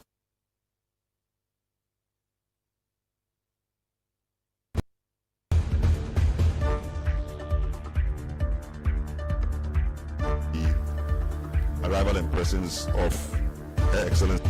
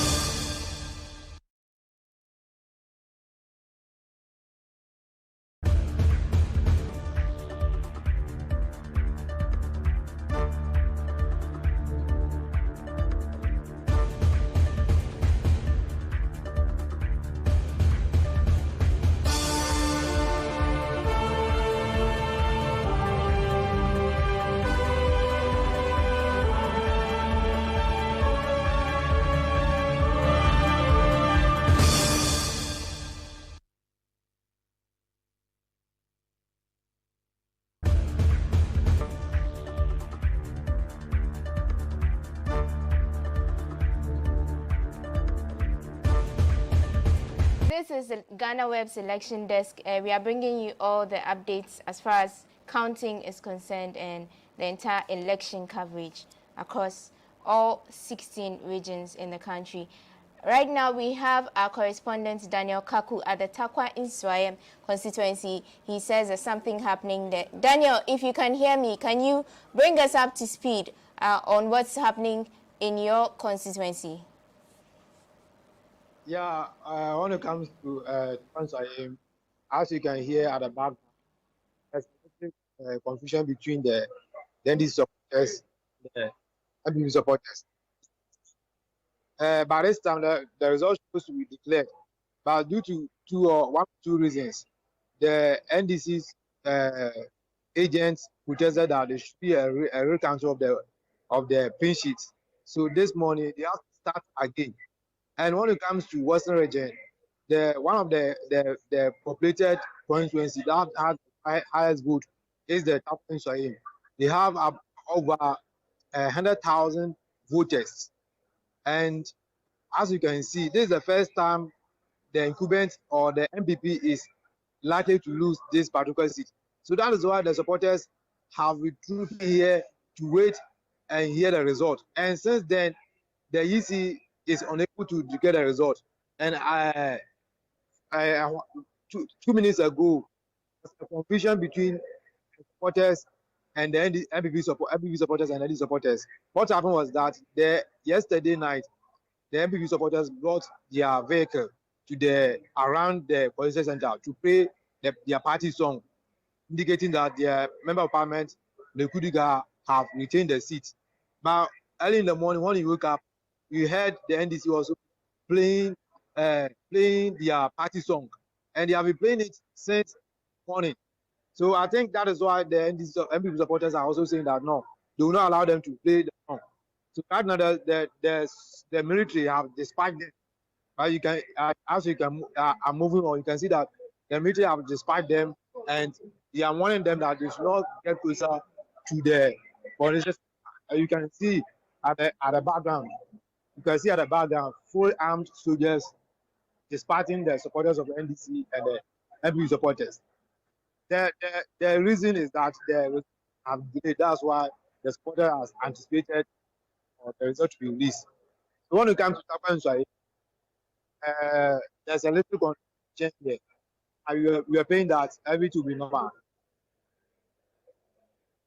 Part of what you said. Can you take that again? Yeah, I said there's a little confusion here between the supporter for NDC and the MPP. Yes, that has been established. You were talking about the disbursement of how the military people are dispatching the supporters of both parties. Yeah, as I said yesterday night, the MPP supporters they heard the news that their member of parliament have retained the seat, so they came here to debate. They played their party song, and this morning the NDC supporters also heard the information that their candidate was winning, so they also brought their car with their song to play. That is why I think the MPP supporters are saying that they have to stop the song. So if I'm getting you right, what you're saying is the confusion then now is about people playing campaign songs at the collation center? Yes, around the collation center. But so before you went on to the issue about the song playing, you mentioned something about the recounting of ballot boxes. What accounted for that? Yeah, they are recounting the print sheet.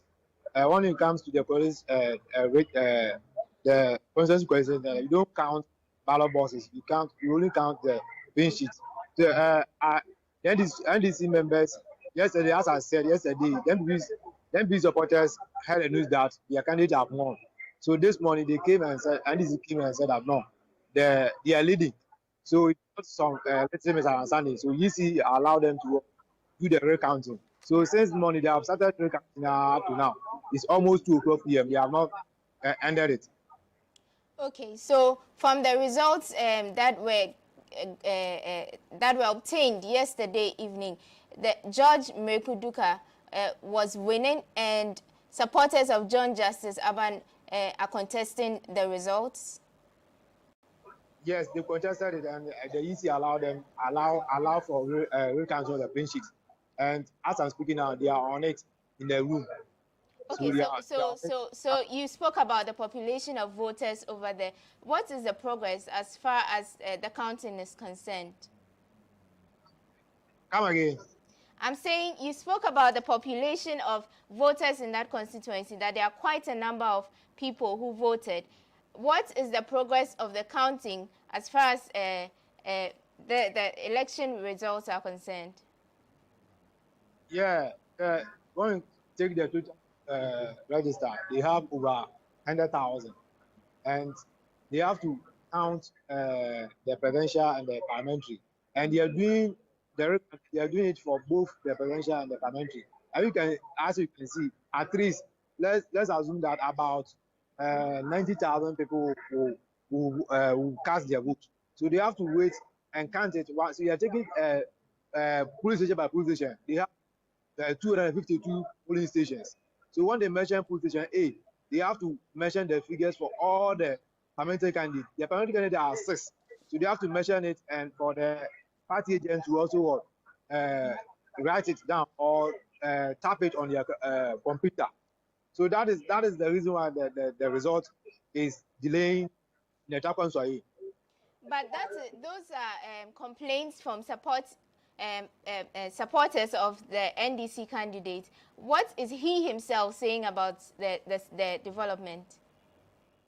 Yes, so far he has not spoken on it. He is in the room monitoring the recounting. Yesterday night, the incumbent MP was here, but since morning I have not spotted him. The NDC candidate, who is in the room currently, unless I move there to speak to him. But currently, it's in the room monitoring the exercise. All right, Daniel, thank you very much for that update from the Takwam constituency. We'll get back to you for more updates on the election collation and how everything is progressing. This is GhanaWeb's election desk. We are bringing you updates on the election results, provisional and certified results, and we'll be bringing you as and when we get those results. Let's take a quick break and watch some visuals. We'll be back.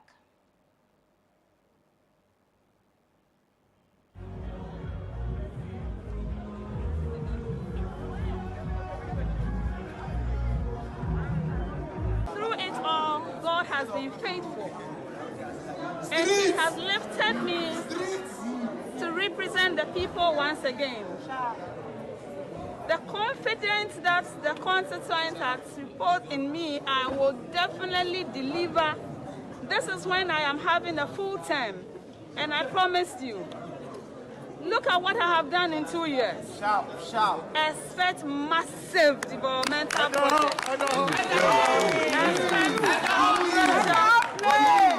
We believe you. Once again, I am very, very happy, and I thank my children. I also want to dedicate this victory to His Excellency Nana Dankwa.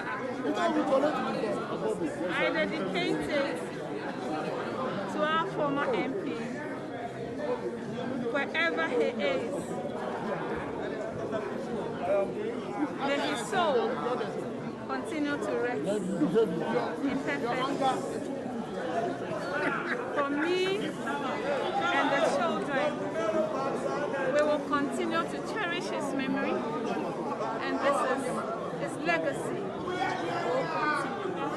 Are you okay with the margins? Are you happy with the margins, or you were hoping for better?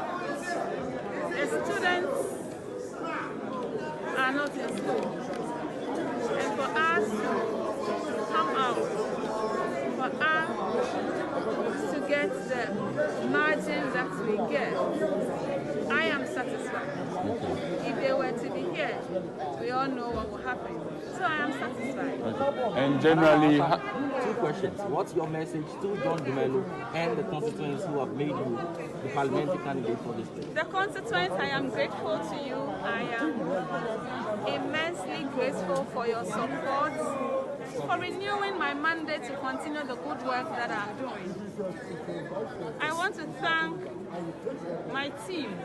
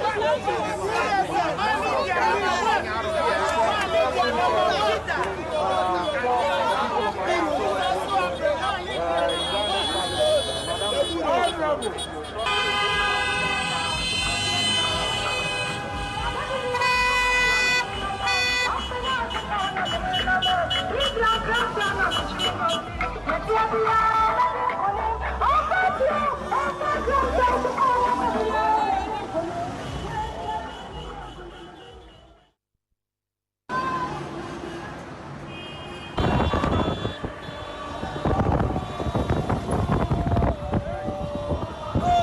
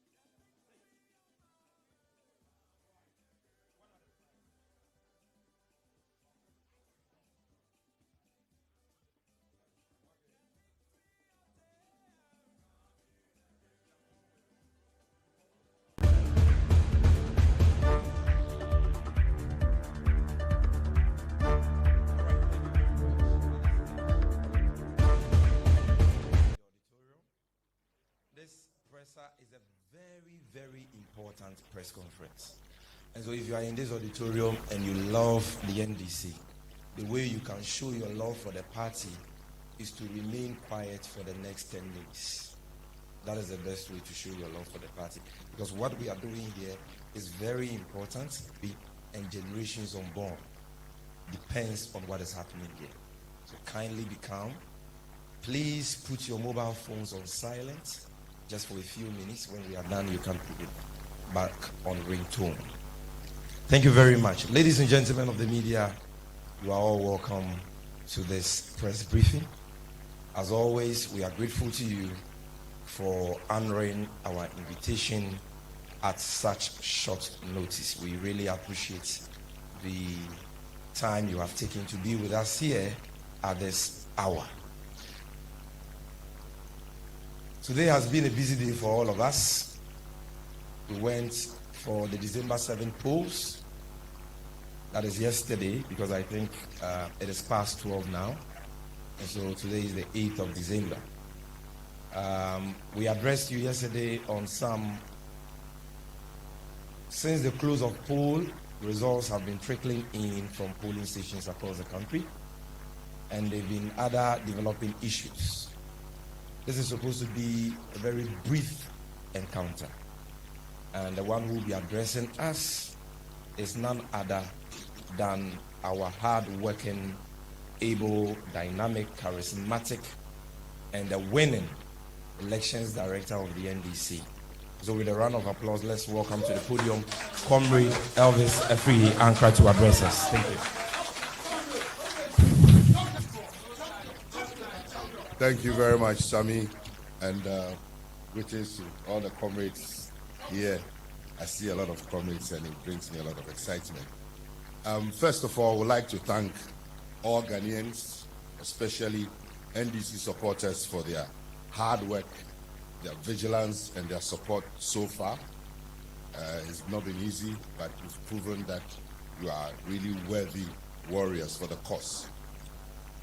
Preliminary results trickling in shows a very exciting outlook. But our victory is not complete until the last ballot is counted and collated. These preliminary results can be seen from the provisional parliamentary results so far, and some significant seats that we have swapped, some for the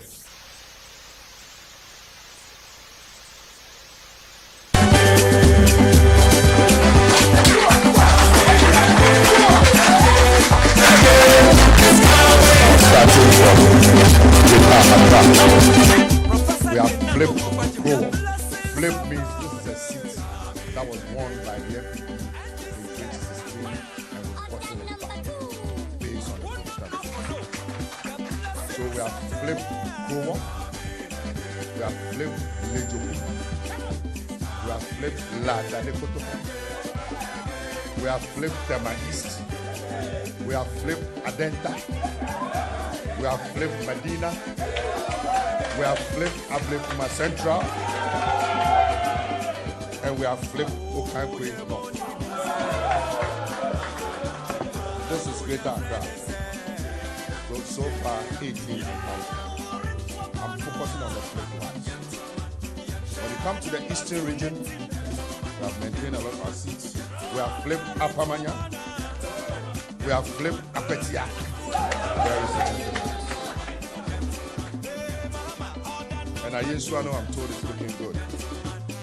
When it comes to the western region, we have flipped Amenfi East, we have flipped Christian Huni Valley, Jomoro, and we have flipped the Valley.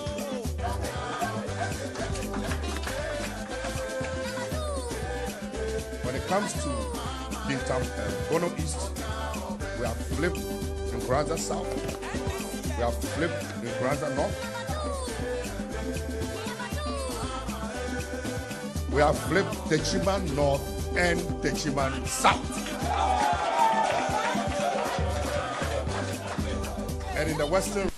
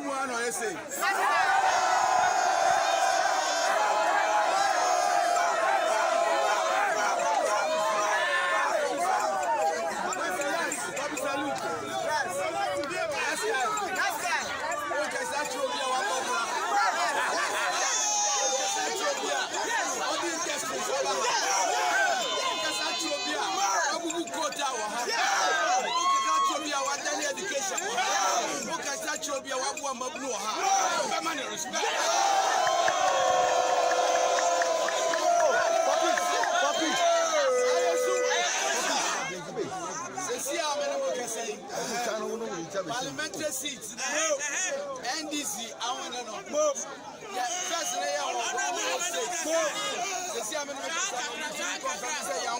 about 140.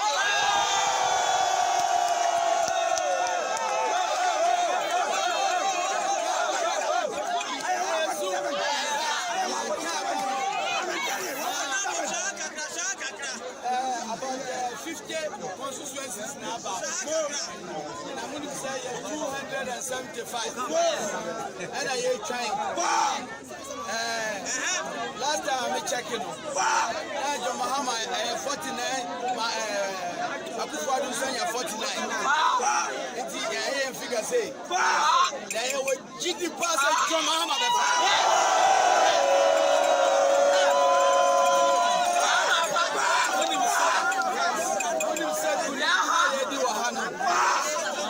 Celebrating the Fola. You can say you make use of John Mahama trap flaster.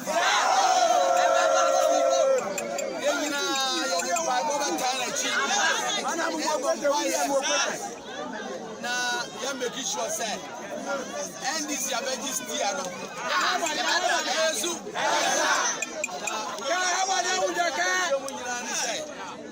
I love you.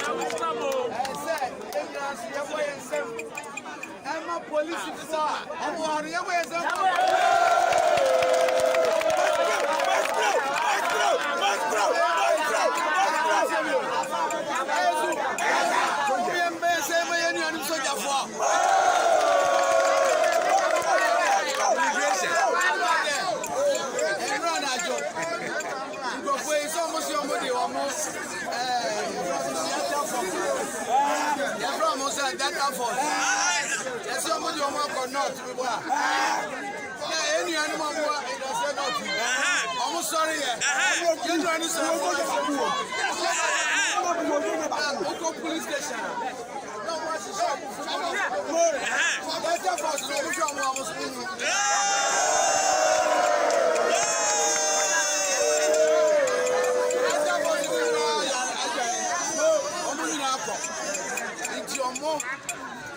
Almost 100.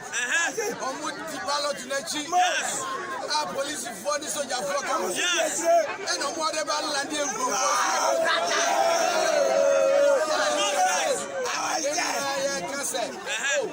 BNC, because any other soldier for the police flock.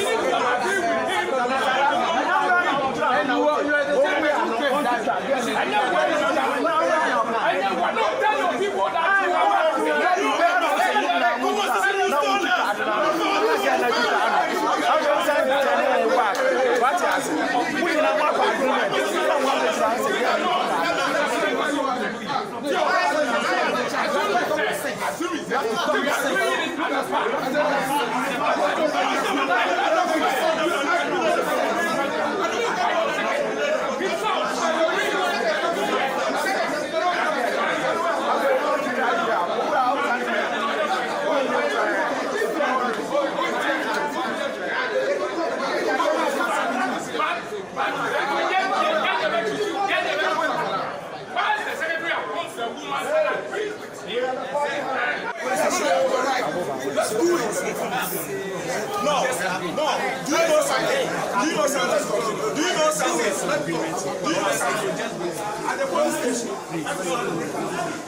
when you are not satisfied, assistant secretary, hand it over when the electoral commission. So we do the records.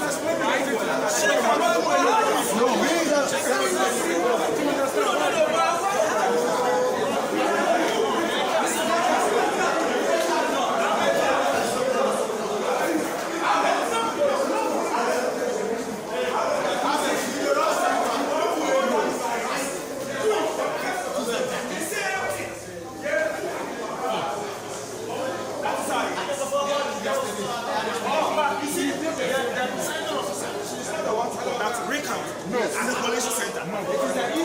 When we do a recount and we are not satisfied, we have to go towards the court. This is simple. She can't do the recount here. I mean, those people here. It is the commissioner, the district commissioner, who will perform the recount. And they are also that's all. We can decide to give that police station all the results to NDC. They will not win. Our struggle, we can decide to give it to them. They will not survive this election. Papa Biba, Odua, Maya, Yenia, my challenger, Bonzoke, Papa also 100%. And we try not to copy. Oba, I'm a shano. What do we champion? I say, I don't know which one. You are the man. You are the man. Because Obi was challenging it 3 times. The campaign in Annie said, I'm a coffee. Watch out the one call retirement. Let me be some I'm about.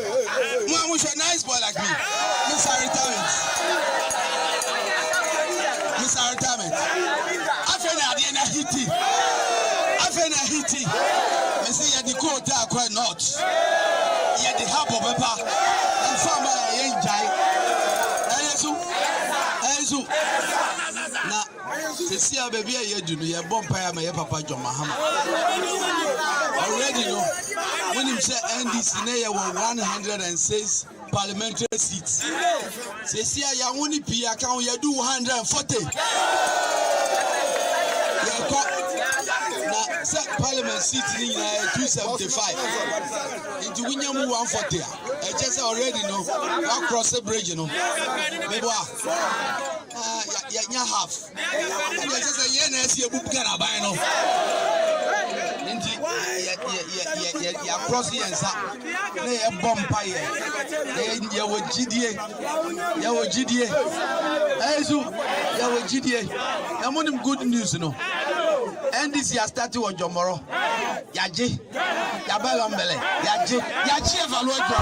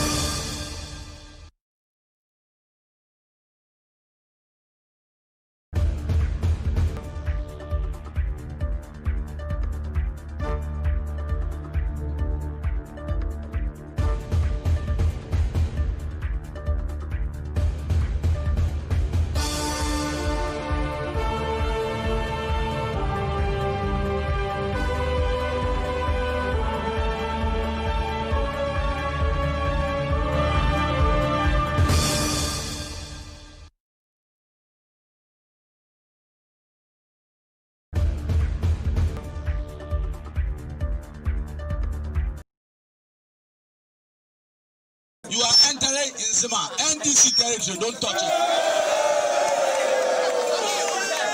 NDC territory, don't touch it. Aizu, the electoral commission, Akakakra, Omacha, result like I say, Kitamusem, in the Chayomo, Omuya, Niako, Na Minimsa, Mupes, Patipa. I'm ready. Minimsa means Minimasapa. Minimasa. It's your boogie. Your votes, no, wouldn't say politics, you set targets and you work hard. We're so sure we're going to get it, but we're not deterred by this development. They here to say, you're winning elections with huge numbers. The nominal numbers now are very huge. A BC Kufudiada. Ubi and what's an election when you have 40,000 plus that. We have 41,000 plus. And at least they have 47,000 votes. Just more. 70.4%, which is huge. And the beginning say 70,000 votes are there, but at least the best one we are here, and we're full of course. And I was a general turnout was low. The kind election turnout generally was very low, but you can say going forward, no. But yeah, Hunia, SC that for it's Obama MPs we are now they start losing support base from the no mistake I understand. Your co-elections I see winning at all costs. It will lose now. Sometimes lose na na de utaga de wanya na bu abem na tro side. Yenye bi de be ye anim. Me because the politics are me politics many people and I mean politics me yama me krum that before. I'm na me politics. Nobody can discourage me. Go here the fight I'm fighting from 2008 continuously. Me home here. Obi en go dia. Me lose primaries 2015. With the honorable market has been working throughout Mansai. I invested so much money in the project. 2015, we are for the Ahuya. Medical shame within a cheap, maybe a honorable market be a work, be a man a coin.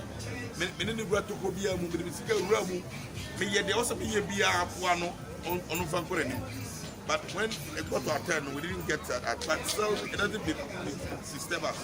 We believe that going forward, no. In a couple of party, elections are you either win or lose. It's not. He said, I was saying, at all costs we win elections.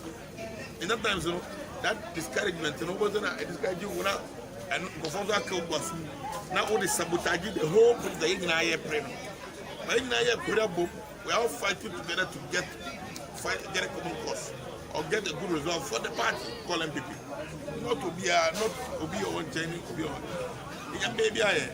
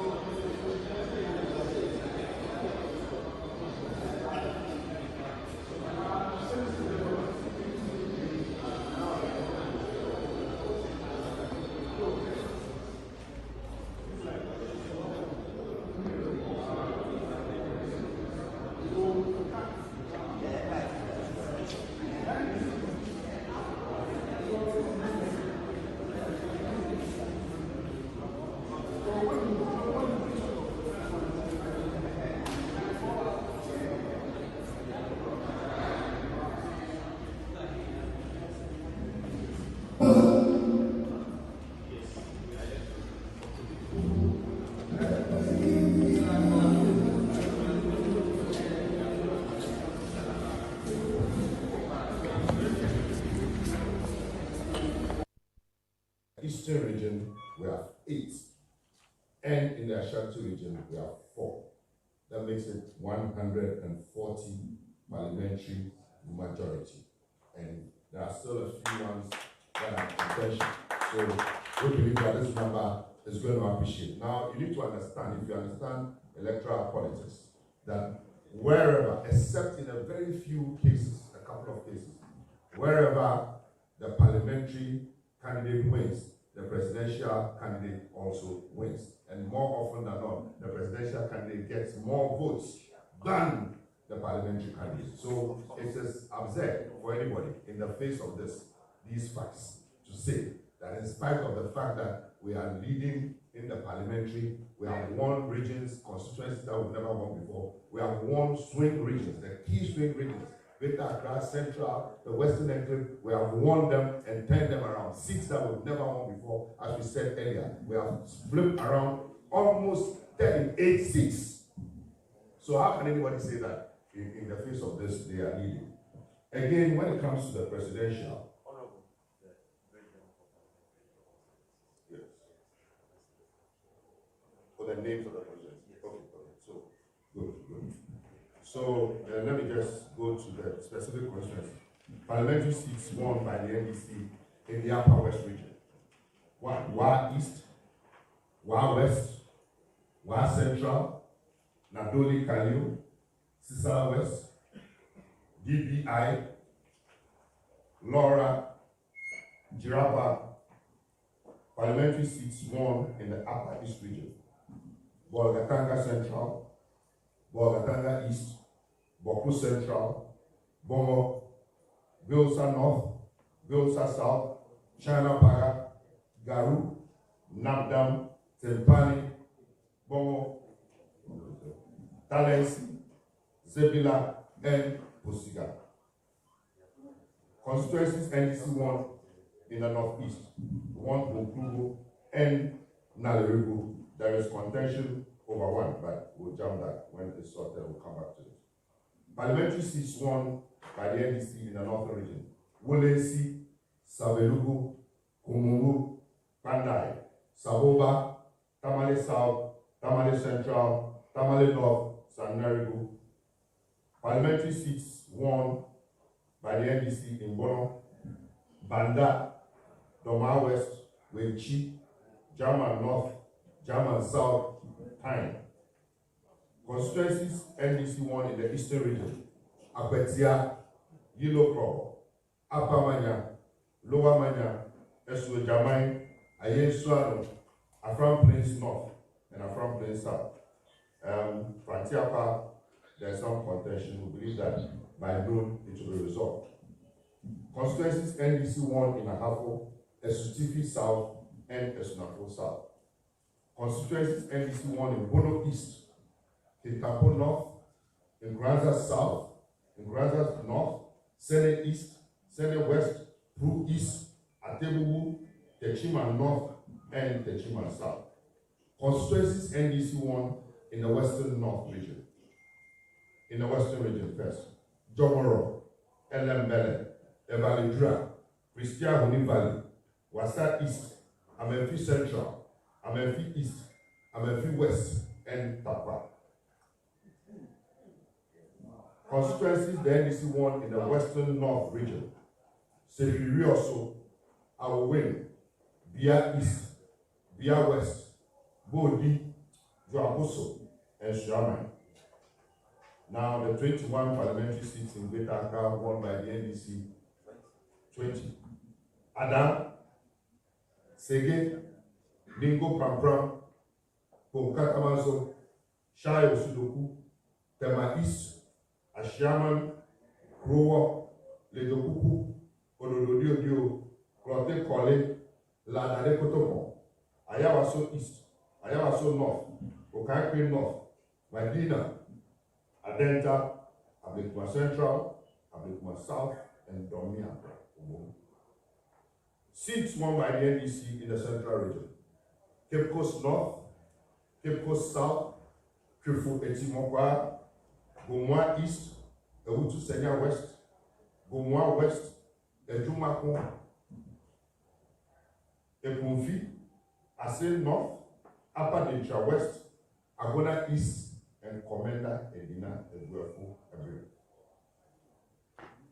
Constituencies NDC won in Savannah region. Bole, Yape Kusogu, Salaga South, and Sola Tuna Kalba. Seats the NDC won in the Ashanti region, Aswase, New Ebibiase, Edra, and Droboso. And in Volta region, out of the 18, we lost just one, we won 17 constituencies. So the trajectory is clear.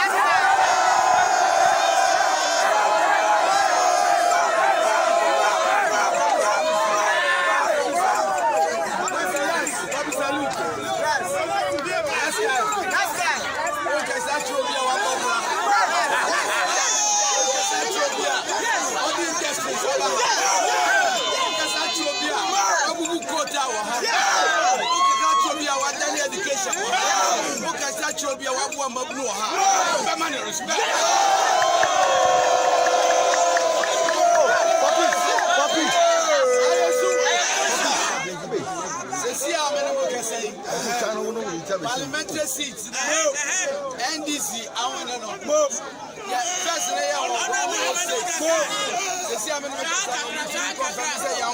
about 140.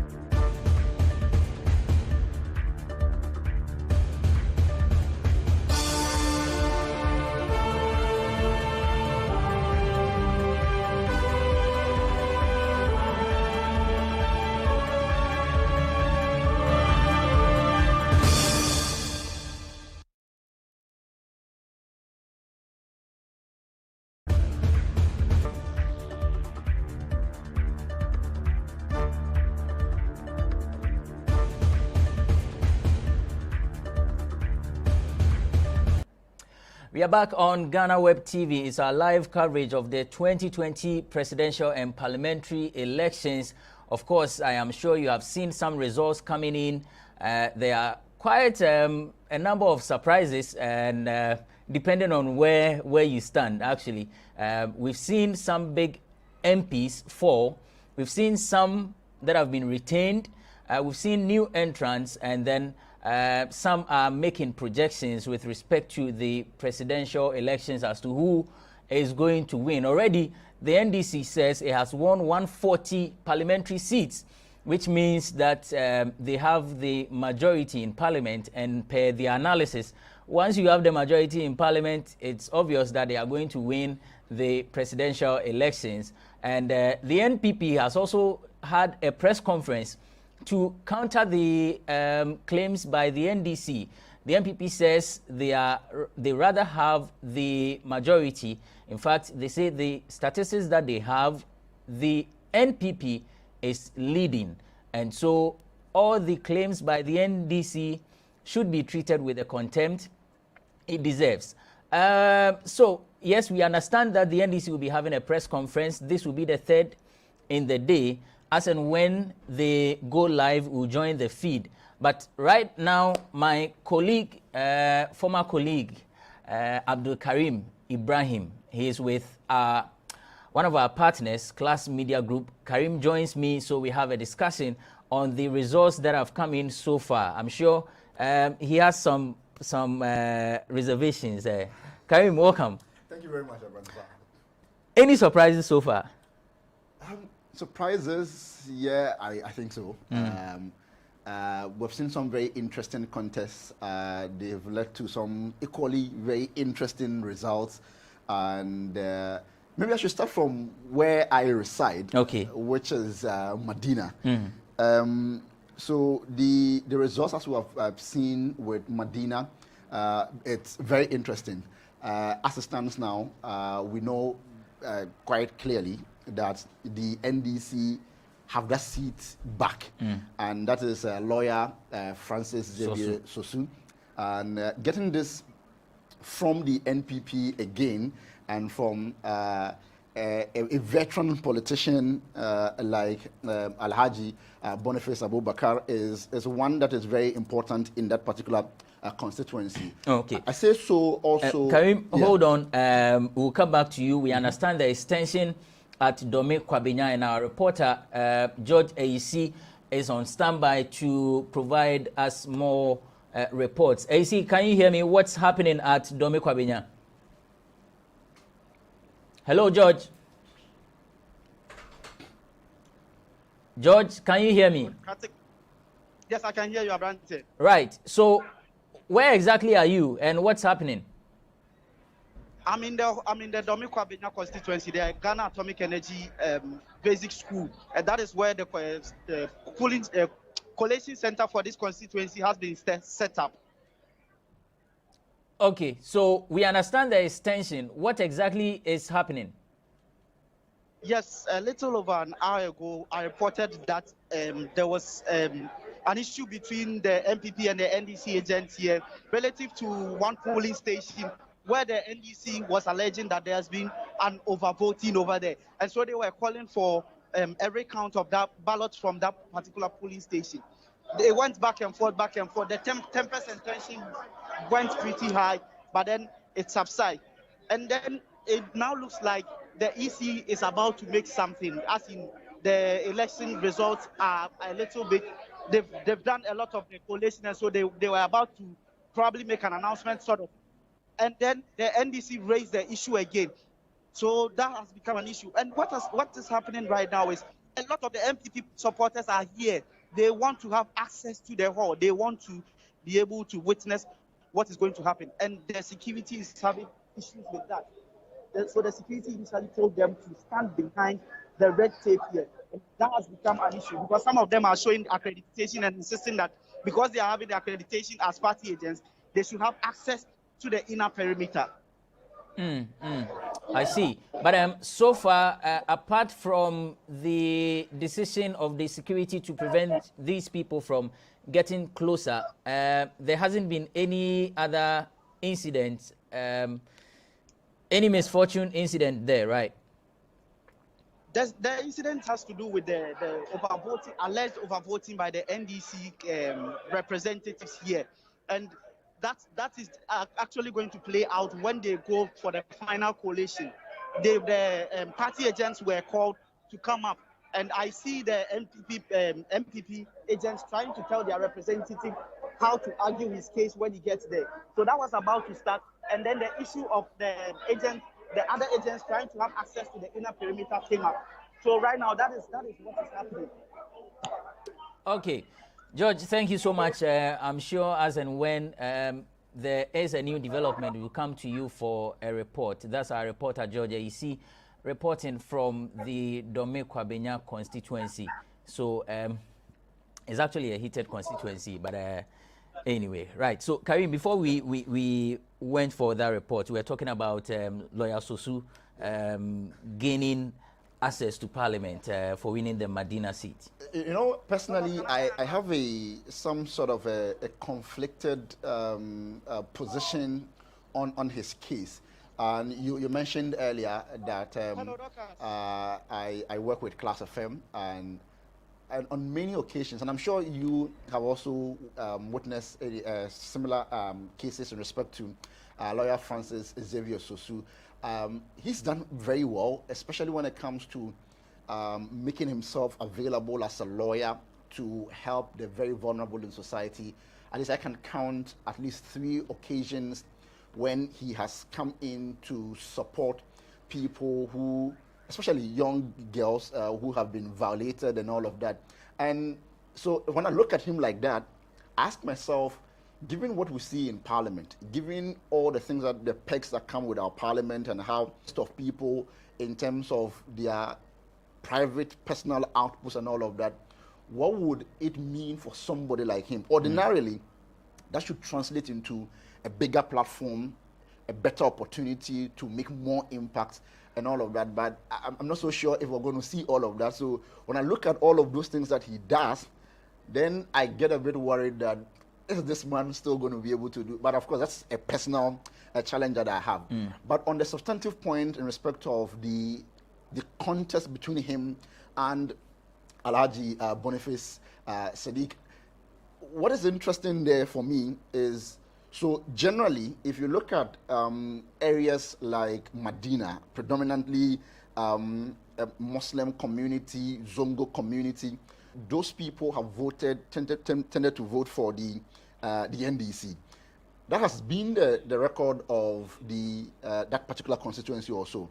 It was just the last election in 2016 when the NPP were able to wrestle that seat from Alhaji Sorogo, who also, you can tell quite clearly that it was as a result of some discontent from the constituents. And so what we are seeing quite clearly with that race now is that it doesn't appear to me that grew more popular among the constituents. I think it was largely a discontent, a displeasure with the incumbent at the time. And so that's what we are, and now we have a lawyer Sosu back. Sorry, I would have to cut you again. We understand the NDC is having its 3rd press conference on the results. So we'll take the feed and we'll be back to continue with the discussion. It must be indicated that the returning officer does not genuine results. Results are declared at the polling station. And so if you have copies of the results at the polling station, then you can do your addition. The chairperson of Electoral Commission can do their addition as well. And so if there is any controversy, we have whose figures were right. And the best data is available. It's available.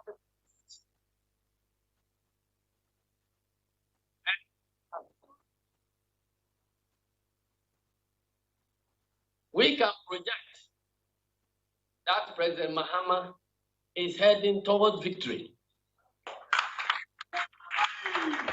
Because there's a very small correlation between presidential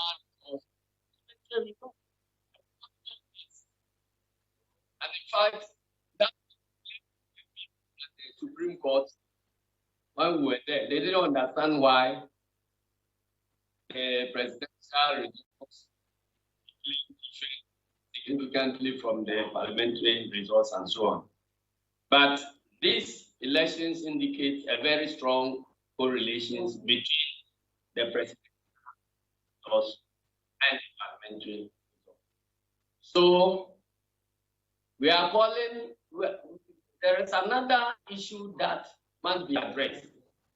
Ladies and gentlemen, you heard the Electoral Commission declaring that you'll be announcing the winners of the presidential elections 24 hours after the election.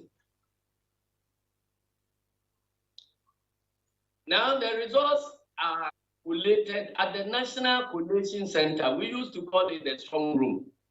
The name has since changed from Strong Room to National Collation Center. And normally, the results keep trickling in as and when they are declared. We are worried that, as of now, there are some regional offices where collation has not started at all. When the same commission's returning officers have declared that the collation and the letter that they will be declaring the final results 2 hours from now. What is happening?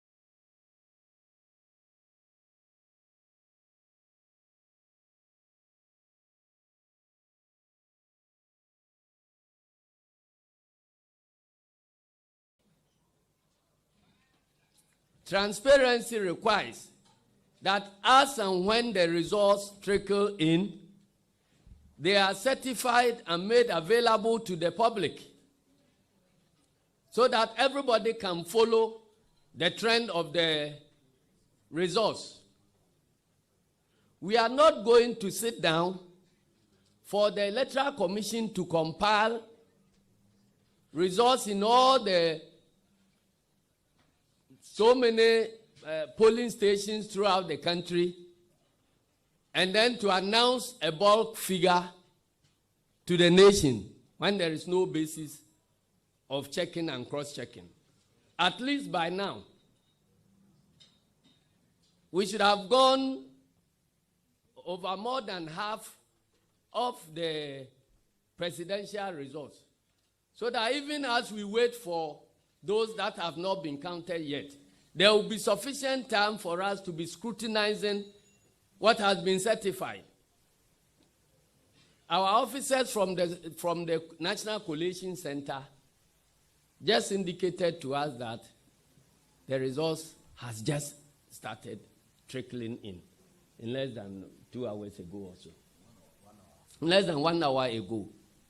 What has been happening between 5 p.m. yesterday and now, such that this competent, quote-unquote, Electoral Commission couldn't have certified results of at least 100 constituencies as far as the presidential elections are concerned. Our officers are in Koforidua now, at the Electoral Commission's offices. But the commission has not started any process of collation at all at the regional level. So what is happening? We want to call on the international community. We want to call on peace-loving Ghanaians, the traditional authorities, to urge the Electoral Commission to do the right thing and to warn the Commission that any false step will come along with serious consequences.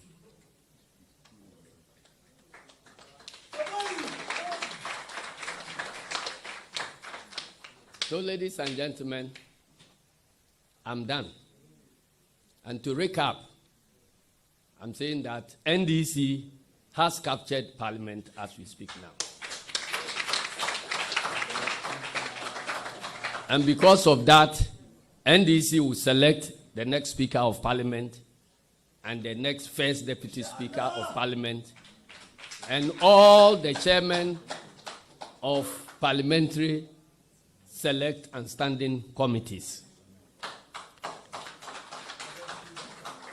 I wish also to emphasize that there is pressure from the headquarters of the Commission and the government on the various returning officers who have declared and certified the parliamentary election results according to powers vested in them by law to revise and do recounting, recollation, and so on, which are all illegal.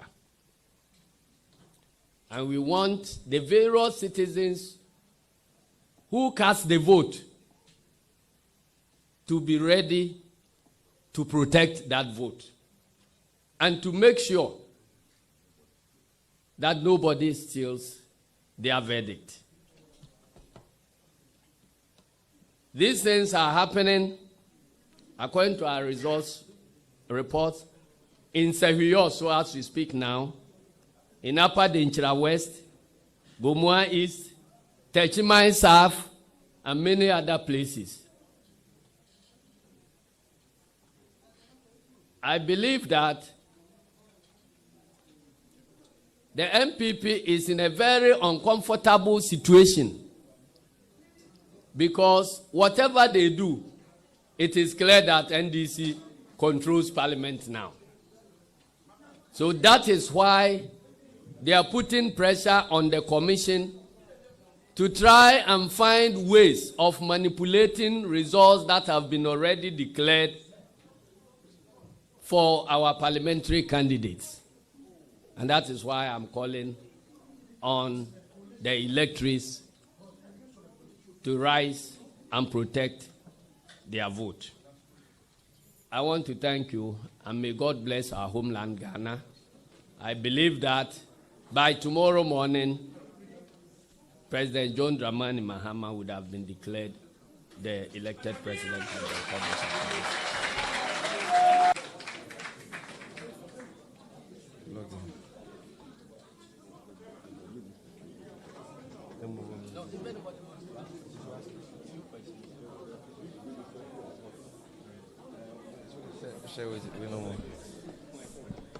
Okay, so I would like to find out whether journalists in here have any questions for the General Secretary. If you have any question here, you can raise up your hand.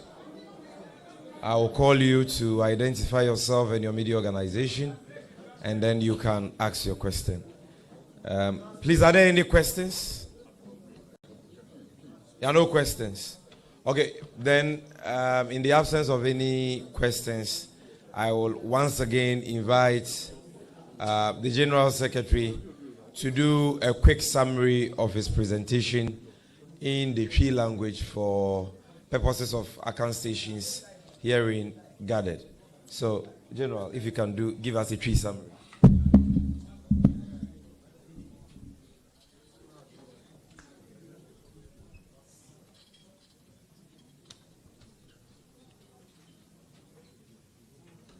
Abusuafo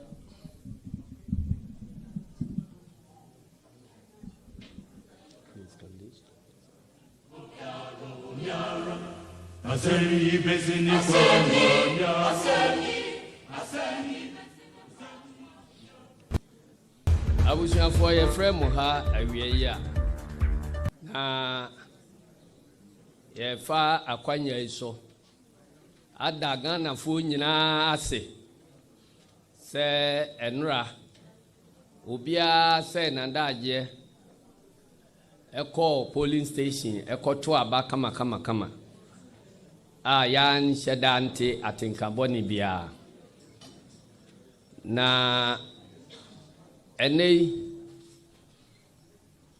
deɛ nti a ɛpɛ sɛ yɛfrɛ mu no sɛ yɛdi kan yɛda mo ase deɛ ɛtɔ so mmienu nso obiara nim sɛ ɛnora abatoe na ɛyɛ abatoɔ mmienu yɛwɔ deɛ yɛde yi mmarahyɛbadwafoɔ 270 ɛna deɛ yɛde bɛyi president na abatoɔ no kɔ awieɛ no yɛn konta a yɛabu ɛkyerɛ sɛ saa bere yi a yɛne mo kasa deɛ NDC yafa mmarahyɛbadwa no the majority ɛwɔ mmarahyɛbadwa mu na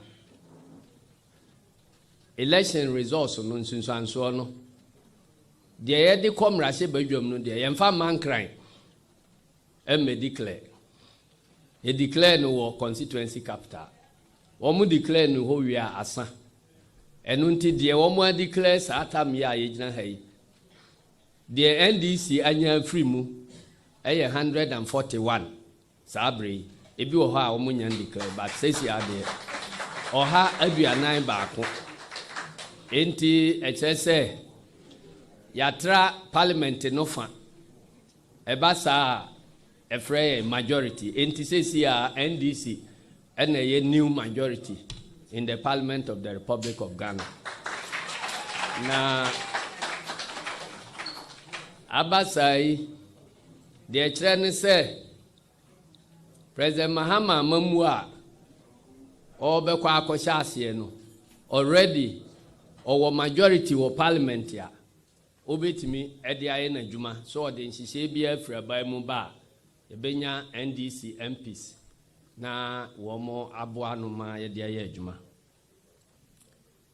ne saa nti no yɛbue parliament a mmarahyɛbadwa mu kyame ɛyɛ speaker of parliament mmara no kyerɛ sɛ yɛn NDC foɔ ɛne yɛbɛpaw no ɔwɔ abadi akyerɛfoɔ mmienu first deputy ɛne second deputy ɛno nti first deputy no nso ɛyɛ NDC ɛne yɛbɛpaw no nso na ɛno pa ho a committees a yɛde yɛ adwuma ɛwɔ parliament hɔ no ɛno nso committees no nyinaa wɔn atitirafoɔ ɛbɛyɛ nipa NDC ayi wɔn gye sɛ committees mmienu pɛ ɛyɛ public accounts committee ɛna yama committee on government assurances also ana constitutional and legal committee uyɛ no free mu a deɛ aka no nyinaa NDC enti MPP bɛnya panin bi wɔ hɔ a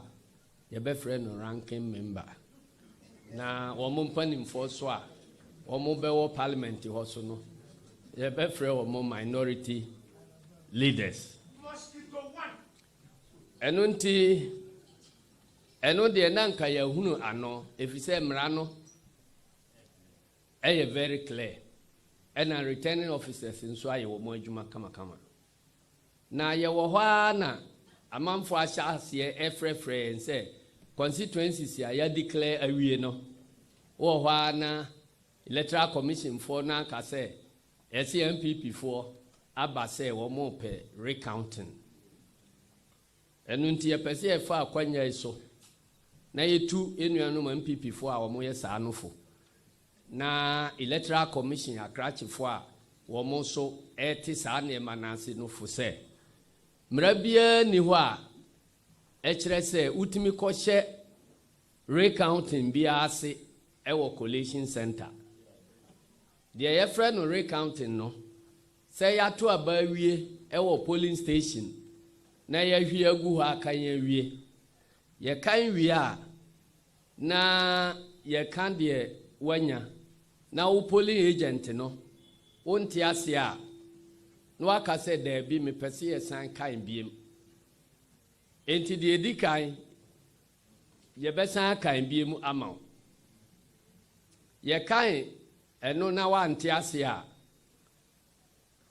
presiding officer betimi aka say ontimi nkan biem se still a wo de ugidi say se kan biem a wo twere note e de to so say wa request say polling station ho no won't results na sentino edru collation center or request for recounting enunti mrabia ni ho a ekire say obi an request for recounting e wo polling station otimi kodru collation center na yakan results na awie no na obi abase my request for recounting mumienko biebie na ka so ne enkan enti ba bia NDC fo wo bia so obi ba sa se oye recounting a munyina mo nan so ehwe se sa dwumadie no ema so ena abato no sunsunsanso so yate se ba bi wo ho mo ye wi a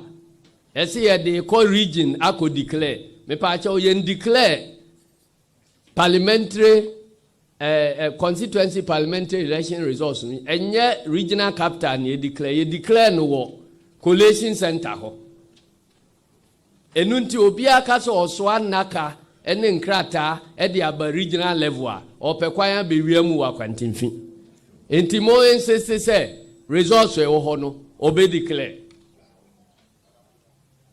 emo bia so ntiase say yakan a declare wa wie no o san akotena ho say o ko participate in any recounting sabra ene mu kasa ya te say bibisa e pese ekoso wo tachiman eni baabi bebre ye besremo ebi kura ka che say electoral commission for say pressure from instruction from above yesremo mrano a ye di so o man mu no baabia ni ho a e kire say collation officer o ade u figures we are who hear permission from chairperson of electoral commission and answer will be from Accra and san we declare results enunti sa Accra chifo no a wo mo pese wo mo be declare no nipa ya to ya ba wo constituency ho no wo mo insist say wo mo be gina ho na wo mo declare na wo mo ma ho kwan emma nipa baako ukogina wiamu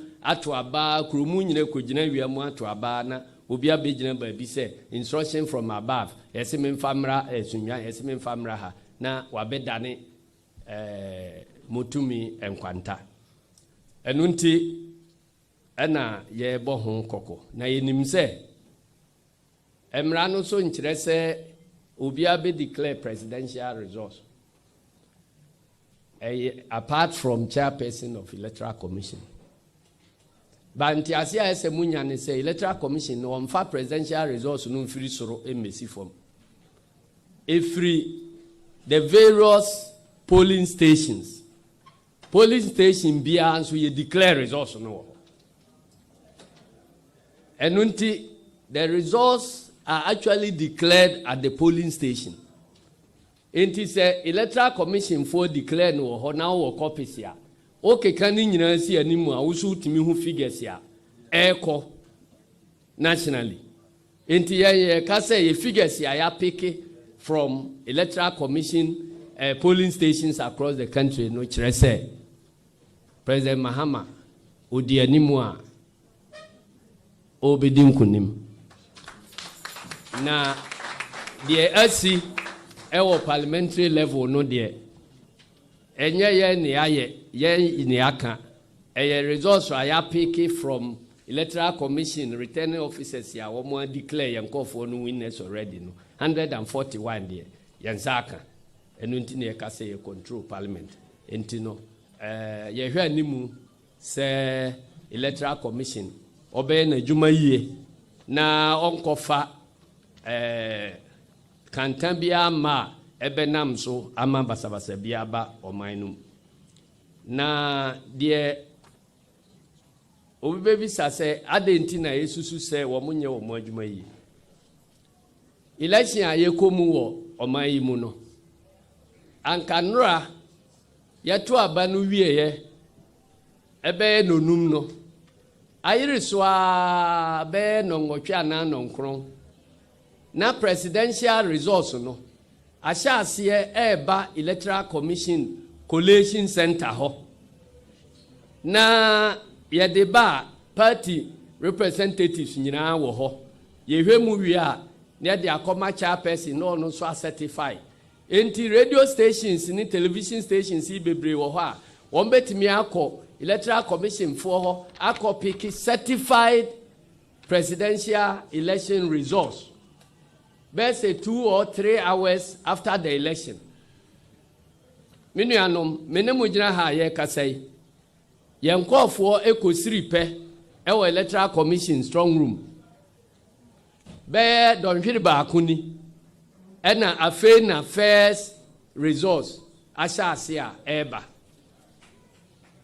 enunti ema yetrimu ye na yesusu se electoral commission no abopo bi a opese obo results no nyina no no ohunu de ekoro no odi ni nyina beba abebom se 5 o'clock anwumre se results no nie wabra obia nya akwanya encheki se ha wasisan wo ya na wasisan wo ya na wasisan wo enunti saade a omo ye no de enya ade antiase wo mu a ye bepene so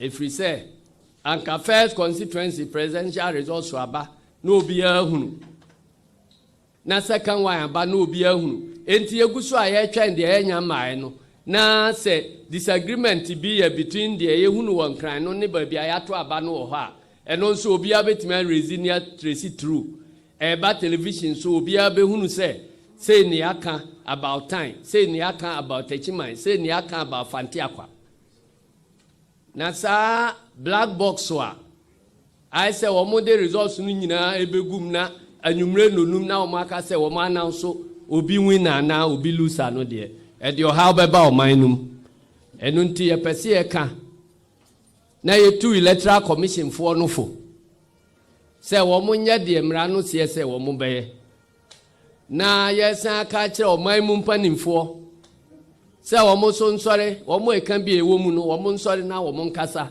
enche electoral commission for say enye sa na ye abato enye sa na release abato nsunsanso completely shrouded in obscurity na nyamencha de ya pick your figures from the ground ayenim say President Mahama odi animu ayenim say yanya parliament yawie enunti ye besre say international community for nso a omutie ye oman mu mpanimfo ye mpebi nkankyere aban any electoral commission say instructions from above no say above no any president you chairperson of electoral commission on kan hunu say we there oni hu to me say oma any such instructions na process no enya adwuma na periperi ye adwuma asundwe ene ebetena oman no nti eda mu nyina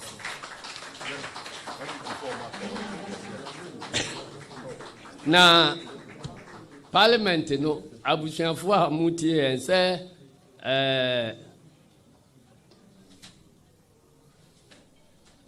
ewia bebo ifra no pa enna election se beko yi a abanti akonwa so na election beko yi amano a ehya ase a ohu se aban ni MP akuku dam a wo mo atete ato no e kira o se cabinet ministers fisheries minister afolekwe oda form say brim say wo mo ahohoro nanimu say wa Professor Jambafo a no ye minister for then planning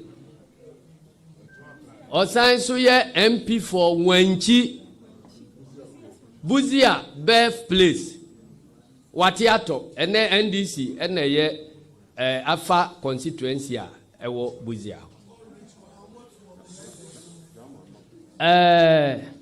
Barbara Otin Jesse or the form. George Anda or the form. Deputy Attorney General or also the form. Titus Glover or the form. Bono Deputy Regional Minister or the form. Bono East Regional Minister or the form. Enunti so be or how Ben and Nakufu Adwa. A country say on save country say on fat telephone frame Mahama say Massa. The Adro no de Apem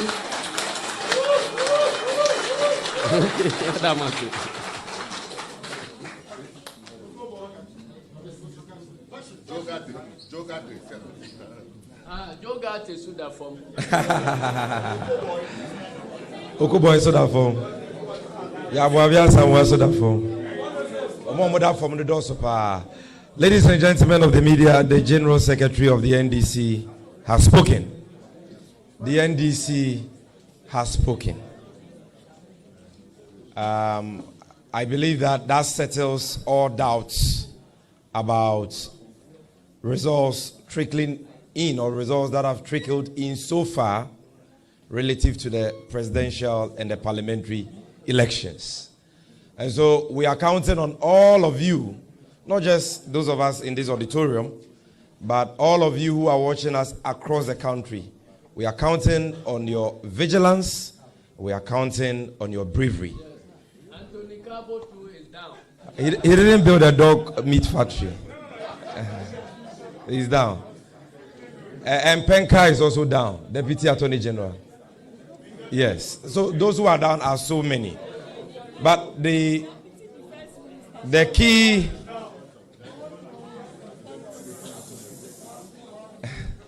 Please, can we have order so that we wrap up? Yes. The key message General has given to us is for us to remain vigilant and to boldly confront any attempts by those who are determined to steal our verdict or our mandate. And so, comrades in Techiman South, we are counting on you. Our eyes are on you. And the destiny of this country depends on you. Comrades in Gumua East, we are counting on you. Comrades in Ablekuma Central, you've been, fantastic so far, resisting the attempt by the MPP who are working with the Electoral Commission to overturn illegally the results as declared. And more importantly, comrades in Upper Dentra West in the Central Region, we are counting on you. President Mahama is counting on you. Ghana is counting on you. Techimai South, Ghana is counting on you. John Dramani Mahama is counting on you. The NDC is counting on you. Serioso, we are all counting on you. We know that you will not let us down. And so, it is not over until G. Mensah, the returning officer for the presidential elections, declares John Dramani Mahama as a president-elect. It is not over. Let's remain excited, but at the same time, very vigilant and ensure that we protect the resounding victory that God Almighty has given us in this year's parliamentary and presidential elections. We thank you very much for coming. We will call on you again as and when it becomes necessary to address you. Thank you very much for coming. Yes, Oko boy.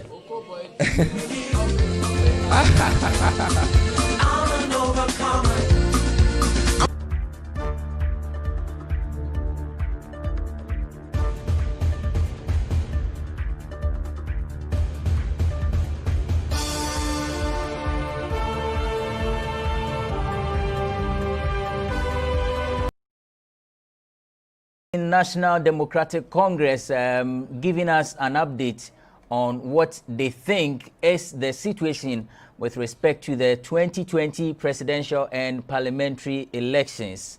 After all was said, they played Codes Yesuedi Nkunim to tell us that they have actually won, they are winning. In fact, Johnson Esiedun Ketia, who is the General Secretary of the party, who addressed the media, is urging the President, Nana Addo Dankwa Akufo-Addo, to concede defeat, pick his phone, and call former President John Dramani Mahama, who is the flag bearer of the NDC, and say, my brother, congrats for a good job done. I have lost. Indeed, you worked better than I did. Well, we were having a conversation. We were having a conversation before we went for the feed.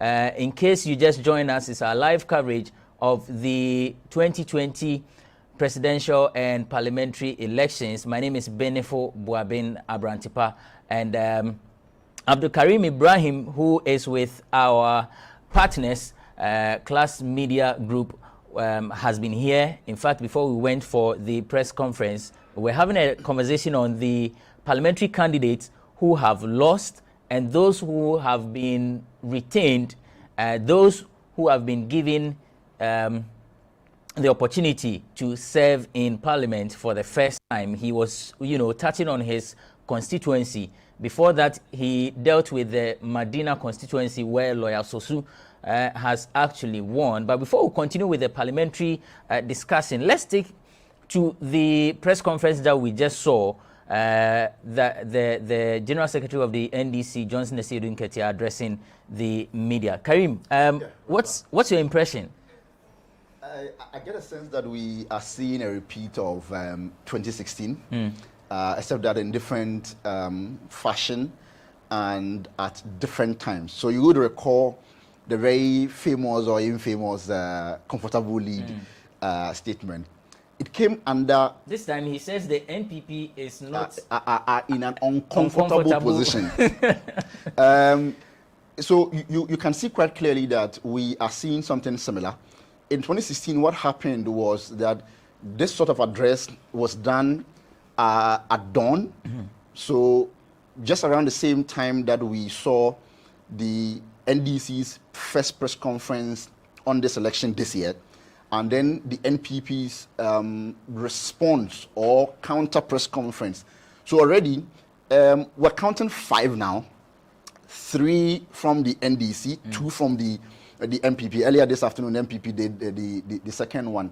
And even though after that, those 2 incidents in 2016, the conversation then, especially coming into 2020 election, has always been that let us not have a repeat of that, because when we do that, we place the Electoral Commission in a very difficult position. When the NPP did this with Mr. McMenu at the time, and to make the point that the NPP were winning and called on the Electoral Commission to declare them, other than that, to do it by themselves. That is very similar to what we are seeing from the NDC today. Again, I am worried, and to a very large extent also believe that the Electoral Commission has contributed to making this the problem that we have right now. So you would remember that in the final address of the chairperson of the Electoral Commission, they made a point, and that statement was available. In the course of this press conference, I have been attempting to get that from the website of the Electoral Commission. I have been unsuccessful. I am not so sure if that is no more on the website, but I do remember that the point was made that the Electoral Commission, as part of the process to get a confidence going, get journalists, the media to know what's going on, would be updating as and when the results come in. And then the final one obviously was going to be left to the chairperson to do. That has not happened. And I think that also leaves room for a lot of speculation. And I think that to a very large extent, the Electoral Commission could have helped all of us in dealing with all of these. Again, the 24-hour timeline that they themselves imposed was good or bad, depending on where or how one was looking at it. So now, we have not heard anything from the Electoral Commission up until the point where we're getting indication that by 5 p.m., the Commission should be able to declare. But again, following the conversation, the reports and I want to believe GhanaWeb, for instance, has a correspondent around the EC headquarters and all of that, even if they are not in, because earlier at Class FM we got an indication from one of our reporters that this time around it's not going to be as it used to be, so the Electoral Commission would only invite journalists and give them the information as and when it is necessary. So I am not so sure what exactly the account is on the grounds now. But if you look at all of that, and the fact that nothing really has come from the Electoral Commission in that respect, if we then hear that at 5 p.m. we are going to be able to declare this, then you see some of the questions that the NDC are raising. Don't also forget that in the second press conference that they did, that was today, earlier around, that was around, I think, before midday, when they did that press conference, the chairman of the NDC again made the point that at the time, based on reports that they had received from their officers at the Electoral Commission's headquarters, nothing had come in at the time. And the point that he made then was that not even the results from a single region had come in. So then they were questioning how the Electoral Commission would be prepared to declare under or within that 24-hour period. So there are a lot of things that we are looking at here. And given that, again, no media house has so far been able to very confidently project the outcome of the results in the same way as we did or saw in 2016, then it's also raising a lot of questions. And then again, if you look at the parliamentary end of things, the NDC have done remarkably well. All the analysts made that point that if you look at the 63 seat deficit that the NDC had, the question was asked time and again whether or not they were going to be able to overturn that. As it stands now, there are conflicting reports from the NDC's end and from the MPP's end. But what is quite clear, that even among MPP, they seem to concede to the point that the NDC might have done very well, overturned quite a number of the results.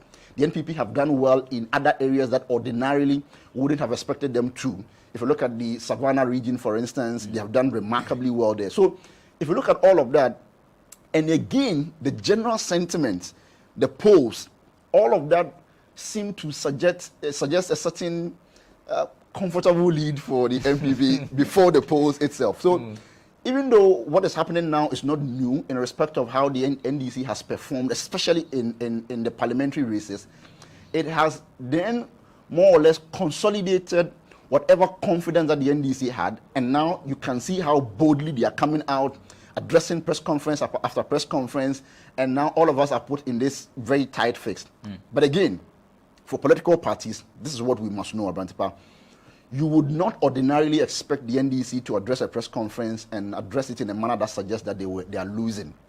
That is not going to happen. So for the rest of us, when we hear the claims and the counter claims from both of them, what we must insist on and demand is the systems and the processes that are available. So we know that among other things, and this you will hear from even the people from the political divide, depending on who you are speaking to, that the nature of our electoral system is such that it is almost impossible for one to cheat.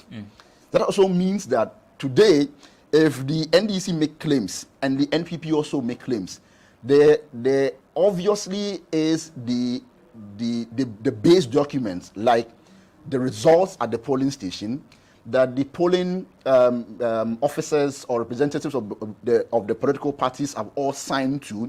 Electoral Commission's officers have also done same. All of those things can easily address this. But where we are going, I think ultimately the point that we all know is that the Electoral Commission is the sole body or institution that has the power, the mandate to declare results. When that is done and you disagree, what we know, and at least based on precedents in 2012, is that you go to court.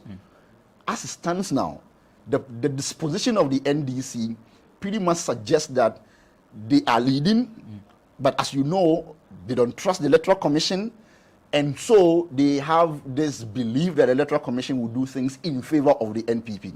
That was the same thing in 2016 until the point when the declaration was made.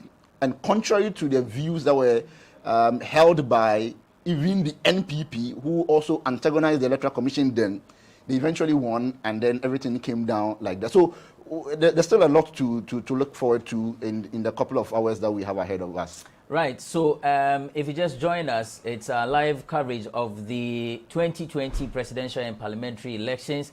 We are discussing the incumbent MPs who have fallen so far. And before we started that discussion, after we started that discussion, the NDC held a press conference. And so we had to tackle some of the issues that they raised there. And in fact, one of the things that they mentioned is that they have won majority in parliament. In the morning, they said they had won 140. Now they say they have won 141. That's according to their statistics. But you mentioned that, of course, we know of the 2016 election petition. No, that was yes, that was 2012 election petition. Where then candidate Akufo-Addo was not happy about the results, and so they sent it to court and all that. With the posture of the NDC from this conference, there is one word that I don't know how you dissect it. One phrase. The NDC says any false step will come along with serious consequence. How do you digest this? So, I mean, it is a common expression in periods like this, in electioneering campaigns like this, because whoever feels that they would be disenfranchised in one way or the other need to project a certain posture, a certain demeanor that suggests that we're not going to have things lie low, and that we are going to resist. We're going to make this very difficult. So among other things, you hear things like a reference to some of the dictates in our constitution, in our national anthem, in our pledge. You hear things like resist oppressors rule. These things, because they are not necessarily unconstitutional, illegal, or anything like that, anybody can put them out there. But the point is that, and I get why you are asking me, because they also appear a bit ambiguous, especially given the time that we are in. I do not interpret that beyond the fact that the NDC just wants to put out a certain notice that we are not going to easily accept this. But given that the NDC is a political party that operates within and under the laws of this country, I would not give that any other interpretation except that by their not accepting whatever wrong may be done, they are going to go to court or going to use peaceful constitutional processes to seek remedy. I mean, there's nothing to suggest, and to be very fair to them, that they would take any course of action other than that. But of course, given the period that we are in, that could also be interpreted in many other ways. But again, if you do a juxtaposition, if you look at the historical record of the party, especially since the Fourth Republic, I don't think that one can also come to any other conclusion except to say that they mean well and they mean legally and constitutionally. You think the comment has the potential of inciting followers, violence, inciting their followers, to engage in violent activities? I wouldn't say so.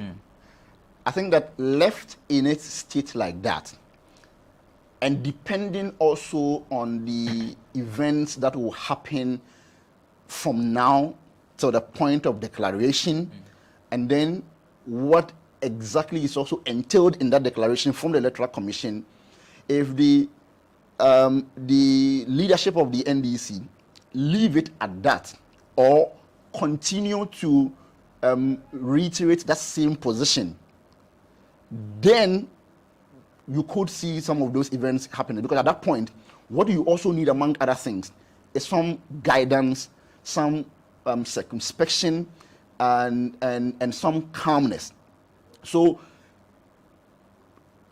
in many instances, you don't necessarily have to incite violence or any action by directly issuing commands.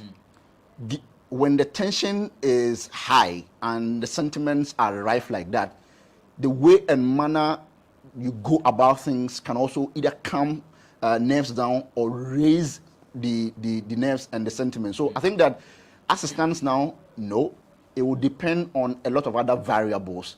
And again, like I made a point earlier, I would give the NDC the benefit of doubt, especially given that they are a political party operating under the laws of this country, and they must know very well that in the same way as the General Secretary of the NDC said that the president should call the former president, John Dramani Mahama, and say that apim and then save this nation any other troubles and all of that.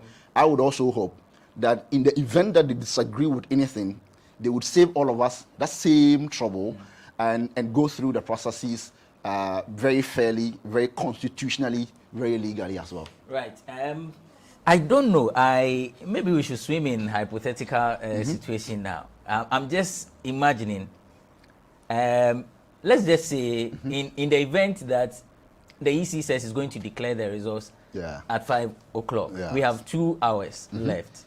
The NDC doesn't agree. They think that they are not being treated well. There seem to be some, manipulation. What do you think will be the reaction of the NDC if it turns out that they are declared winners today at 5 o'clock? Well, so it's a very interesting hypothetical case that you are giving, but we don't have to go far into finding an answer for this. I mentioned earlier that in 2016, this was a similar case. It was quite clear from the onset that the NPP, as a political party, had an issue with the Electoral Commission. You would recall the groups like Let My Vote Count Alliance had consistently made the point that the electoral roll was bloated. You remember phrases like ECOWAS register. You remember the protests and some peace march that the NPP threw or organized by Let My Vote Count Alliance. At that time, they said it was a non-partisan group. And events that happened, you remember somebody lost the eye. You remember Mr. Gabi Asare was whipped. So all of those events, and then the fact that the chairperson of the Electoral Commission was appointed by the president then, His Excellency John Dramani Mahama, the NPP did not trust the process. And that also occasioned that very early press conference that was done by the NPP to call on the Electoral Commission to declare the results because they had been able to compile all of that. But eventually when the results came and then the NPP were declared winners, I mean, all of those things went away. So in all of these instances, what you must see, what we all see is that the antagonism comes in only because it's more like a preemptive measure. So we know we have our differences with you, and so we need to always throw out those narratives, the rhetoric out there that this is what is happening. They are out for us. They are going to cheat us.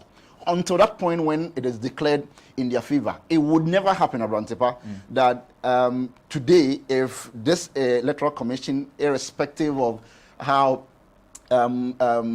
difficult the relationship has been between them and the NDC, that if they declare the NDC winners, it won't happen that the NDC will say that, well, based on some principle, we think that this work that you did was not so good and that you have not been fair to even the NPP who are, that's not going to happen. Okay. So everything is settled if the NDC wins, but we're going to have outstanding problems if the NDC lose. Let's go back to our initial discussion where we're focusing on some incumbent MPs who are falling. Yesterday when we had an interaction with Joel. Yes. Joel with Politico GH, a data journalism unit. Journalism, yes.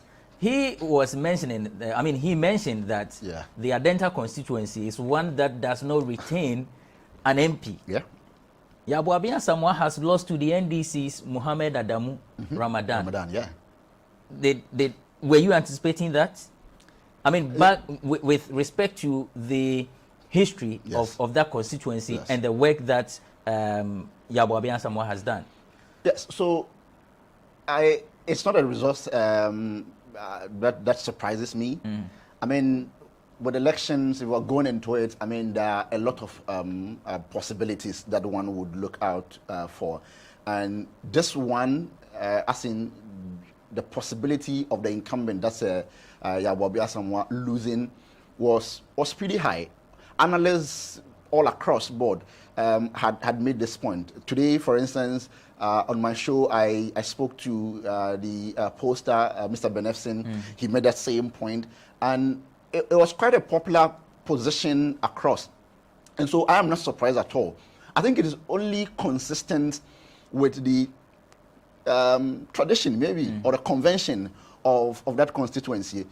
It looks like the constituents in Adenta are very impatient, maybe. Yes, because it is very rare to see that sort of conduct, that there's not enough time to allow for a member of parliament to stay on for long. You know, this debate has also been on for a very long time. So the likes of the majority leader in parliament, the Honorable Chairman Sabonsu, have made the point time and again, and they have been some of the loudest proponents of this idea that parliament benefits greatly from the longevity of some key personalities in there. And I mean, that is the norm in many other jurisdictions. If you go to the United States, for instance, you will see that happen quite a lot there. If you go to the United Kingdom, that happens quite a lot there. I mean, you are seeing the likes of Nancy Pelosi, the likes of Mitch McConnell, 80 plus years, and they're still there, still leadership in the legislative assemblies, the Senate, the Congress, and all of that. So there is some wisdom to that. But then again, I have always made the point also that we must situate that bit within the local developmental context here in Ghana. So if you're in a country like ours, where development is still, we're still catching up. If you're a member of parliament, you come from a constituency, the roads are so bad, you come from a constituency where people don't have access to potable water. If all of those things are true, it cannot only be your duty that you go to parliament because of lawmaking. You must necessarily take up extra duties and burdens like the developmental agents as we are seeing. And again, for constituencies like Adenta, and that is where I would also expect the members of parliament to learn lessons. So just a few weeks to the election, I mean, you go to Adenta and you're seeing roads magically being done all across. In my own constituency, that is Medina, I'm not saying that is why the incumbent lost, but if you know that place very well, where the new sports complex is, I mean, that place for the entirety of the period was very dusty, very rough, and all of that. In a week, I go to work in the morning, and one time I'm returning and I see half of the road done. The next time I'm returning, I see the other half of the road done. And in that period of just about a week, that is fixed. So I think that people are beginning to observe these things and are also beginning to take some action there. So I'm not surprised that some of these incumbent members of parliament have lost in the way they have. And for Adenta, I think that for Muhammad Ramadan, it is quite clear for him that the journey to losing his seat has begun already. And whether or not that will change depends on the actions he takes now to change that sort of fortune. Because quite clearly, and again, it is not even the case that this applies only to one political party. They switch from one political party to the other. And that also means that 2024 already is a conversation that we need to begin to have. Ideally, should that be, do you wish that was the case in all the situations? To be honest, I do. And I do only because, for me, I think that the contest here in Ghana is important. If this happened in Finland or Switzerland or some other places where, I mean, in terms of access to the common things, in terms of development, relatively higher and all of that, I can understand. But within our contest, I think that people who are elected to go to parliament, particularly also because our local governance system is not working very efficiently, must always know that ultimately they must deliver something.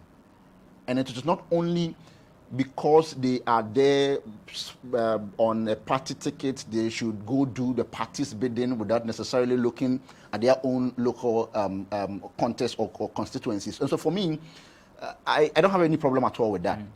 I think that if that practice goes on, because the electors are not stupid.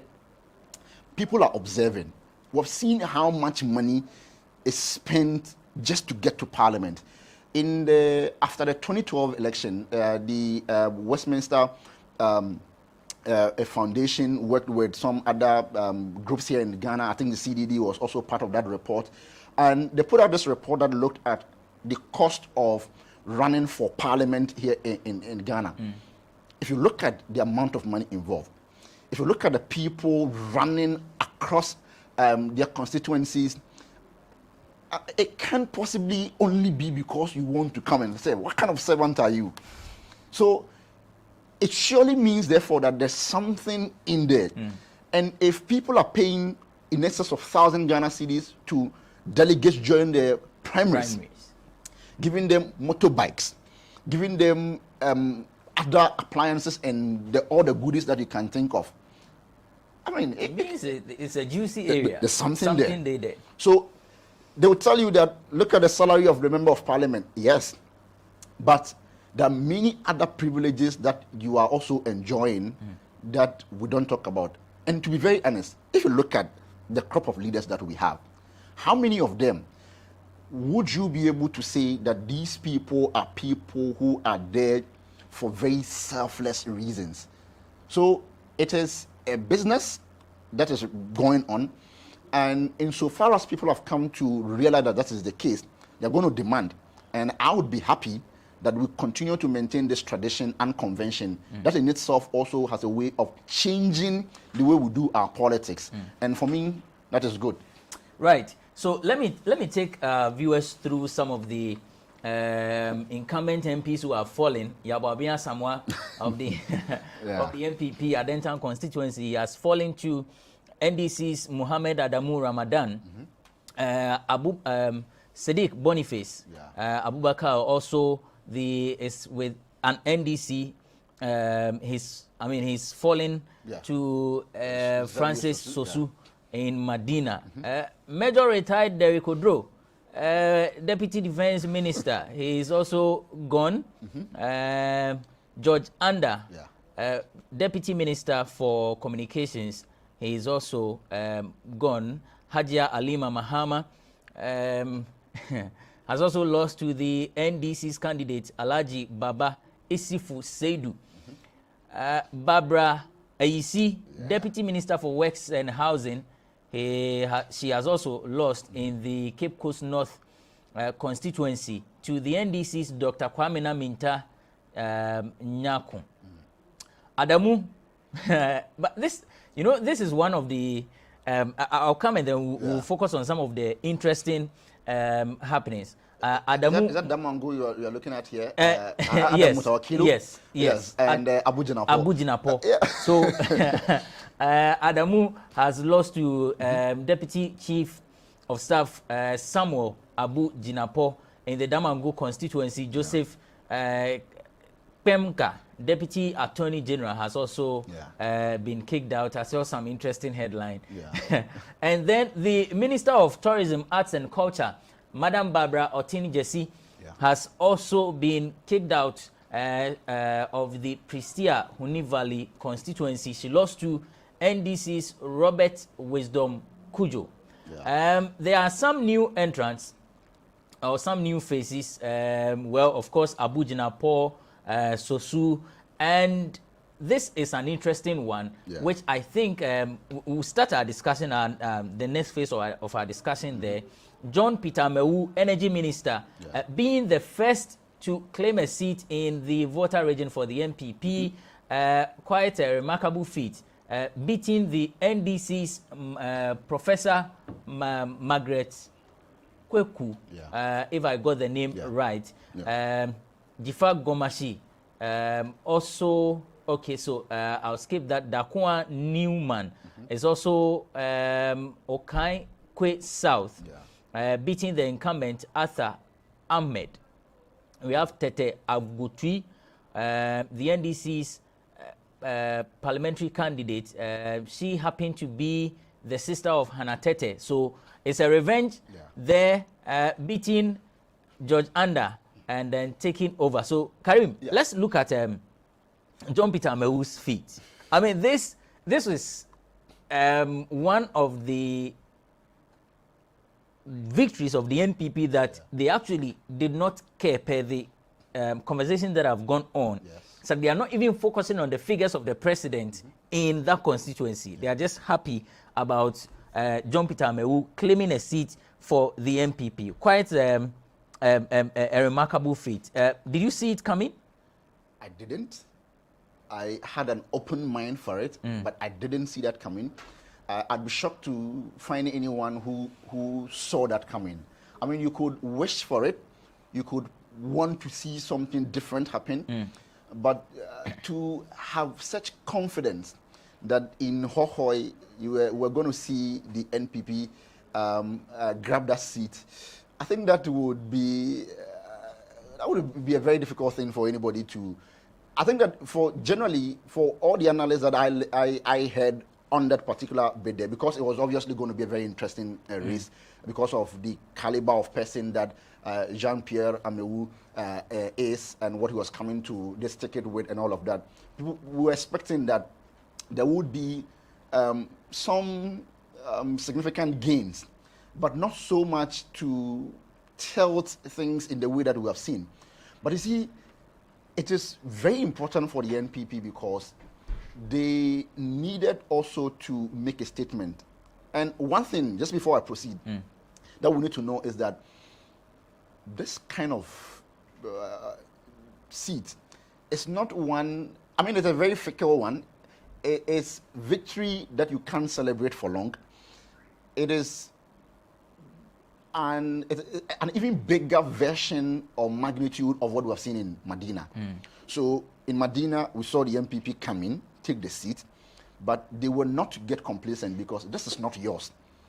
It was as a result of some discontent. Here in the case of Huawei, not exactly in my view because of discontent, but it is more of gratitude also to another son of the land who, despite being unequally yoked with some other faction that the people of Huawei haven't voted for, he's done well.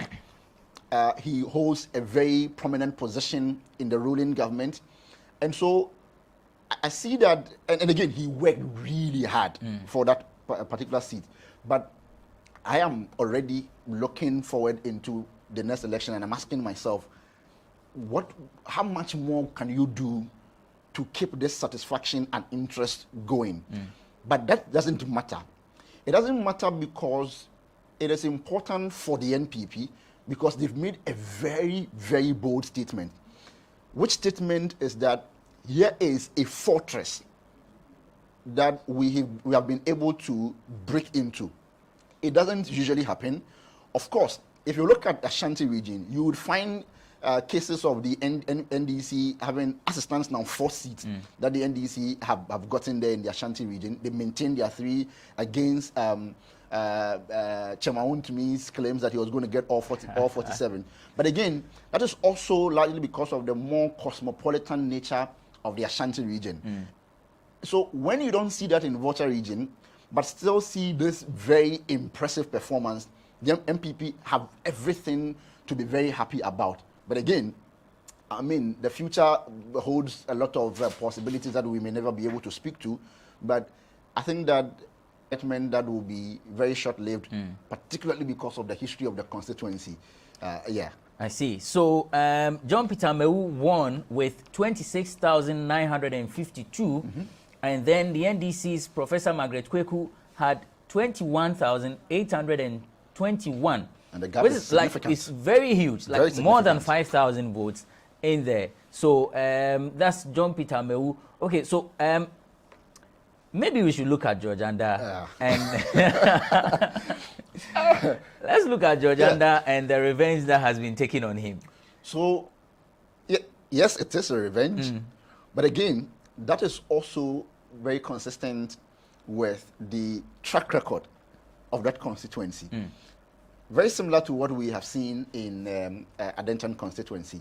So, you don't get to retain that seat. It's as simple as that. So, if you are one who cares about some of these records, then quite clearly you would have an open mind to that.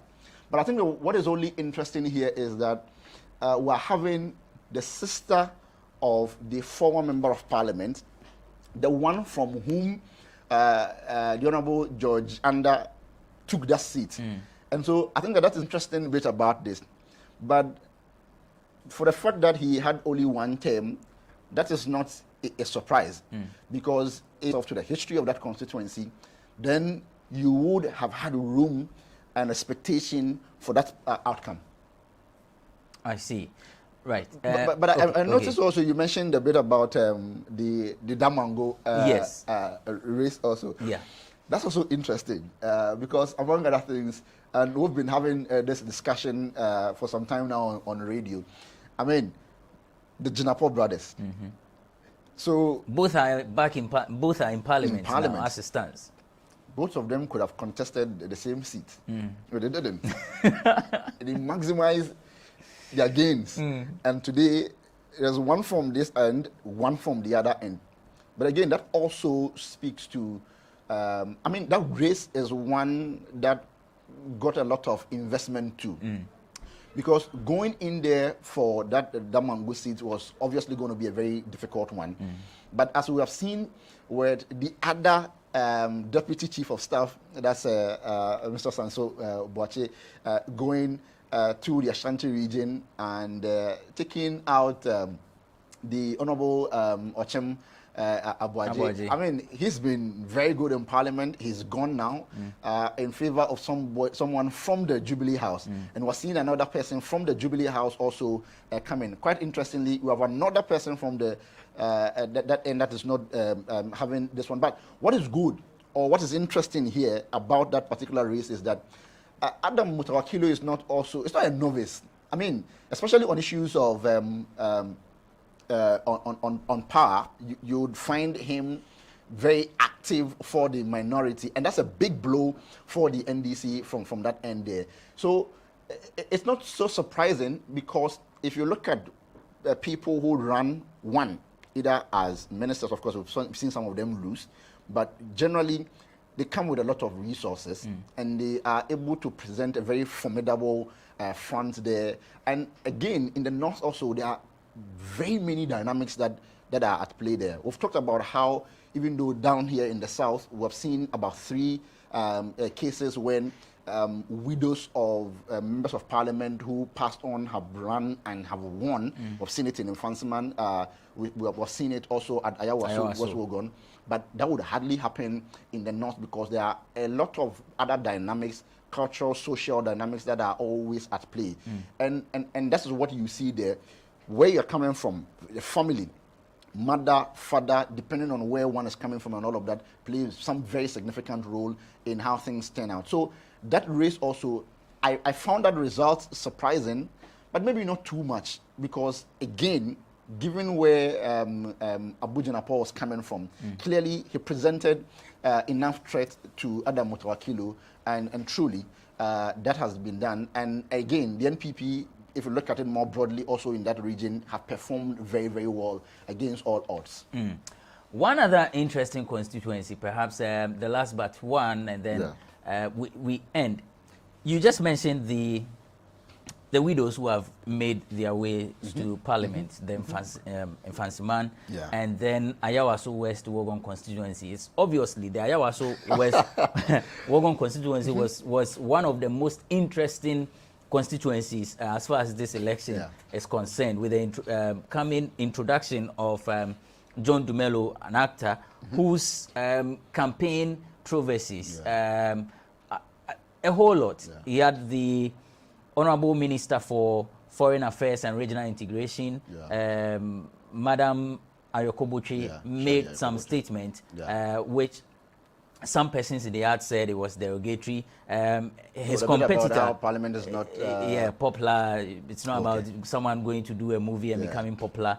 He also received some jabs from Madam Lydia Al-Hassan. But it's obvious that the NDC performed better than previous, year with the John Dumelo figure. Do you think that the decision for Dumelo to contest put some sort of spotlight on the campaign of Lydia Al-Hassan? Without a doubt. Without a doubt. I mean, it has that race became the focus for many, and it was interesting for a lot of reasons. So we are looking at a constituency that is regarded generally as a very affluent one, but again, in that affluence is a huge inequality that also, a wide one really, that also exists within that particular constituency. And so you would find your regular, very wealthy people in their Trosacos, their East Legons, enjoying themselves.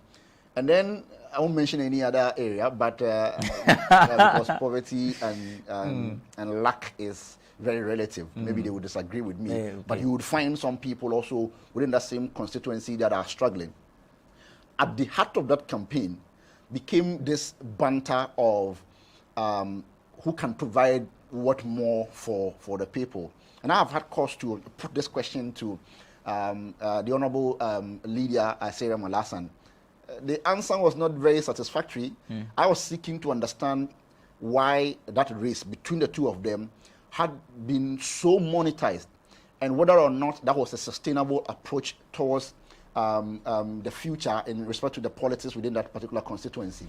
So, indeed, John Dumelo as a figure, whether or not he was running for Parliament, is one that would come to any event whatsoever with a lot of eyeballs. Because, you would know better. This is a celebrity in his own right. And he was coming up against a politician who still is finding her feet in this whole political space. And so it was a case of two novices, if you want to put it that way, but one used to the spotlight, but that spotlight didn't necessarily translate into political fortunes. Because you would recall that John Dumelo has had a scandal of a sort hanging around his neck for a very long time now, the very infamous V8 situation. What he hasn't been able to do is to turn that narrative around. At every point that John Dumelo has been asked about V8, his answer has not been satisfactory, and that is not good enough. Particularly also, if we're going to use the one key feature of this constituency, its affluence, its elite status, if we're going to use that as a metric that is worthy of consideration, then quite clearly some of these things are going to be very interestingly coming up all the time. And again, the history of the constituency is also very important in the way they have voted for the members of, or the candidates that have presented themselves, or even the political parties that have presented themselves. And that, if you're looking at it from that end, then you could see that there was some advantage towards the NPP, maybe not necessarily Lydia Al-Hassan, but towards the NPP. And so John Dumelo had such a huge responsibility on him. But quite unfortunately, it doesn't appear that he lived up to that. Again, there was another element that a lot of people were looking forward to seeing how exactly that would play out. Students. I mean, you and I have been on the Legon campus for God knows how long. We know the terrain and all. If we have a population of in excess of about 20,000 in one enclave, it makes campaigning very easy. That also means that if you do very well there, you stand a very good chance of winning. So when it so happened that registration was happening at a period when COVID-19 had struck, schools were not in session, questions were raised as to whether or not that will have any impact. Ordinarily, if you look at the late Emmanuel Ejakon, whose unfortunate demise led to Madam Sarah Malasan coming to get this role, it would have not been with any doubt that he was going to easily get it. He related well with students. But here was a character, John Dumelo, who also related quite well with students, even though the NDC traditionally haven't done very well on the University of Ghana campus and many other campuses across the country.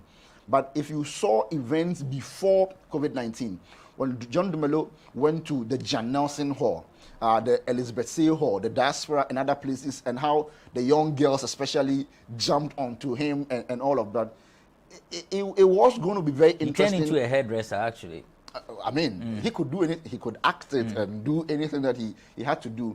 But then again, even though students were not in school, if you again observe the results, what you would also notice is that for those halls, again, they voted not in favor of John Dumelo.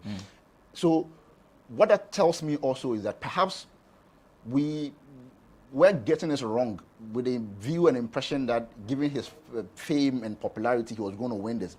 Because the limited number of students that voted, I do believe that also reflects the broader student population and how things turned out. So I feel for him, and given his pedigree and status and all of that, he's attracted a lot of trolls on social media as well. But it's a good one for him. In Nigeria, Banky W was successful. Desmond Elliott was successful. In Uganda, we see Bobby Wine still making efforts and all of that. I like that people are getting more confident. People who are not traditionally within the scope of those who run for political office and win. I am happy that a lot more of them are showing interest. I would hope that continues so that we have a more representative, a more proportional parliament of people from different walks of life. That's why I find the comments by a leading member of the NPP in that regard very unfortunate, because here's the party that gave us our first hairdresser member of parliament, which is good. Even though she could not run again, but which was good. And we need to encourage that and move away from this classist mentality that suggests that you must be within a certain professional space. You must be a lawyer, you must be an accountant, you must be a lecturer. I mean, we need to embrace more people. And I would hope and wish John Dumelo some success going forward in the future. I do believe that he will run again, but it will come at a very huge cost. Well, that's Karim there. My director is signaling me that we need to end this conversation. I wanted to get your thoughts on Kennedy Japan. Some of us are talkative, so... so Kennedy Japan has won with 19,754 as against the NDC's 14,747. The NDC candidate is Shaibu Mijima. So that's some updates there. We will be taking a break and then we will bounce back again. But this has been Karim Ibrahim. He's with Class Media Group and you show our partners. And so we do this together. Later on, we'll come your way as the EC is preparing, of course, if we don't hear any other developments. According to the EC, it is ready to announce the results at 5 p.m. The NDC says the EC is attempting to manipulate the results. They don't understand why the results will be announced at 5 o'clock when their representatives at the EC's space are saying that results started coming in not long ago. Again, they are saying per their statistics, they have won. The NDC has won the presidential elections, and they are calling on President Akufo-Addo to concede defeat, pick his phone, and congratulate their candidate, John Mahama. Thank you for watching, and don't go away. There is more. We have some videos, some people jubilating for winning. There are others who seem to be in a mood which could best be described as disappointment because they have lost their seats. And so we will end it here, and then we'll return with another conversation and then reports. Our reporters are out there. We have some stationed at the NPP headquarters, NDC headquarters, the EC's office, other constituencies that you've not heard results from. And so as and when we get them, we will connect and then update you with some results and all. My name is Benefo Boabin Abrantepa.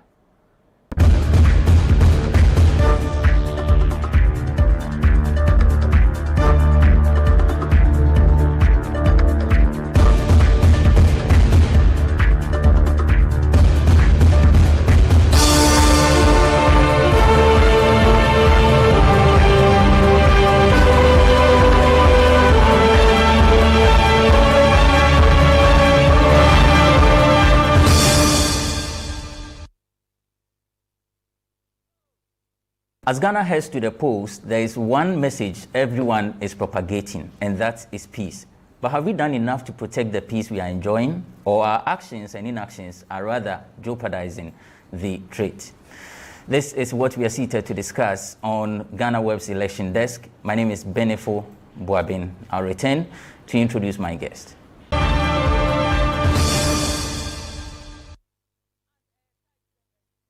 Welcome back. It's the GhanaWeb election desk, and we have a conversation with Reverend Dr. Kwabena Opuni Frimpong. He's the Executive Director for Alliance for Christian Advocacy Africa and the former General Secretary of the Christian Council. Osofo Akwaba.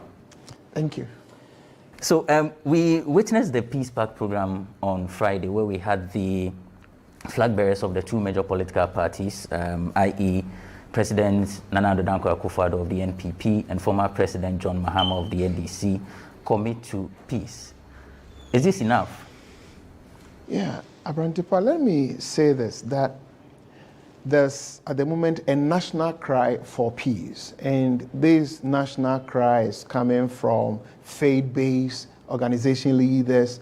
I have seen Church of Pentecost, the chairman, and his team calling for peace. I've seen the Presbyterian Church of Ghana moderator. I've seen the Catholic Church. I have seen the Methodists, and Muslim leaders. So faith-based organization leaders are calling for peace. I've seen traditional leaders also, including Santehene and many more, calling for peace. I have seen media houses like yours, your desk, election desk, GhanaWeb, so many people within and outside are calling for peace. And we should not take that national cry for granted.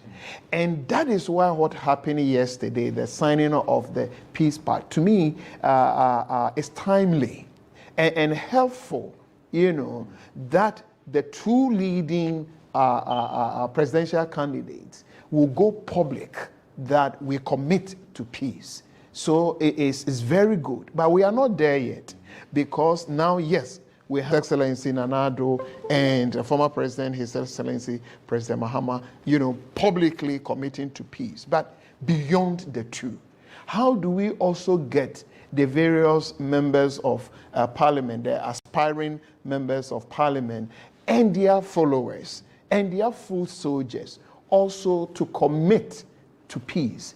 And if anything, I think as we continue with this conversation, that is where we have reached. How do we get the other members, the aspiring members, and their followers, the young people who are there for the honorables, how do we also get them to commit to peace? Because for them, they may not publicly go to Kimpiski Hotel to sign any document. Maybe I should throw the question back to you. How do we get them to commit to peace? And that can be done as a flow from what happened yesterday.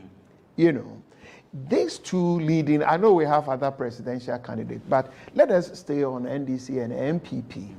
They are ordinary, but they are not ordinary. If in their political history, this is the first time that we are having two presidents, one former president and one sitting president, contesting for the same office that they have occupied before. Whether you call it Flagstaff House, whether you call it Jubilee House, is the same, the seat of leadership in this country. And now we pray and hope that beyond signing a peace document, that they will let their followers know that I don't want to come to power on the back of bloodshed. You see, leadership is service. So if I'm coming to serve Ghana, why should a young person, 28-year-old man, die at Banda Ahinkro? Why should some young people die at Nkrankwanta? Why should we have what happened recently at Odododiodio? Why should we experience another Abuabo and that kind of thing? So we need them to, beyond just appending a signature, to go public and privately, that I will not want to go into leadership, into service on the back of bloodshed. I will want to go to church after the election or mosque wearing white, that God has called me to serve the people of this country. And when I raise my hand to God in thanksgiving, you know, that I have been called to serve Ghanaians, I have won the election, my hands must be clean, whether you are in the mosque or in church. We don't want leaders, our leaders, to go to church or to go to mosques after the election, knowing that they have won the election as a result of the death of an innocent young man or young lady. So these are the things that we will hope, you know, they will let this time their followers to commit to. And I believe if they want to get us there, we will get there. Looking at the campaign that we've seen so far and the messages that have been put across, do you see our politicians propagating the peace even before this pact was signed? Interestingly, sometimes we wish that close to election, while we've been talking about peace, peace, peace, our elections must be issue-based. Sometimes, Abrantepa, we finish election before talking about the real needs, the bread and butter needs. You know, we finish the election, then you hear people, but they are not doing our roads. They are not doing this. They are not doing that. Now, that must be the conversation before the election, so that informs who I'm voting for, or why I'm voting for. But because we are aware of the stories from Ivory Coast, we are aware of the story coming from Mali, we know what is happening in DR Congo, we know other African countries having post-election challenges, and we don't want to have that experience in this country. Instead of paying greater attention to issues, bread and butter issues, our attention, especially our media friends, now is on peace. Let's get our country together. Let us hold Ghana together. But so far, like we said earlier on, the national cry for peace and what we have achieved even just yesterday, it seems to me, especially Ghanaian media and your media platform, have done very well. Now, ordinary Ghanaian can follow the issues. You realize people understand this campaign. But what are the issues that we are voting for? Because if sometimes the politicians are smart, they keep us just there. Talk about peace. Don't talk about the issues. So they give us political soundbite. When I win, I'll do this. When they win and you go back to them, so you didn't hear me well, I didn't say that. What do you do?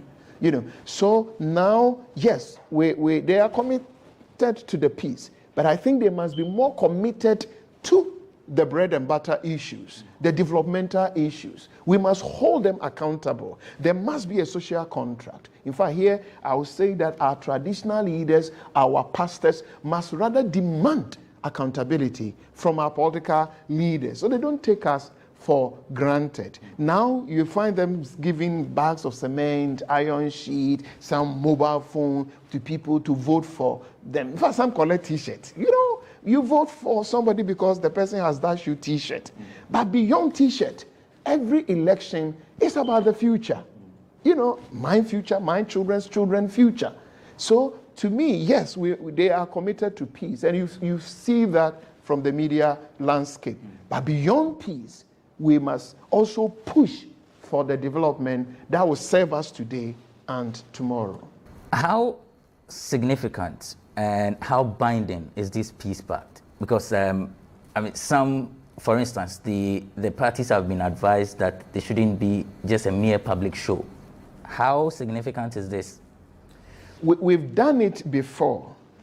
And because it has worked before, we can console ourselves that it will work this year. I witnessed the 2012, I witnessed the 2016, one at KNUST Great Hall. Santehine was there, all of them, former president, may he rest in peace, Rawlings and others were there. And because what we have done in the past have worked for us, we pray and hope that what they did yesterday will also work. But sometimes people raise that concern you have just raised because we've seen such things in other countries. I've seen 2018, I was DR Congo for a similar thing, their election. We were there, we were taxed to do this peace campaign, United Nations and all that. But they finished the election, the story is different. You see this in Angola, you see this in Ivory Coast. You know, how many times have people been there, ECOWAS and Africa Union, but they are burning themselves up. But at least in this country, to a large extent, we can say that the peace pact we have signed over the years have worked for us. And so we pray and hope it will work, that we don't disappoint ourselves. That's what I'm trying to say, that Ghanaians should not disappoint ourselves. Even if these two leading political parties will not want to commit, ordinary Ghanaian young people in this country must commit themselves to peace, because there's a correlation between sustainable peace and sustainable development. You know, so I want peace for us to be here to work. I want peace for our farmers to go to their farms. I want peace for market people to go to market. That's what I need. I don't expect that I wake up in the morning and a politician will come home and serve me breakfast, lunch, supper. If I don't work very hard, you know, somebody becomes member of parliament, and so what? You see, so we can't joke with the peace for the sake of our young people. And maybe let me use your platform to plead with our leaders. Yes, we need free, fair, credible election. The Electoral Commission must commit to that. But above all, Ghanaians will want to have peace, national cohesion, and nobody must deny us that. Some have said we are just preaching peace. We are not looking at the other side of the coin. I mean, peace, love, and harmony, that's okay. But there also has to be justice. We need to do things fairly. What's your position on that? You are right. You are right. You know, you can't just cheat me again and again, and then you come and squeeze me and say, don't shout, don't talk, just be okay. You'll be fine. I will be fine. You know, but for once, I've been following the electoral processes for some time, not only this year, but the way this current electoral commission is working, the level of transparency. Now, in fact, they did that during the exhibition. On your mobile phone, the details are all over. Now, what will happen on December 7th on your mobile phone, they've given a code that you can have all your details. In fact, earlier on, they put even the whole register out there. But I think they've made some changes. And how the declaration of results, in fact, the collation and declaration will be done this year is new, completely new. You know, previously, you get the polling station to constituency. Then from constituency straight to the strong room of the Electoral Commission. So the 275 will be with them. Now, from constituency, all the results will go to the regions.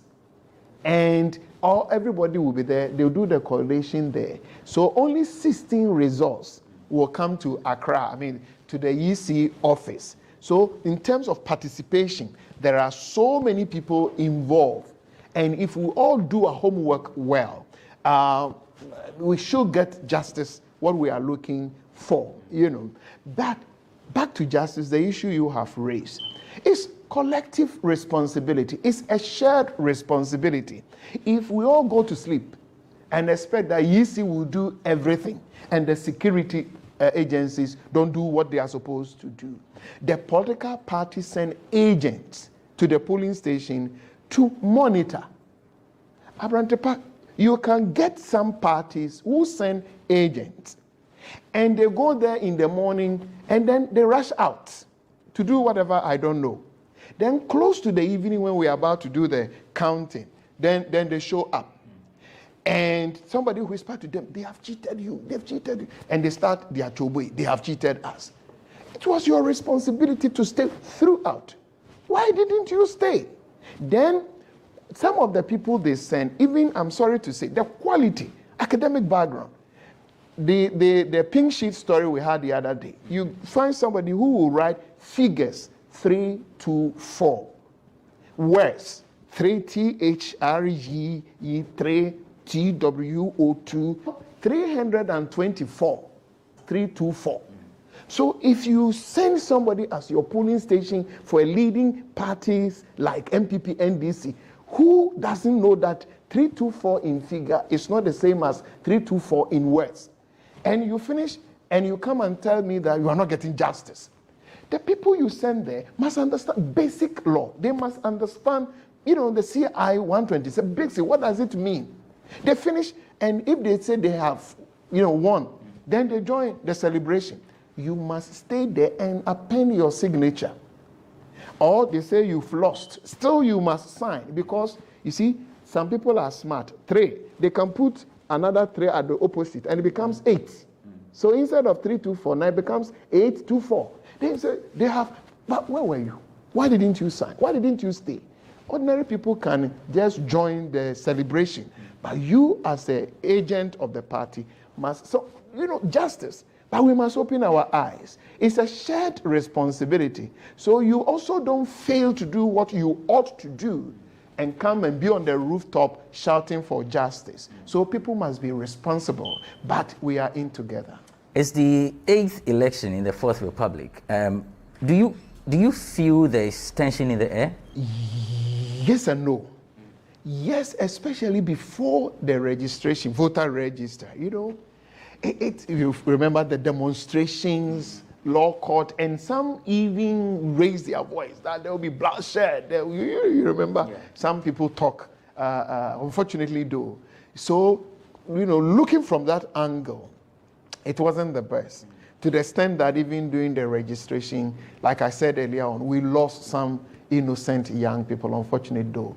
So from that angle, but I think moving forward and the transparency, let the citizen know approach that the Electoral Commission took, and the role the media, Ghanaian media, you have also played that consistently. People are raising questions, you are educating all of us. I think the tension, the level of public confidence in the electoral system keep going up, and it seems to me that is why the tension is gradually being dissolved. So now you look at the atmosphere. We are not, you know, out of the woods yet, but it is better than before the registration of voters. That is my impression. All right, so we will take a break here. We're having a conversation with Reverend Dr. Kwabena Opuni-Frimpong, who is the Executive Director of Alliance for Christian Advocacy Africa and the former General Secretary of the Christian Council of Ghana. When we return, we'll continue with the conversation. I'll be asking him, I mean, in instances where there are misunderstandings, there are confusions, disagreement, what do we need to do in order not to compromise the peace that we are enjoying? It's GhanaWeb's election desk. We are back after this break.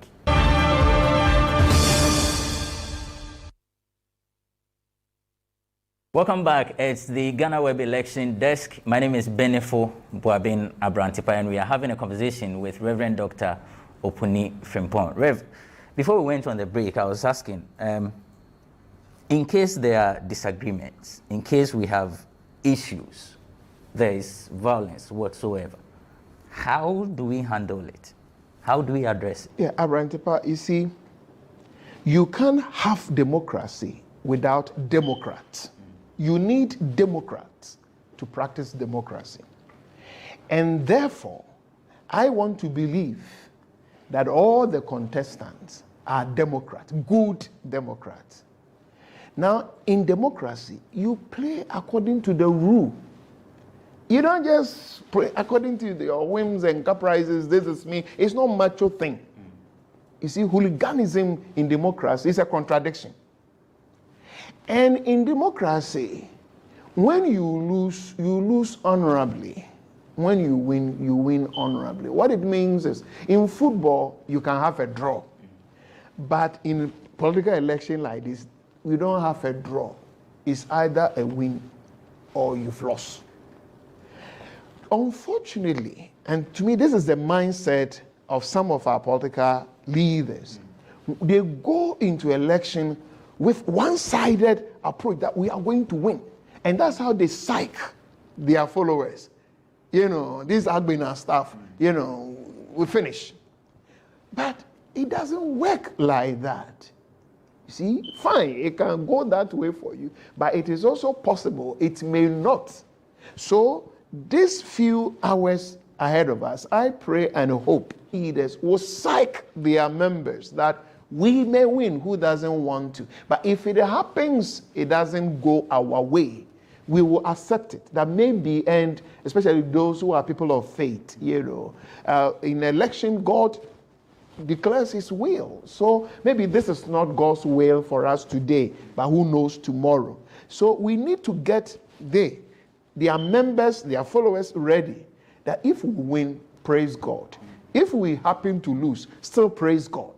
You know, and it should not be difficult for any of them, still either Nanado or President Mahama, any of them to pick a phone call, and whether if it happens, Nanado is still going to be our next president, it should not be difficult for former President Mahama to call him, congratulate him, or if it happens, the tables turn and it's former President Mahama, it should not be difficult for Nanado as a Democrat to call him that, brother, you are the man God and Ghanaians have given the sovereign will to. Congratulations. They should not wait and struggle and mobilize people on the street, innocent young people, and use any state institution to do that, you know.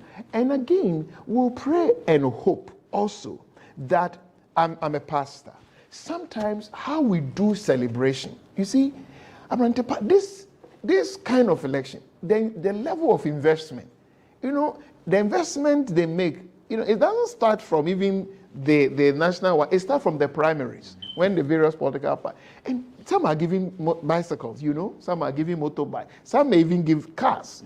You see, there are some that have been accused of giving money. Money, you remember that?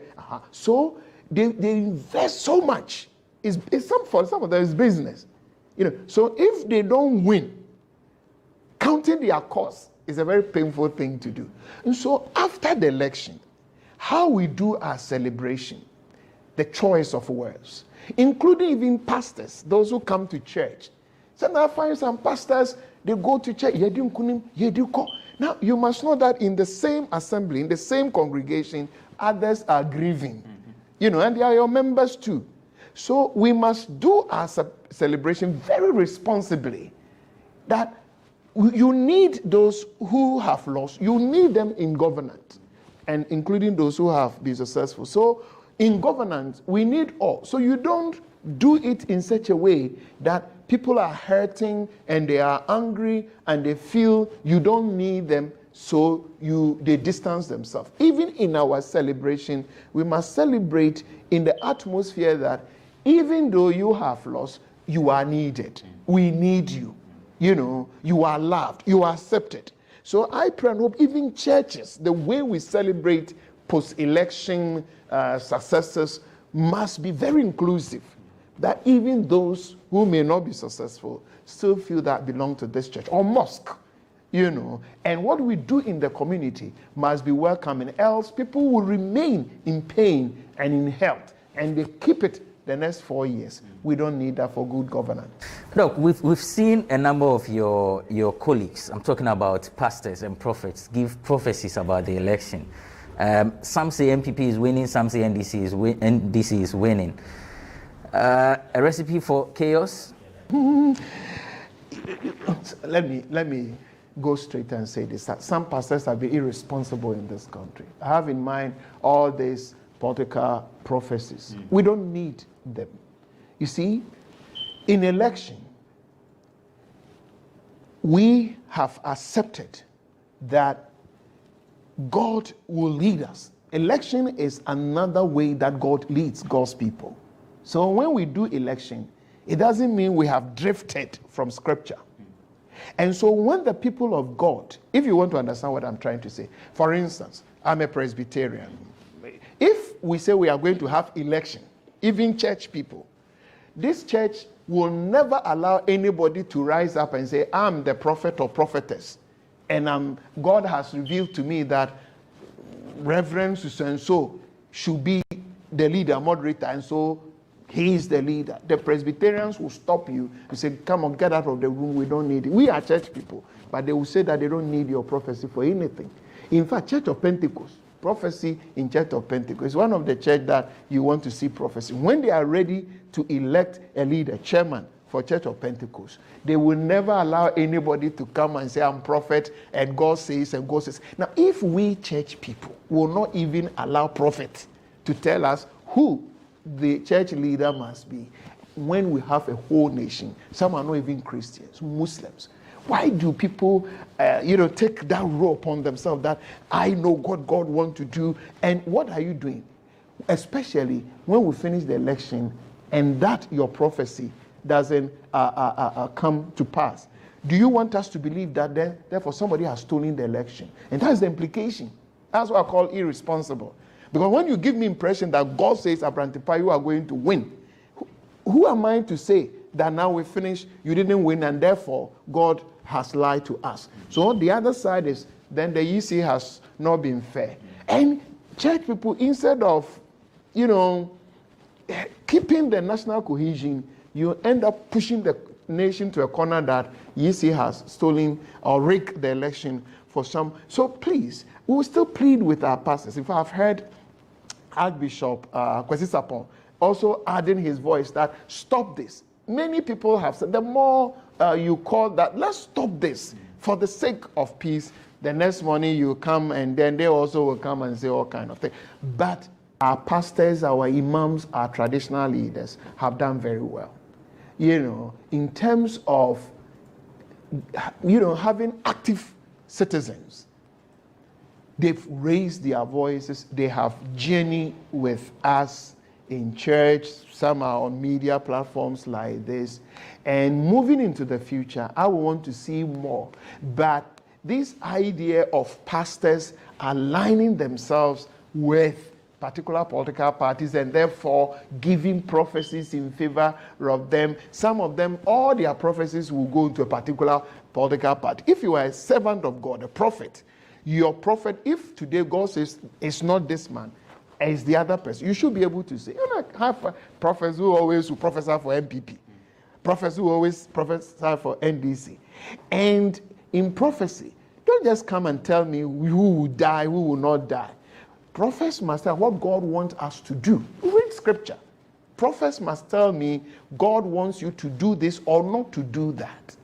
So moving into the future, colleague ministers, let us give prophecy. I believe in prophecy. I respect prophetic ministry. But let's do it in such a way that we become a unifying factor. Pastors must be welcoming. When I go to church, I should not be afraid of my pastor that he or she is MPP or NDC, so I must be extra careful. No, I must know that, fine, my pastor, but I can go to him. He's whether NDC, MPP, we are all welcome. That is the impression, including our traditional leaders. We must be unifying factors, people that can welcome all and stabilize the atmosphere. How have we been able to manage the peace throughout all these elections? We know that some countries have not been lucky. There's Somalia, there's Rwanda, and all those countries. Is it that we've been able to to guide the peace that we have, or like children of God, we seem to enjoy what Joe Mettle will say, unlimited favor. You see, when you talk about favor, God does not only favor Ghanaians. It's like if the two of us, Kotoko and Has, we are going to play football. Never think that God will favor Has only or Kotoko. God gives us, in fact, equal. You need divine favor and human action. Now is the combination. So if we are going to play football, God will give you favor, give me favor. But the difference will be my preparation, my performance. Do you understand? So if you stay at divine favor, that level, and if you are supposed to wake up early to study, to prepare, we are going to write exams, we are going to do, say, this maths and science quiz, Presec is preparing, others are preparing, and maybe if you need to go extra mile, and you stop somewhere and say, I have prayed. I believe in prayer. But we can't stop at the prayer meeting. You pray for divine favor and performance, divine action and human action. Now it's a combination.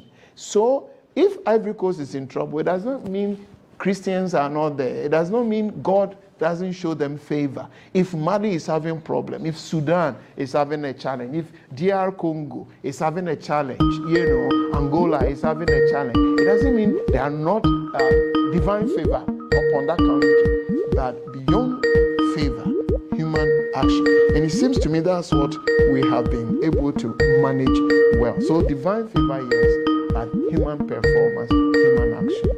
Let's stay on the human performance and the action. We have institutions that are, mandated or that have taken it upon themselves to help educate the people in the essence for peace. How would you assess the NCC and the Peace Council performance in this electoral process? You see, Arantepa, now, in democracy, you need strong institutions. But we as a country, we are running a constitution that has come to be known that as winner takes all. It's not the making of any, say NDC or MPP. It's the constitution we are running. You see, we have a constitution, you win election, you appoint almost everybody, all CEOs, that you are mentioning.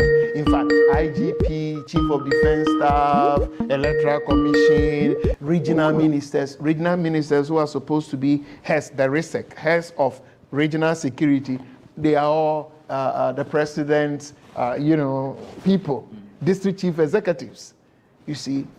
And that is not helping. In fact, a decade ago, under the late president, may he rest in peace, Atta Mills, he set up a constitution review committee to review our constitution, which they send a report. Some people send it to court, but we have gone beyond the legal action. We've reached a point of implementation, and certain institutions and individuals have called for the implementation of that constitutional review. But now, some few days, hours to election, we pray and hope whoever becomes our next president will pay attention to the constitutional review report. Now, just because of the winner takes all impression, some state institutions that must be strong enough for development, for peace, for national cohesion, sometimes you get impression, the impression may be false, that have become politicized, And even if they are doing well, now the current EC, for instance, you realize has suffered that. She's doing her best, but you don't expect NDC to accept her easily. And the same thing Mrs. J. Mensah is going to. Mrs. Charlotte also had it because NDC appointed her, So I would say that so far so good, but it doesn't mean that we have the best that we ought to. And the challenge is not so much because the NCCE boss or IGP or the others don't want to do their work well. It has something to do with the constitution, because the moment the sitting government picks you as the leader, as the chairperson, director general, the assumption is the words that have come to play. You are in bed with the government. So some of them are doing their best, but there are others who think that, oh, they are doing the bidding of the sitting or the party. I pray and hope we'll get to a point that we'll be able to depoliticize some of our state institutions, and then we'll be able to assess them fairly. But now, even when they are doing their best, the impression is because the president picked them or appointed them, they are doing the bidding of, and so many are suffering that, from the security agencies to some of the institutions you mentioned, including even the Electoral Commission and many more. Right. So before we go, you've seen the Peace Council, of course. Beyond the release of statements, what really can the institution do? You see, we are into nation building, and the actors come in. It's like we're having a drama with different roles and functions. There are those who have the mandate, the power, the legal, power to implement laws. And then there are those who are supposed to facilitate a process, who must educate, be, if you like, the moral conscience. But they don't have to enforce anything. Yeah. And the Peace Council is like that, you see. So they are social force, yes, but they must know where to end. So bodies like Christian Council, Cali Bishop Conference, and many more of National Chief Imam, yes, they have a social force, but they don't enforce laws. So you can have Peace Council, like you mentioned, that can bring people together to append their signatures and all that. But they must know where to stop for the law enforcers, the police, and the law courts to continue. So there are those who think the Peace Council, they have the mandate, they can do everything. They can't, but they can conscientize, they can educate us, they can inform us, to strengthen that side of us. But we must accept that the National Peace Council doesn't have legal mandate to enforce laws in this country. Rev, your peace message before we end. Yes. Abrantipa, this is the only country we have. And it will take Ghanaians to build the nation called Ghana. Leadership is service. But in service, we must be legacy-minded. Legacy-minded means that we will not always be here. We will play our part, but we will leave the scene and others will take over. I pray and hope that our generation will not create problems for our children to come and solve. If anything at all, we must build Ghana that give opportunity for the people who will come after us. We must build Ghana that gives hope to young people. The Ghanaian youth know that they don't need to travel through the Libya desert to Europe to find survivor, but that Ghana will give them space to develop and grow and be successful. And so as we go to the election, knowing that every election is about the future, I pray that we'll play our part in such a way that we don't disappoint ourselves and the generation that will come after us. And that is why peace must be protected. It's not just a slogan. It's not just a soundbite. It's an integral part for us today and tomorrow. May God bless our homeland Ghana and make this dear nation of ours great and strong. And that's Reverend Dr. Kwabena Opuni Frimpong. He's the Executive Director of Alliance for Christian Advocacy Africa and the General Secretary of the Christian Council of Ghana. Peace, indeed, is not just a soundbite. It's something that we need to propagate and protect very well. This is how we draw down the curtain on GhanaWeb Election Desk. My name is Benefo Buabin Abrantipa.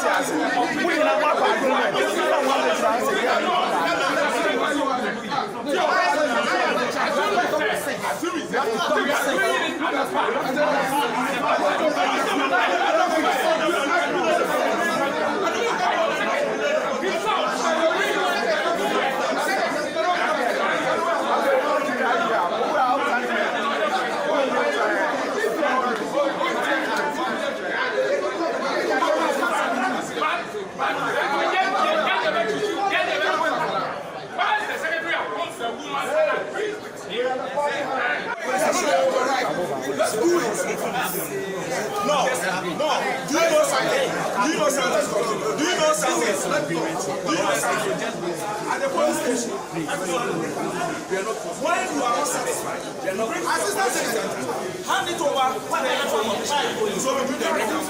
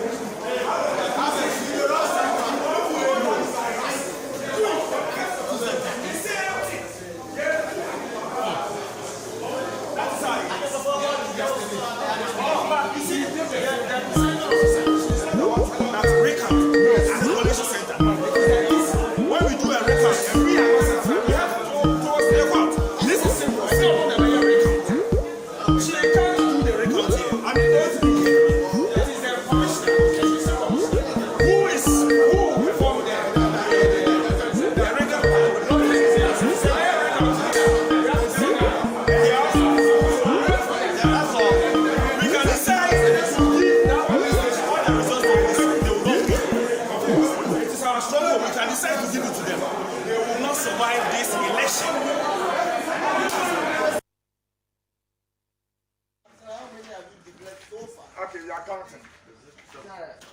This is the second round. Want to examine it? Oh, we have announced the results to you. Do you have any update to you?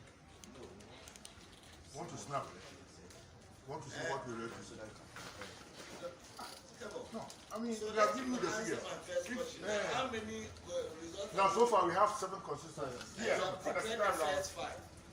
First 6. First 6. Making 13. 13. And how many constituencies do we have in this region? We have 33. We have just received an invitation from your office at the headquarters that you are declaring the results at 5 o'clock. We have been here since 7 in the morning.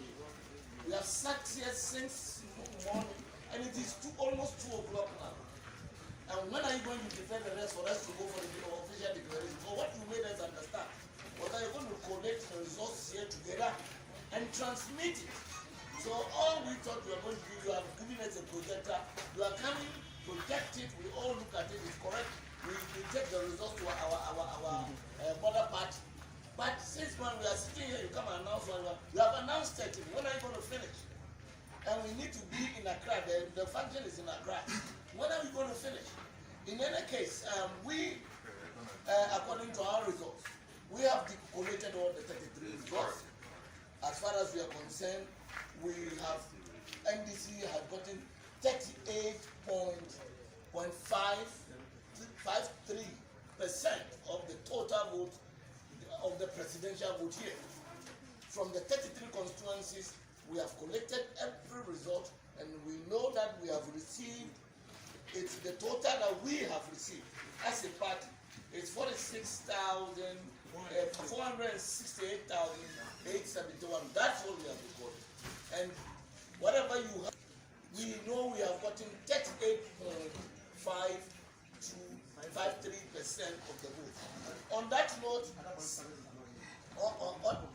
fine.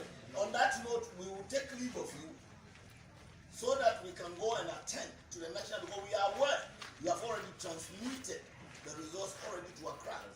And for that matter, sitting here, you are just going to be announcing without us not going to necessarily make any serious changes or whatever you did. So whatever we have, we'll take it like that. Together with our team, we'll ask leave of you and then continue to Accra and continue from there. Thank you very much. We also thank you. Miwa.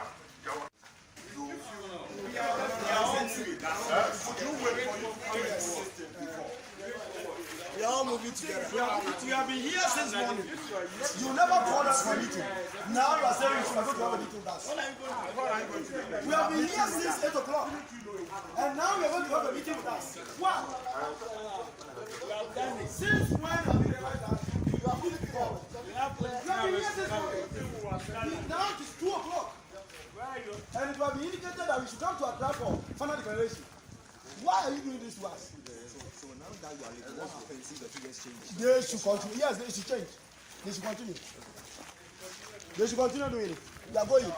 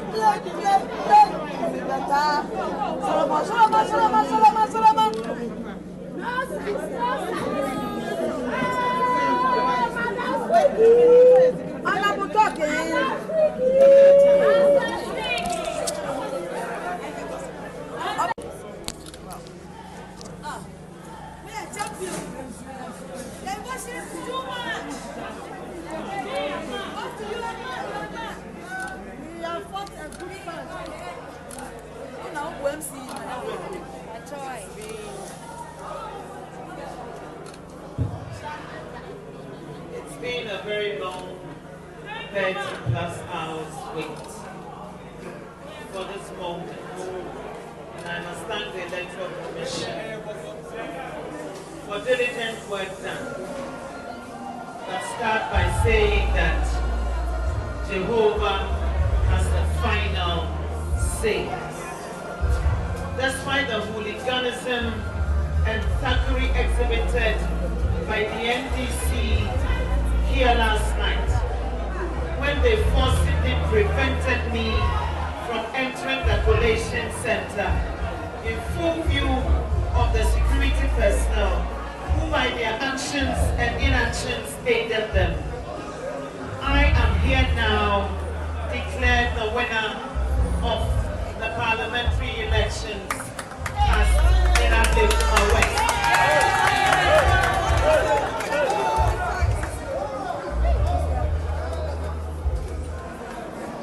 All that unnecessary drama changed nothing.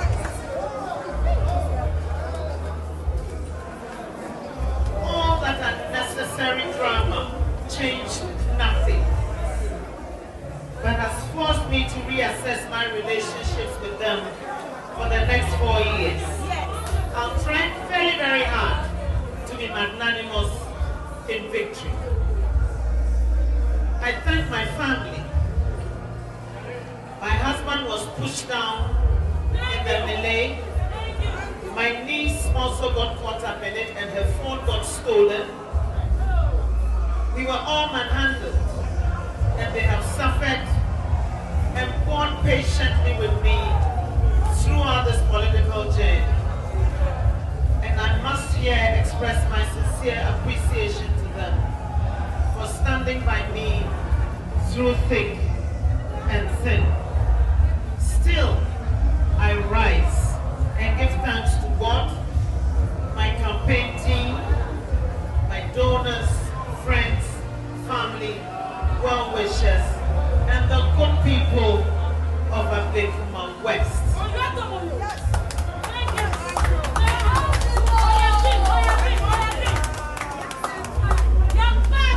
As our campaign message went, we sought for more, to do more, and we will deliver just that.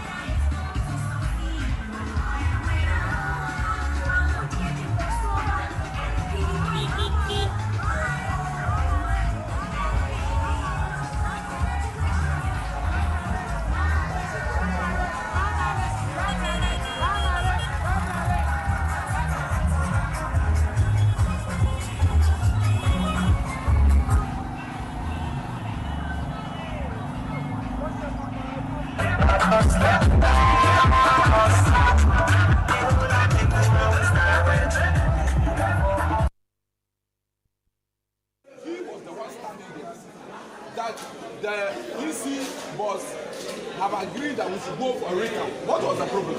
The problem was that, for example, when you watch the C06-1014, the presidential election, the number of people, which is the C1, is 457 people who turned out to vote.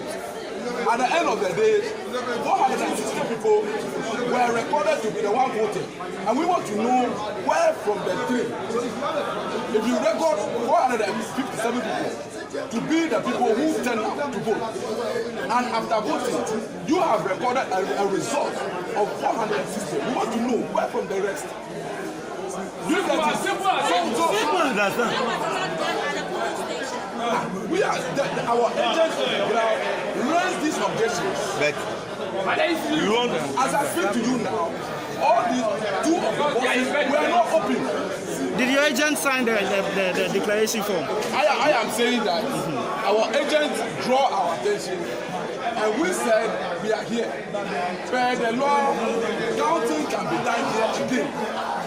But you still not answered my question. Did your agent sign the declaration form? As a matter of fact, the MPP was standing by waiting for me to pass the recount. I was busy with the Yeah, it's true. So when I got there, the woman said, okay, once you are here now, let me start and do the recounting. These are figures written in ink. Do you have the pin sheets? These are the pin sheets. These are the pin sheets.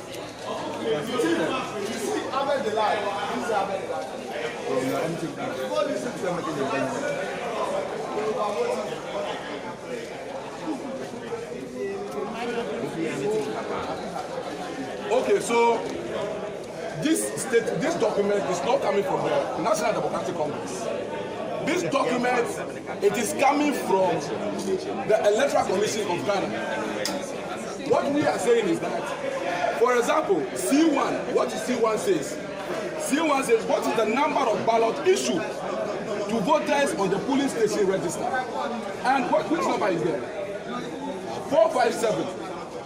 Now, after 457 people turn out to vote, the record that they have recorded, which record is that? So where from the thing, that is what we want to know. No. And this thing, this document, as I told you, it is a document of the letter commission. They have a copy as I speak to you now. So where from, are we demanding more than we should? Are we demanding more than we should? So we are asking. That is what I don't even understand. It's okay. We should look. All we have evidence of. I'd like to say that we appreciate your patience, your tolerance, and this is how far we've gotten to. By the writ issued by the Commission to me to conduct, announce, and declare elections, I stand here before you to make some announcements and declaration. At the end of the poll, and I mean the presidential poll, for which I am not vested with the authority to declare, but to announce, let me announce the following results to you. The presidential candidate of the NPP obtained 39,000 39,097 votes.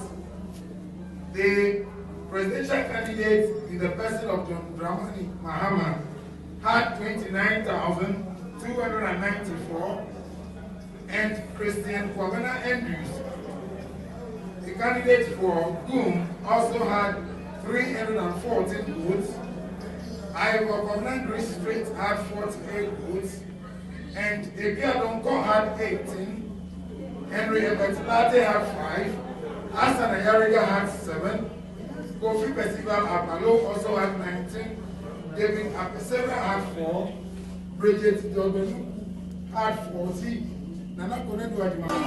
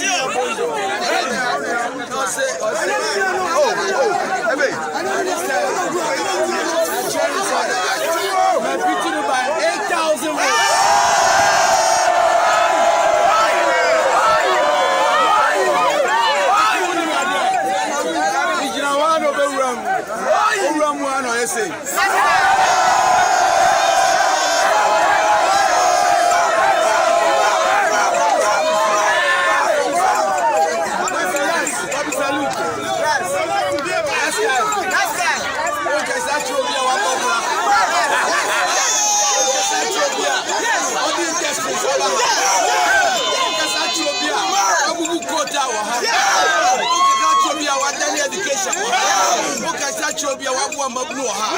Permanent respect.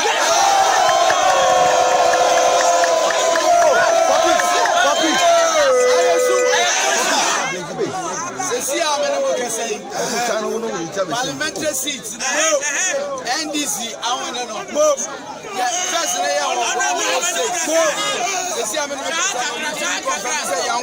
about 140.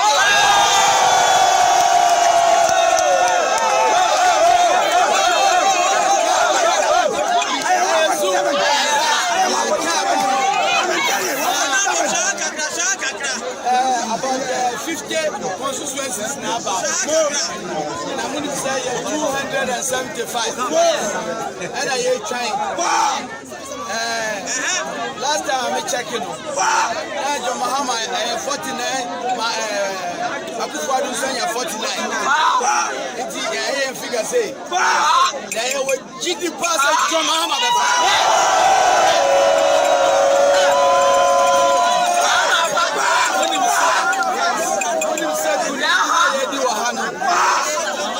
Celebrating the Fola. You can say you make use of John Mahama trap flaster.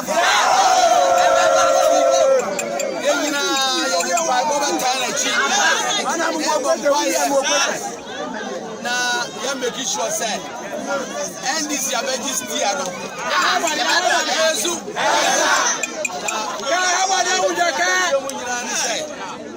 I love you.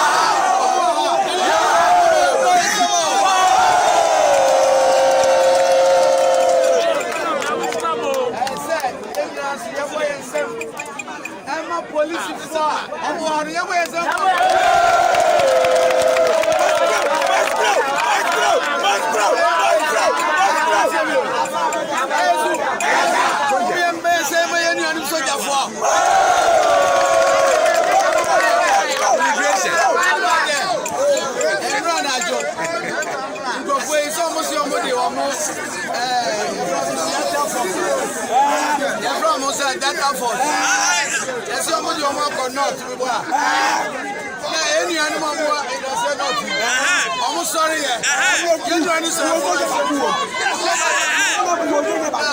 Police station.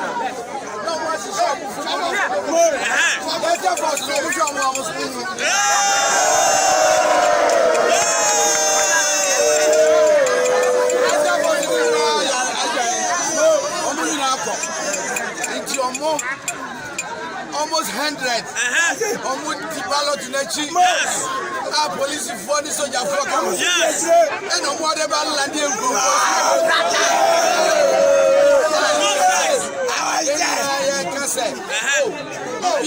PNC, because any other soldier for the police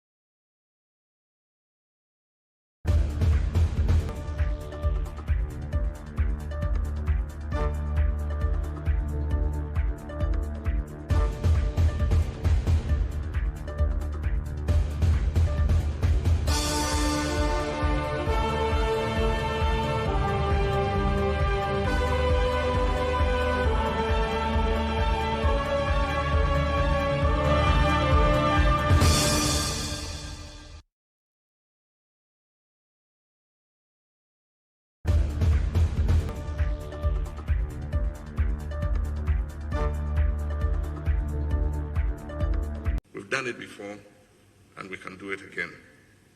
Let us on Monday exorcise the ghost of Ayawaso West Logan. My name is John Dramani Mahama, and I stand for peace. Let there be peace in Ghana.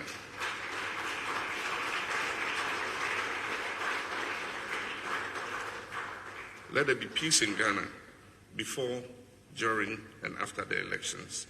God bless our dear nation, Ghana, and God bless us all. Thank you. This is the third time I've participated in this ceremony. The first two as leader of the opposition, and the third as President of the Republic. On both previous occasions, I've held to my part of the peace pact.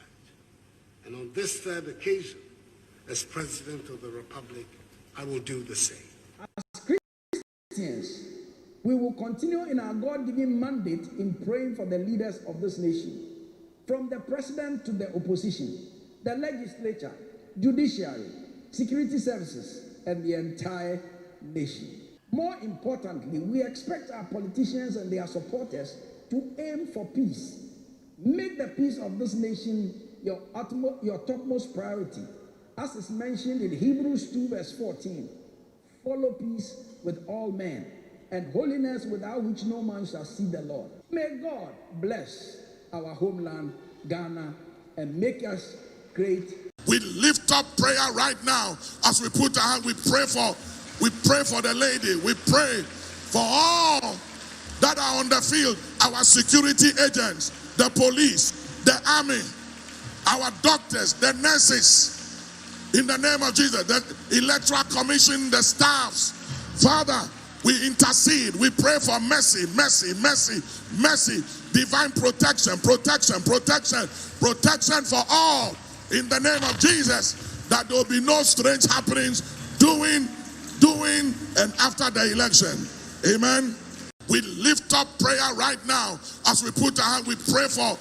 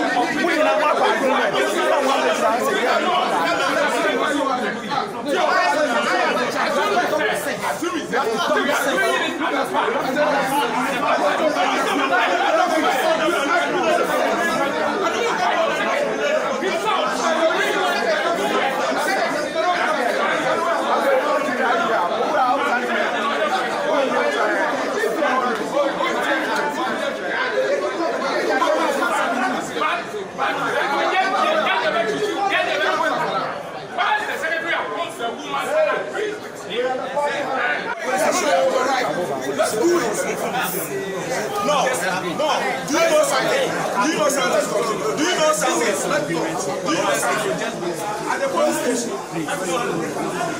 when you are not satisfied, assistant secretary, hand it over when I am from so we do the records.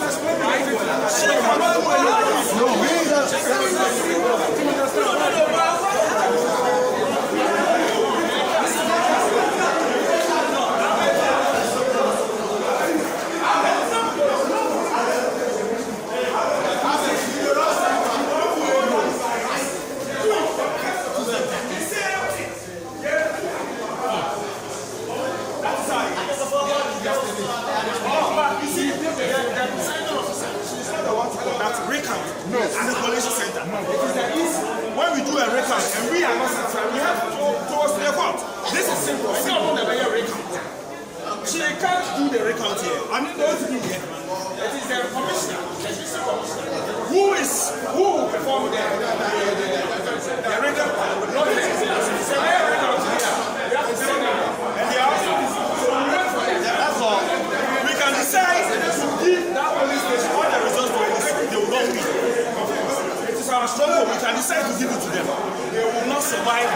election.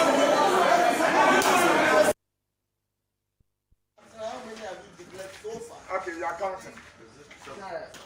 Then the second round. Want to examine? Oh, we have announced the results to you. Do you have any complaint to make? Want to snap? Want to see what we really No, I mean, they have given me the figure. How many results? Now, so far, we have 7 constituencies. Yeah, for the second round. First 6. Making 13. 13. And How many do you have? How many constituencies do we have in this region? We have 33. We have just received invitation from your office at the headquarters that you are declaring the results at 5 o'clock. We have been here since 7 in the morning. We have sat here since. Comprehensive live coverage of the 2020 presidential and parliamentary elections. Right now, I'm sure you've seen some winners of some various parliamentary seats, I should say, for the presidential elections results. We are hoping that the EC will be announcing it later in the day. Before we went on that break, we're telling you that the Electoral Commission had said it was going to announce the results of the presidential polls at 5 o'clock today. Now, the EC has released a statement, which is a development because it says it is no more announcing the presidential results at 5 o'clock as it announced earlier. The statement reads, declaration of the December 7, 2020 presidential election results. The Electoral Commission informs the general public that to ensure the collation of results at the constituency and regional collation centers across the country is accurate, the EC will extend its intended timeline for declaring the 2020 presidential election results. The new timeline will be communicated shortly. The Commission has continually reiterated that transparency, integrity, and fairness are the yardstick by which it conducted the 2020 presidential and parliamentary elections.